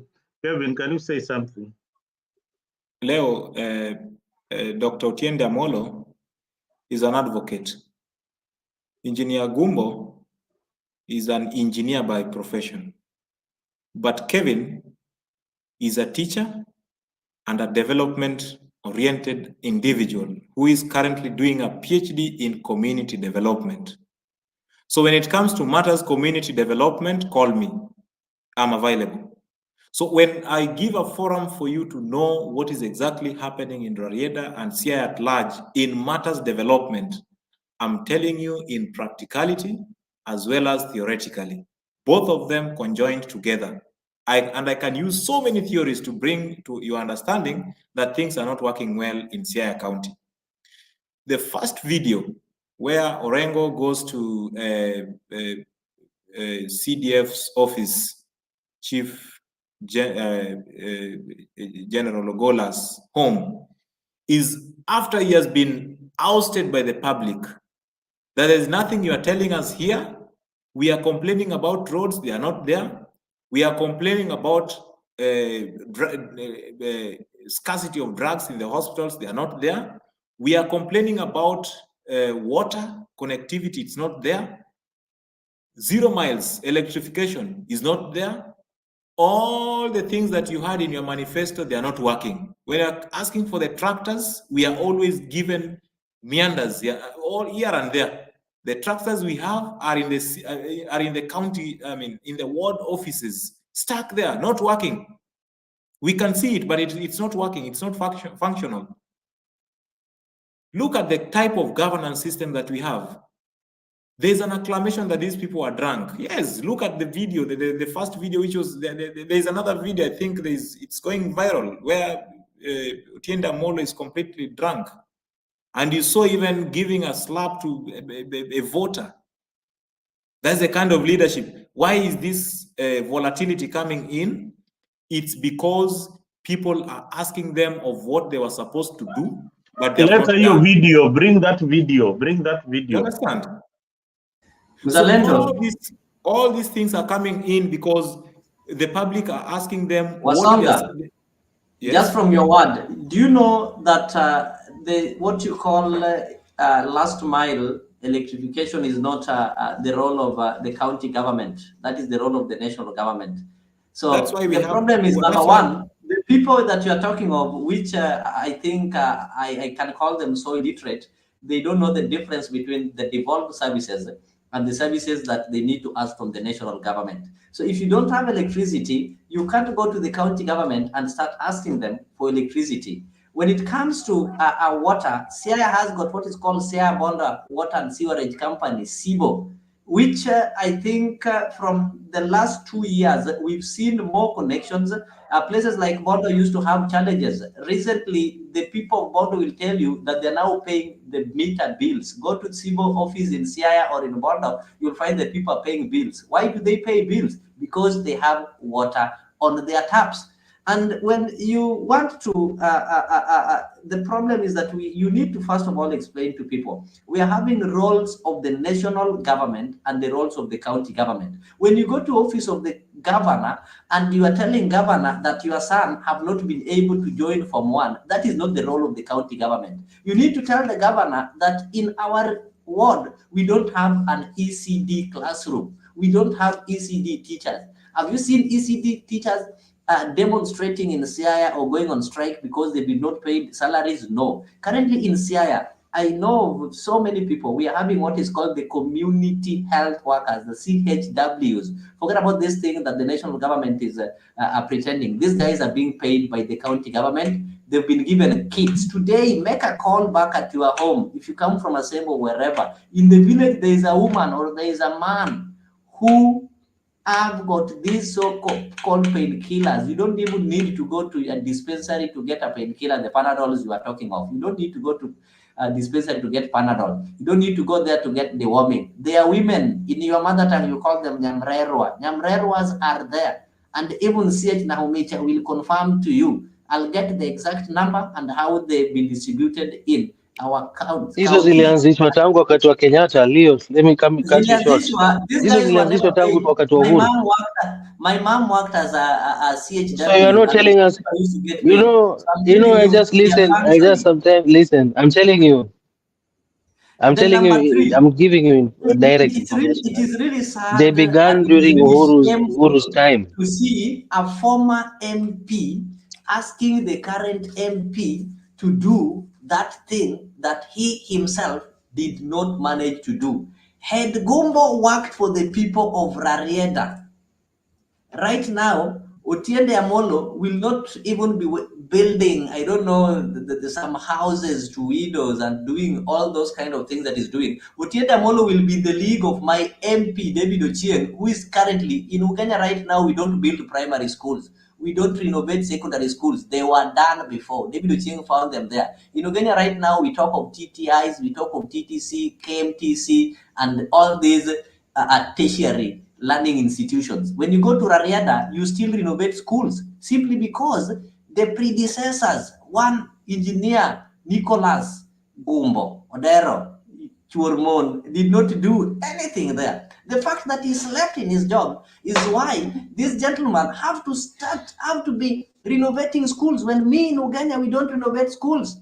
I think I'm giving it. What we do to schools, we are buying school buses because the schools are there. So the problem is not Otiende Amolo. The problem is Gumbo. So what Otiende Amolo can do is to ensure that he leaves a positive legacy so that he will not go wait for CDF to die to get a crowd and stand on top of a wooden table and try to ask for roads that he himself could not build, that he calls himself an engineer. Shame on him. You see, you are supporting Otiende Amolo, and he's not your MP. You are supporting your MP, and therefore I would say you are a real sycophant in this county government of Siaya. All of them, because Otiende and Orengo are just the same things. You are again saying that Ugenya is doing well, and you've told us so well, Leo, that the other day there were cows or dairy cows which were given to the Ugenya people. Not Ugenya, Siaya, not Ugenya. Ugenya is part of Siaya. Yeah, because I would just put it in particular because I've never seen them in Assemble, and I've never seen them in Uyoma or the neighbors. Look for a Jode to walk you in Assemble. You don't know Assemble. Look for a Jode. My friend, you see, this Ojode you are talking about is somebody who is no longer working in the county government of Siaya. Are you aware? But he knows the terrains of Assemble. He will take you through Assemble and tell you what his governor did when he was working in the county government. Leo, did you see this?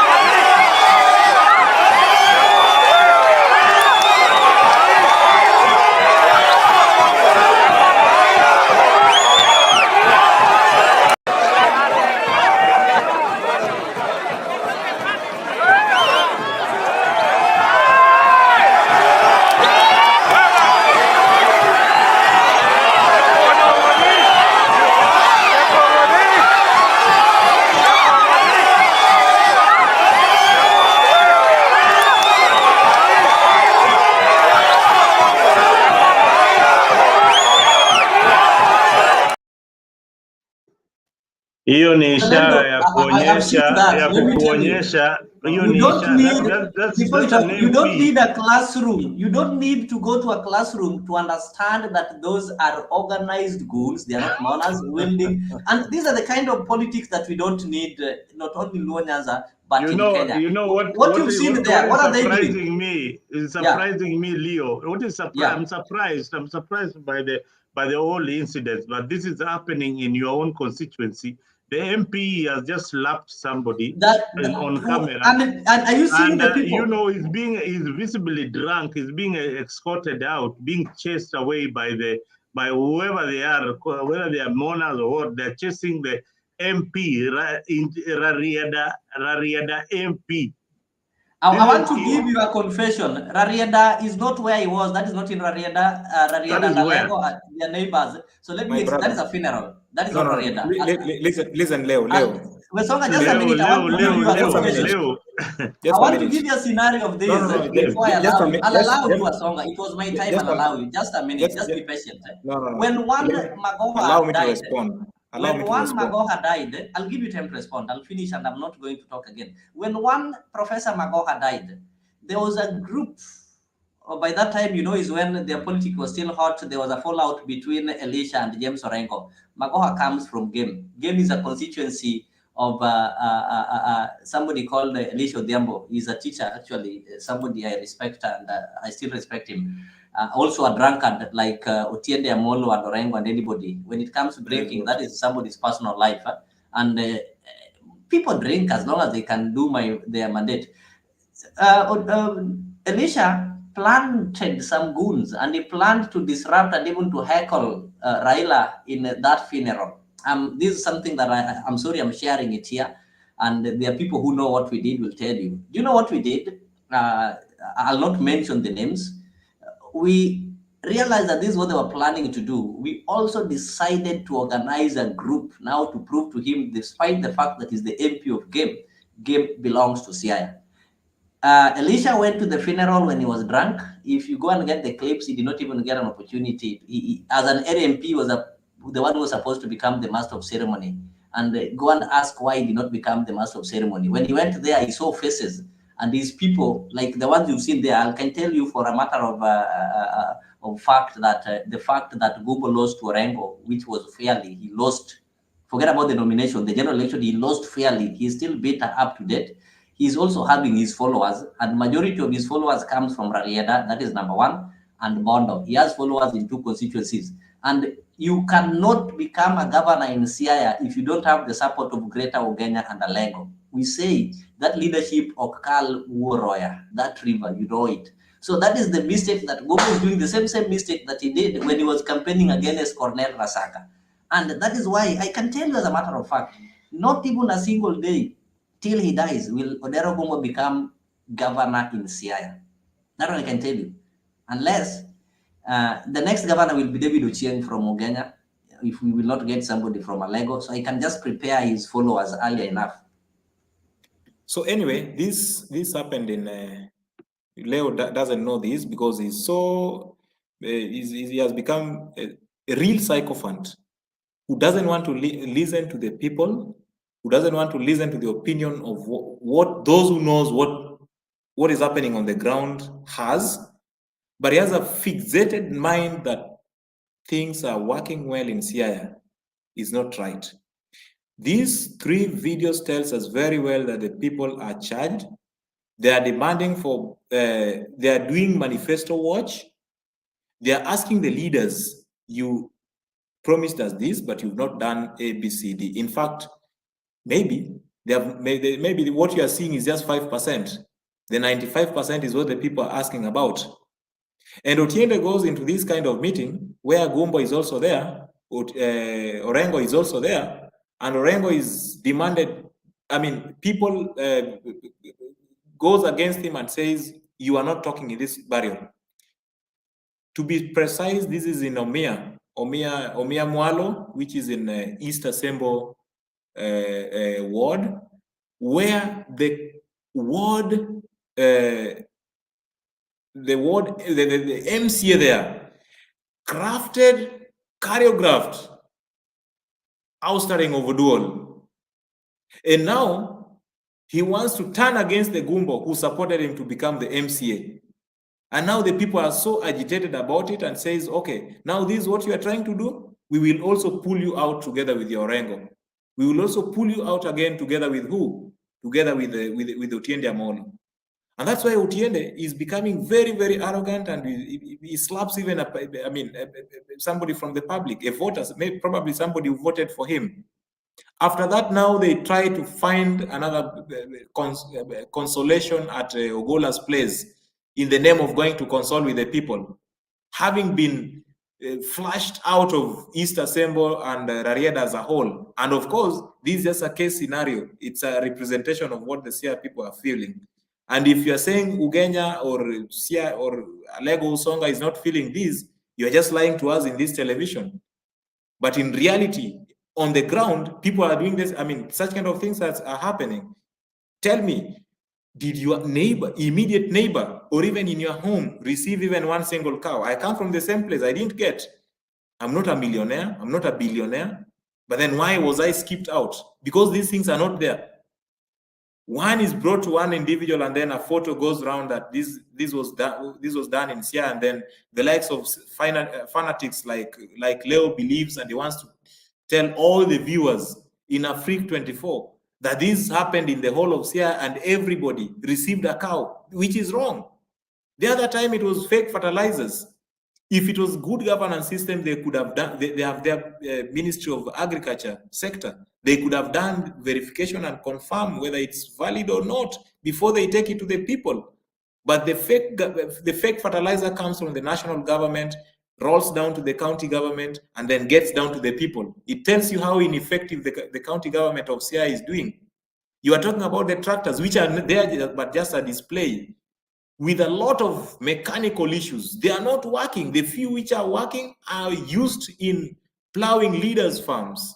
So the common mwananchi are left to suffer until 2027 when the elections will come in, and then the tips, normal tips will be there, and then with your Ochieng thing, then you say, this is the person to elect. leaving alone the Gumbo who is agitating for a change, agitating for real development, agitating for social transformation for Siaya County as a whole and Kenya as a country. So Leo, you need to change your mindset and don't look at politics in a draconian system, but look at politics as a way of changing the people's lives. So, in fact, I would say that if you are given a leadership chance, then you just behave the same way Orengo and Otiende are behaving. Because you don't have a mindset for the people. You are only looking for the crowd and then trying to show how many people you have at your back, but you're not looking at what the people are benefiting out of. So don't lie to the people that there are medicine in Siaya. There are no medicine in the hospitals. And I've mentioned so many my things. home is opposite Ukwala Level 3 hospital. Right now, nobody is buying. The opposite, there's another hospital called Matibabu, a private one, and nobody goes to Matibabu because the hospital is fully stocked. So if there's no medicine, maybe in Asembo, then you need to blame the med super who is in charge of that hospital. I've been to Asembo. You know, my brother has got a pharmacy in Asembo and also in Missouri. That is something that you know. So I've been to the place. Let us just be factual. We cannot have all the medicines in these hospitals. That is, it doesn't happen in this country. We understand that we are in Kenya when it comes to supplies and the kind of money that they get. But what we need to understand is that is the little amount allocated to that medication, is it used? The first thing that Orengo did when he was elected as a governor, you'll agree with me, he did something at the Siaya Referral Hospital, which used to look like a high school, village high school kitchen. He renovated, and the first thing that he did was talking medicine. It was on record. It was on record. When I talk of the places that I visited, there's a place called Nyangu Dispensary that was closed, I think, 20 years ago when I was still in primary school. The hospital is currently running. Amira Level 3, which is it was a dispensary that was never used, is currently operating. Recently, he partnered with the national government and they're building Urenga, which is going to be, I think, a level 4 hospital in Ugenya. Go to game, look at the markets that are being built there. Cornel Rasanga tried to build a road that was never finished. So these things are work in progress. But what we need to call out is, okay, I know what is happening is that there's a project for 100 million. Obviously, somebody will use 80 and take some. That is what we need to call out. But we can't call it out when we vilify and say that, you see, this person has stolen money. We have the systems, we have the codes that we can use. We don't take them to court. And Mzalendo, I don't know how we can put this body called EACC into, we need to ensure that they are responsible and they do their work. The role of EACC is to investigate and charge people who've done corruption. It's the anti-corruption body. So it is so ridiculous that EACC, instead of looking for those people who are practicing corruption and taking them to court, what they do, they are doing a research, which county is most corrupt, and they give us a report. So do they want us citizens to go and arrest? The only time citizens can arrest these people is during elections. We vote them out. Now they know very well these people have been voted and they have 5 years in office. They're giving us the list, the most corrupt county. And they've been given money, resources, power. I think that is one area that we need to look into, the role of EACC. And I have not seen EACC arresting. They have made some arrests. They have made some arrests, but have these people been? They don't build a strong case. Zalendo. No. Zalendo Leo is running away from Leo. Zalendo. Leo is running away from pointing out. Yeah, we will bring him. We will bring That him. you cannot blame the police. You cannot blame the police. You cannot blame the police for not catching, let's say, Leo. They're no enforcers, my friend. Instead of just saying that Leo is a thief. Leo is stealing. Saying Leo is a thief. You have to, Leo is a thief will not do anything. Leo, you Now want listen, to, that's what I'm yes. saying. Leo, that's what I'm trying to tell you, that you are trying to blame the EACC instead of calling out that the perpetrators themselves, and your governor is the key perpetrator to that actual crime, that is robbing money that is meant for development, because he's overseeing that money, right? He's signing those checks. So you cannot say that the problem is EACC is not working. The question is, you should be pointing out that your governor is stealing money. I mean, that's the thing. So don't be blaming the EACC, blame your governor. Because if money is being stolen, then it means there's no development happening. It's logic, right? Because do you mean to say that he's been developing, or he wants to develop Siaya with his money from his own pockets? The answer is no, right? So that's the reason why I tried to take you, niliona nikipeleka na ile kana ile trajectory unaenda nayo, tutazunguka in circles. That's why I just had to take you polepole kwa ile njia tu direct. Nani ana sign checks? Yeye yuko pale signatory. Okay, if he's a signatory, do you think the money would analetwanga tu check ana sign alafu anaenda? Of course he knows each and everything that is happening. That's 100% for sure. So of course he does know hiyo hizi yenye inafanyika. That's 100% sure. So he must be benefiting from that. And if that's being the case, then it means hakuna development yoyote ambayo inafanyika in your place. That is a fact, another fact. So it's not about you saying EACC. The issue is you're supposed to be pointing out that no, Governor wangu, you are robbing me. That's it. So the fact that even imeenda as much as anaitwa Nancy Githungu ama Nyokango mnaleta hiyo list ya ya hata sio EACC. I think it's is it Nancy Githungu or who was it that brought up the list of the county governments, especially when it comes to part of a lot of their budget going to the wage bill, and most of the people that are being paid there are non-existent. Na to avoid kuwaita ghost workers, because I could just use that term, but they're just non-existent. And some wages and some receipts that have been rather some money that has been released, they have no receipts to back them up. Siaya is on top of that list. You understand? So kama ni pesa imetolewa and there's nothing to back it up, who was the one who's signing that? It's your governor. So that's what I was telling you before when the Bali, because I was looking at you, you are spending a lot of good energy in the wrong way. So please, my brother here, mdogo wangu, try to ushuke your horse that you're on right now, utembee polepole and try to recover, because you seem to be on something. You're on a high dose of methylated orengo. If there would be a spirit called orengo, I would say that, because I think you're being misled, to be honest. Leo, Auditor amekwambia pesa imetumika, but there's nothing to back that money that has been used, and you know who's the signature. Black, that and is still what here now you are again. that is what now brings us to what Mzalendo was saying. I mean, pesa imetumika, there's nothing to back it. I'm not defending that. That is massive corruption. Then why I'm not do we talking have about to even pay that. a We body are talking called, about why do we have to pay there are no bills, EACC, no receipts. ethics, and there are no receipts? Some things Listen, we are talking about there are no receipts to back it up, no invoices. Let me put it that way. That is corruption. So now who is Najaribu now kufanya. failing us as Of Kenyans? course, Who is now failing us?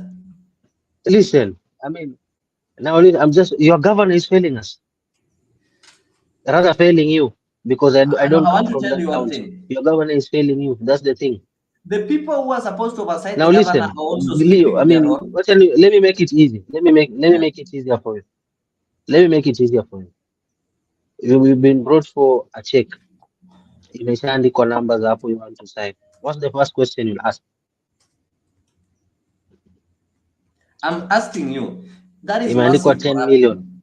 10 million. Imeandikwa 10 I've just million, asked you a hakuna simple question. rishiti, hakuna anything. Or 20 And million. we have a body called that body for anti-corruption Listen, with Leo. officers who are earning salary. Listen, What Leo. are they doing in Leo, office? Leo, don't run away. Leo, don't run away from what I've just asked you.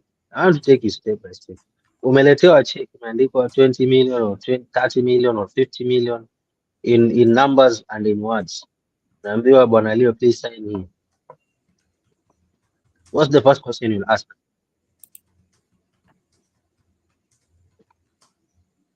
Where did the money go to? Before you sign that, what? No. Who I've should just ask told that you. question? Not Umeletewa me. check. Me, I can't ask. I can ask through an elected Wacha representative. niongee Kiswahili. Wacha nifanye Kiswahili. Umeletewa check ama hundi imeandikwa 10 million or 20 million or 100 million, whatever million that will be written on it, right? What's the first question you'll ask before signing that? What's the first question you ask that person that has brought you that check for you to sign? Bwana Leo, are you still there? What is the money going to be used for? Yes. That is number one. And you Very know good. very well they cannot give Now, you a check without giving you a reason.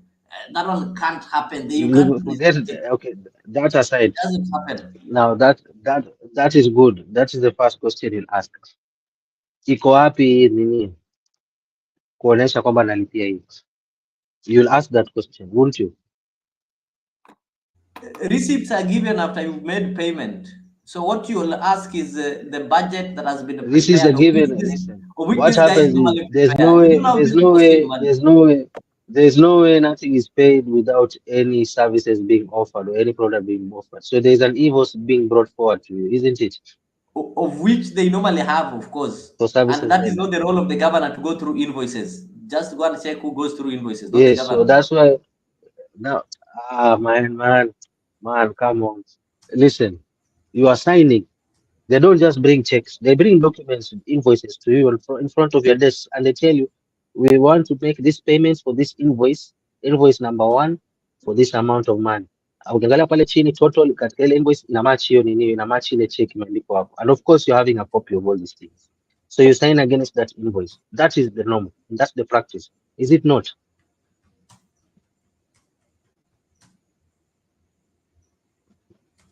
Mr. Liu, are you there? I think that we are going to go around for no reason that is not going to be helpful in our discussion. I think Black, I think what you need to tell Leo is that this talk show has taught him that whatever he thought is working out in CIA is not working out. That is what he needs to come out understanding from this my moment. point is, so just to kumalizia tu hiyo nini, maanake sitaki kusukuma sana kwa ukuta. The fact that you can tell me that someone can sign a check without an invoice for it, because that is what the auditor flagged, then you're a joker. All right, guys, we take a small break. You're either a conspirator of hiyo pesa kuibiwa, or you're a perpetrator.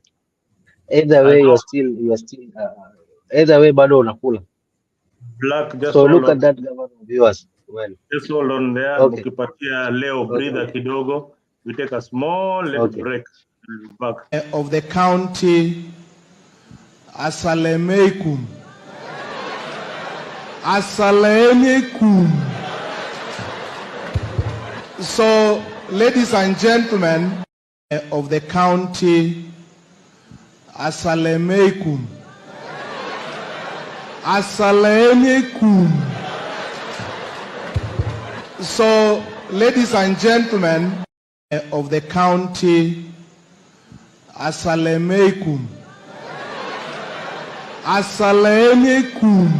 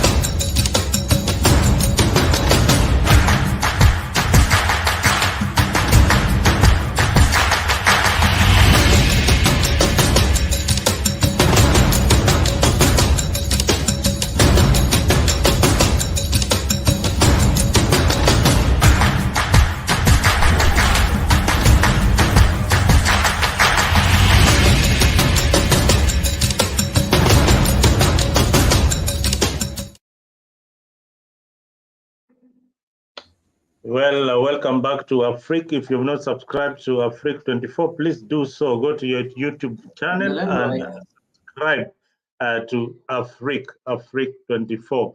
I want to say, you know, we have done almost 5 hours on this particular session today. I want to give thanks to the people who have been also in the panel. Good year, you don't disappoint kama kawaida. You are the president of the comment session with your cabinet there, Geoffrey Ruto, Lutario. Thank you very, very much. You thought that Leo was a Meru. This guy is not a Meru, a Marian. This guy is deep from Sierra Lego Usonga, where you throw a stone and then it will hit a professor or a doctor.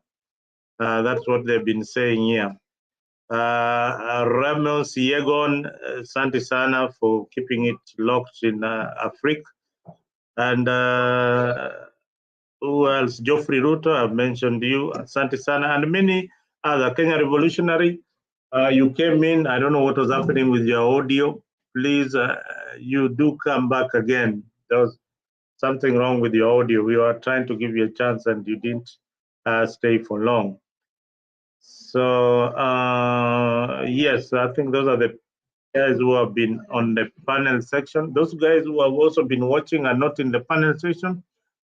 Thank you so much. Make sure you subscribe to Afrique. This is your #1 YouTube channel where you bring for you the real issues the way they are. We are not biased. We say things the way they are and the way they ought to be. My panel has been, we've been here with Black. Not disappointing. Black is one of the elders in Afrique.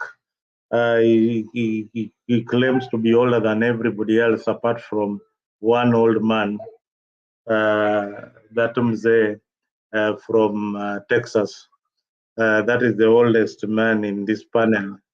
So karibu sana. I can also see Maureen, who is coming in the studio. We are talking about the county of Siaya. Hiyo ndio mambo tunaongea saa hii, county ya Siaya. What is happening in Siaya? Maureen, please don't go away. Comment, come into the studio. You can switch off your camera if you want. If you want to sleep like that, we can see you. Utusalimie kidogo. Usalimie Lady Maureen.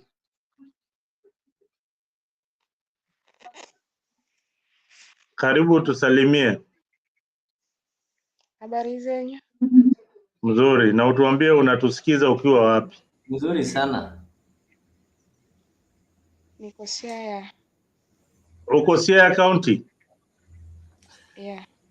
Hebu tuambie maendeleo gani? We nyamaza bwana, wewe ni mtu wa Siaya. Hebu tuambie maendeleo gani iko pale Siaya. Wewe ni unatoka Siaya. Niambie ile maendeleo umeona Siaya. Kwa sababu Siaya katika county zote za ODM hiyo ndio number last. Hiyo inasemekana hivyo. Ni maendeleo gani Orengo ameleta Siaya? As for now, I'm still mourning General Francis Ogolla. Yes. Siwezi answer hiyo sahi. Maybe next time. Na unamwona ukiwa pande gani? Siaya CBD. Oh, yuko Siaya CBD. Una matarajio gani kesho wanapoleta bodi ya general? Na una maoni gani? Huyu jamaa una maoni gani kuhusu kifo ya general? What do you think? What happened? I'm lost of words. I know you're I'm lost lost of words. The man was very generous to. What has happened to our Lady Maureen? Tell me, what do you think about the life of General? Did you ever meet General in person? Yeah, once. Once. Hebu tuambie tu kidogo kuhusu your encounter na General. He was a man with few words. Very generous. friendly. Hakukuanga na limit ati anaongea na nani, provided unaweza mfikia, alikuwa anaongea na kila mtu.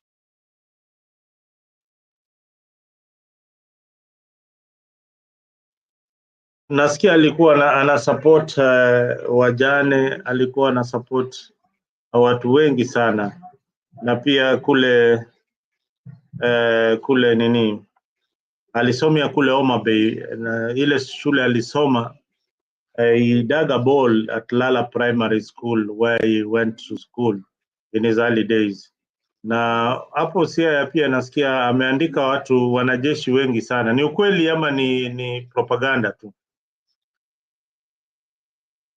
Are so many people enlisted in the army through General Francis Ogolla? Hiyo siwezi jibu cause ndio ameanza tu kazi, hata jamaliza 1 year na akakufa. Sasa maybe kama alikuwa na hiyo mind or hiyo list ya kuandika, inaweza kuwa ukweli, but sina habari. Asante sana Maureen, asante sana because sasa tumekuja na mtu, tumepata mtu ule alikuwa amekutana na Francis. Sisi Francis Ogolla tunamwona kwa TV. We only used to see him on TV and we talk about him here like we knew him, but sisi hatumjui. Nyinyi watu wa Siaya wale walikuwa majirani. We ni jirani wake ama we ni relative wa Francis Ogolla? Sasa mimi ni binti wa Uganda but naishi Siaya. Oh, unaishi Siaya. Hebu tuambie tu, utakumbuka Ogolla aje? Ogolla, we have lost a hero. We have lost a legend. Tumepoteza mtu muhimu sana kwa hii nini ya Siaya.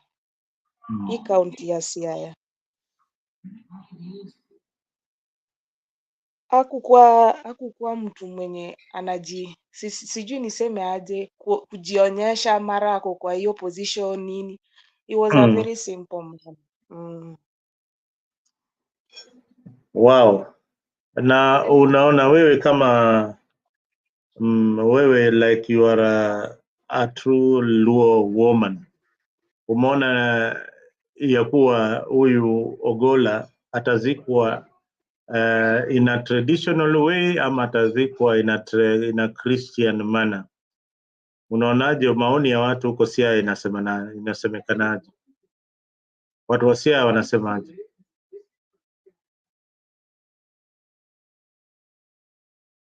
Maureen, are you still there or you've hung up? Inakaa network ya Maureen inamsumbua kidogo, but you see, you hear now from the people on the ground that you know, they are really mourning and they don't want to get into the underdevelopment of Siaya County.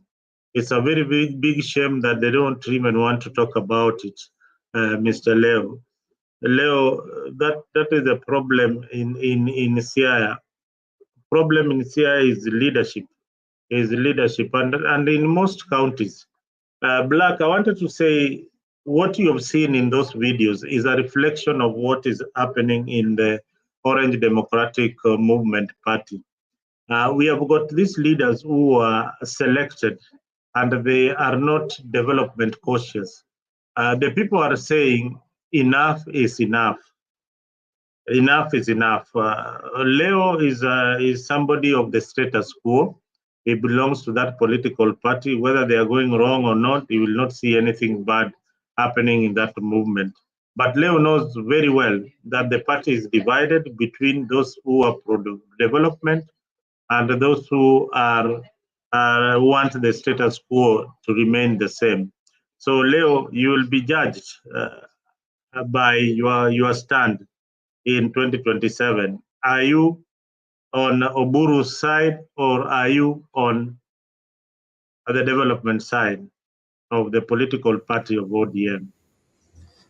Thank you, Mzalendo. I just want to make it clear, you know, you're profiling me for no reason.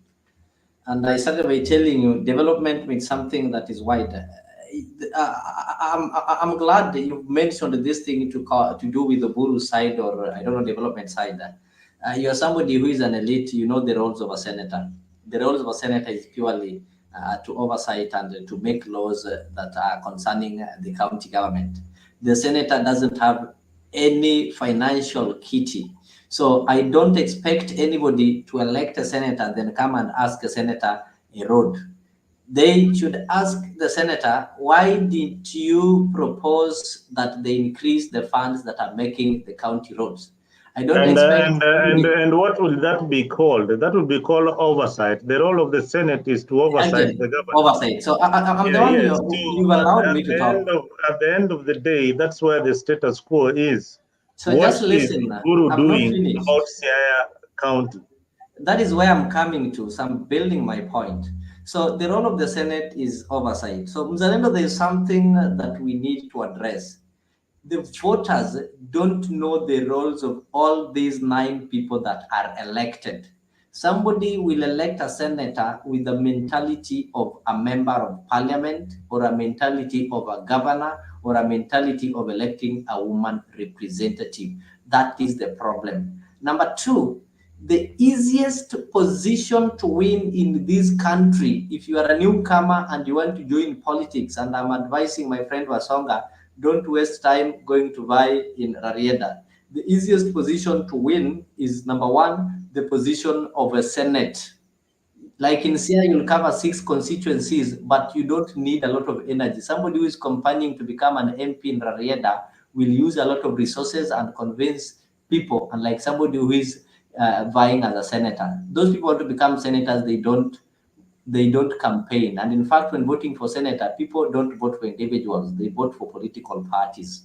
Because most politicians and seasoned politicians don't want to become senators simply because they know the seat of Senate haina marupurupu na pesa za kuiba. And that is why they are fighting through what is called NADCO, so that they can have something in the kitty. So the easiest position is to become a senator. Number 2, as much as I'm one people who, when given a ballot to vote Wasonga and Oburu, I would not vote Oburu Oginga, because number 1, okay, Oburu has served the country, has served his constituency Bondo, and if you meet anybody from Bondo, I know Wasonga will confirm, they'll tell you that out of the MPs that they had, Oburu really did some good job for them, and the only thing alishindwa kusaidia watu wa Bondo ni maji. Actually, we people of Ugenya, people of Alego, people of Rarieda, we would envy Bondo. Bondo even overtook Siaya, which was the capital, because Oburu, I don't know how influential he was. And Bondo is the only constituency that had tarmac roads, even before Siaya, the headquarters had tarmac road. Yeah? Wasonga, I hope you'll confirm that. So number 2, Mzalendo, somebody like Oburu, yes, it is true. He was given a direct ticket. That one I don't deny, which parties allow that one in their constitution, not only ODM, any party. And apart from ODM and UDA, no any other political party did nominations. People are being given direct tickets. That is a fact. We had people in ANC and all these tickets, even people like Gombo and the rest who ran, even including my party leader, my MP, MDG, they never conducted nominations. So let us rule that nomination away. Oburu Oginga was elected by voters in Siaya. He did not even put his posters even in my constituency, but people just elected him. People elected him. So we can't blame Oburu. He did not force himself.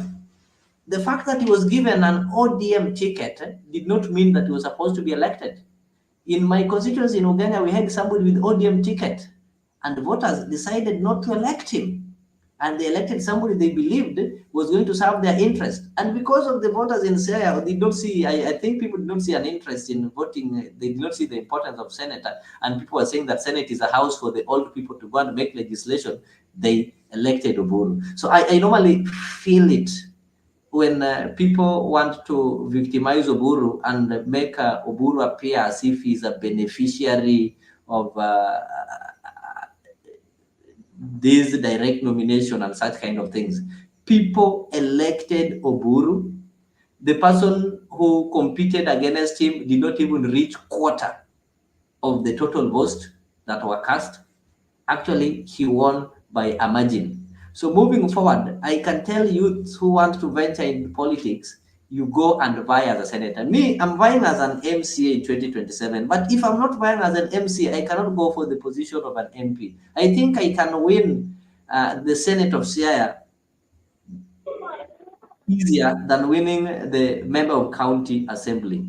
That is the easiest Senate. That is why you saw people like Cleophas Malala coming from an MC. And look at the Senate. Most of them are people who are MCS, are people who, like, they were not big weights and they won. But somebody who won the Senate seat cannot win their constituency seat. And I'll advise my friends. Leo, okay, let us, Leo, thank you for that contribution. My last question, and I want you to take 2 minutes in this, and I'll start with Wasonga, and then we wind up this evening's show. Thank you. If you are running for elective post in whatever capacity, be it MCA, be it governor, senator, etc., how do you want your people to elect you? What would be the best way that you want to be elected? The best way, number one? Yes. I'll not campaign, I'll not camouflage behind a political party. I'll sell myself. I'll become a brand. Then now, I'll join a political party maybe that people are interested in. And if it happens that that political party doesn't give me an opportunity because I'm already a brand, I have something that I stand for, then I can, people will vote me. They will not vote the party. Contrary to what happens, people you see crying after nomination, they did not build themselves and they put their trust in that political party. So the political party, which in Kenya political parties are people owned, they are individual people's property. They're not owned by the community or by the masses. So if the owner of that party, for example, Raila Odinga doesn't want you to be in ODM, or William Ruto doesn't want you to be in UDA the way he did not want Ketero, the way Raila did not want, I don't know who to use as an example because Gumbo was his friend. If they refuse to give me their ticket, people will have something to define me, something that I stand for. But the moment I don't have anything I stand for, it means I'm depending on the party. So without the party, I cannot be able to make it. I'm somebody who believes in my current MP. He was a member of ODM. He was not chased from ODM, but he built himself and he stood for agriculture, seeds, and he formed a party with the label of those seeds. And up to date, he still gets elected based on what he built. Not because he wasn't chased from ODM. But those people you see who claim that are chased from ODM or from UDA, they do not have anything that they stand for. So me, I'll build myself and people will have to understand what I stand for. So if they believe in my dream, then they will vote that. I don't want them to vote a party that I'll be contesting in. Thank you.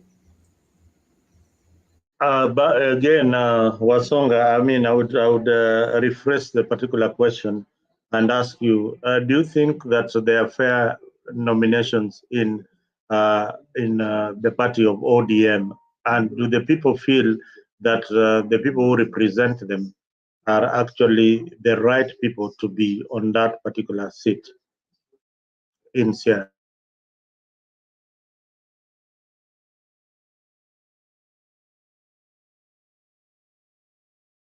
Unmute, unmute, unmute, unmute, unmute.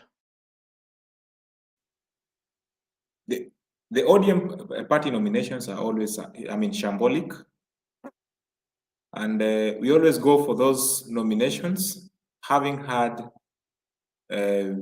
preferred candidates on the list, and therefore they are ceremonial as such.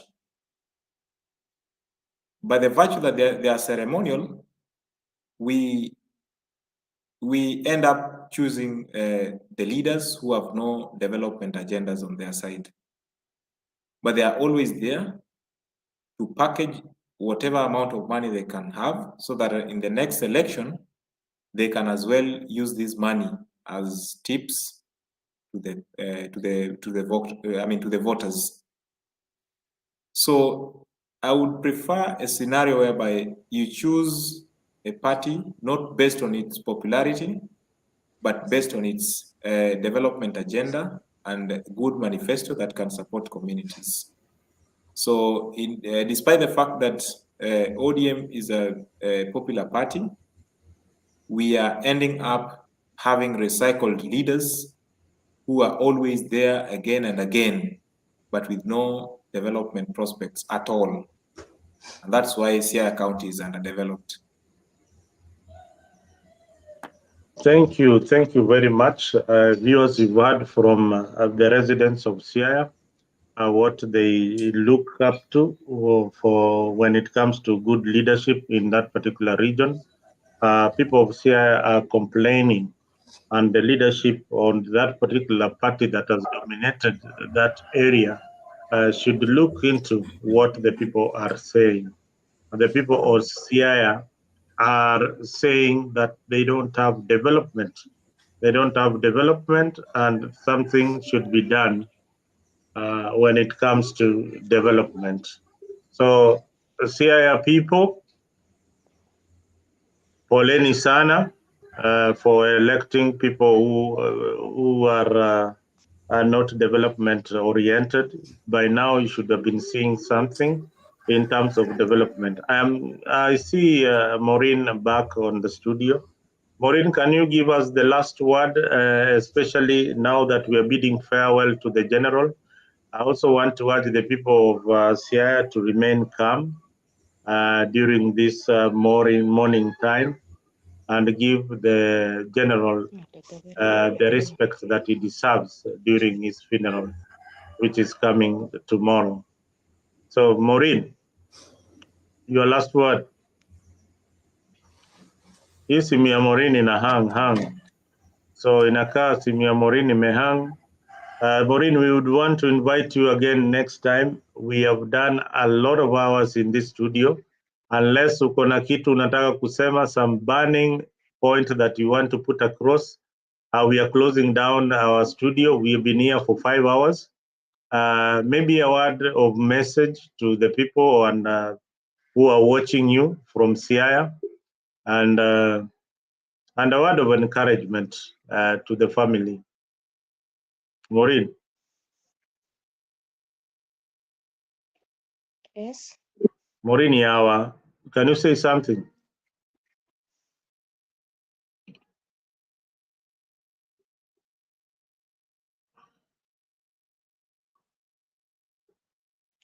Maureen is just smiling. As for now, I'm lost of words. I don't have anything to say. Maureen is saying in the Luo, they call it Doga Umoko, in the right dialect.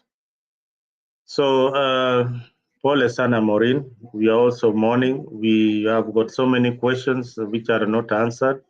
It's only God who can provide this answer. We pray for a speedy investigation into the matter of the Ogolla, of Francis Ogolla, so that we can know exactly what happened. And if it is a normal accident, then we can, we can now be satisfied that indeed it was just one of those mishaps in the plane caused by maybe a malfunction of the engine or something else, So that is what we can only speculate, as we started here, speculating what could have happened. But Mwenyezi Mungu pale ndiye anajua nini ilitendeka.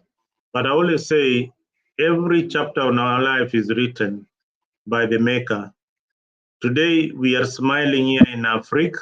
Tunaongea hapa Africa, like Ogolla went for jogging, and asubuhi anaenda jogging, jioni anakuja kama ni maiti. So that is how life is. You must be prepared. But one thing I like about Ogolla, he was prepared for his death. Just like myself, I am very much prepared. I know what should happen, and I know where I'll be buried at the end of the day. So that is the most important part about life. And don't be scared of death. Death is part of you. You are born and you will die. And worse still, Ogolla was a soldier. He died like a soldier, and he died in service. So we condole with the family and even the people of Siaya where he comes from. Otherwise, good night. good people. See you again tomorrow, next time, same time, here on Afrique 24.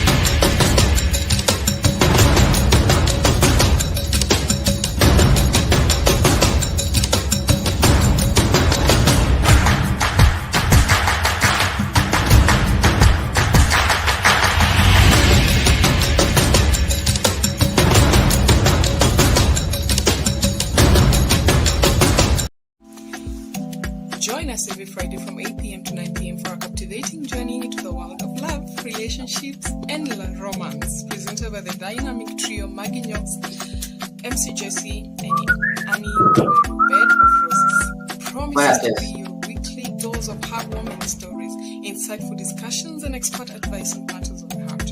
Whether you're single, in a relationship, or simply love a good love story, this is the show for you.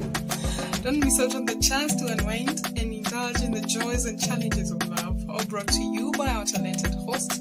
Tune into Afrique 24 every Friday from 8 p.m. to 9 p.m. and let us guide you through the enchanting world of Bed of Roses. Subscribe now and mark your calendars. You don't want to miss this. See you there. But what political leader can stand up and say, my party is a party of principles? For the party of Kennedy is also the party of Islam. The party of Jarvis is also the party of Goldwater.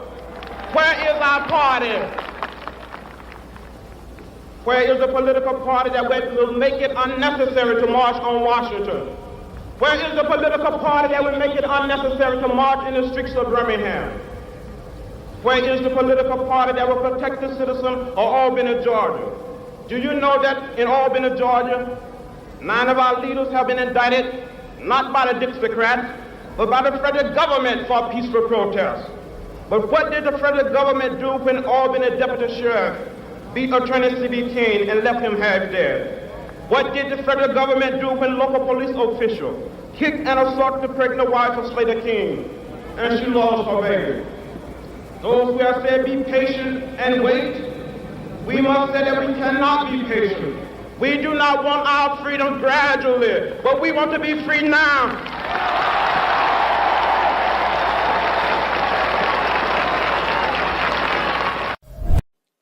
We have come on a very tragic occasion to say farewell to one of the most illustrious sons of this country. We are paying farewell to a four-star general who has died not in the field of combat, but through a tragic aircraft accident. General Ogolla, as has already been said by those who have spoken before, exemplified what you can call a true nationalist. By his own conduct, he showed that he loved his country and he was prepared to serve and die on behalf of his country. We take comfort in listening to his son talk about him. And when I saw Joel talk there, I said, this is a case of the general is dead. Long live the general. My father always alikuwa na mambo matatu kama wewe. Not the same, but all his speeches were divided into 3. Today I'll divide it into 4 because he was a four-star general. Firstly, you heard from Bishop Lele about his love for God. Somewhere in that helicopter wreck is his Bible, which was his most precious possession. Anyone who worked with him in DHQ, MAB, lab, wherever, can attest that he always had a Bible with him. And I am hoping they're able to retrieve it from the accident. I'd want to keep it as a memento, and for the rest of the family as well. His Bible meant a lot to him, and between me and him, the rest of the family, my mom and my wife, were a bit slow, but we'd always engage in a competition for reading the Bible and discuss the mortality and all these things of life. He understood that his position was temporary and it would always end. Leading up to his death, he almost knew that his time was up, despite having very many plans for the military and for his family. But he spoke in a certain tone that would suggest that, my son, I won't always be here, and you will need to take care of my wife and my other children, which I am more than ready to do, and it will not be a problem.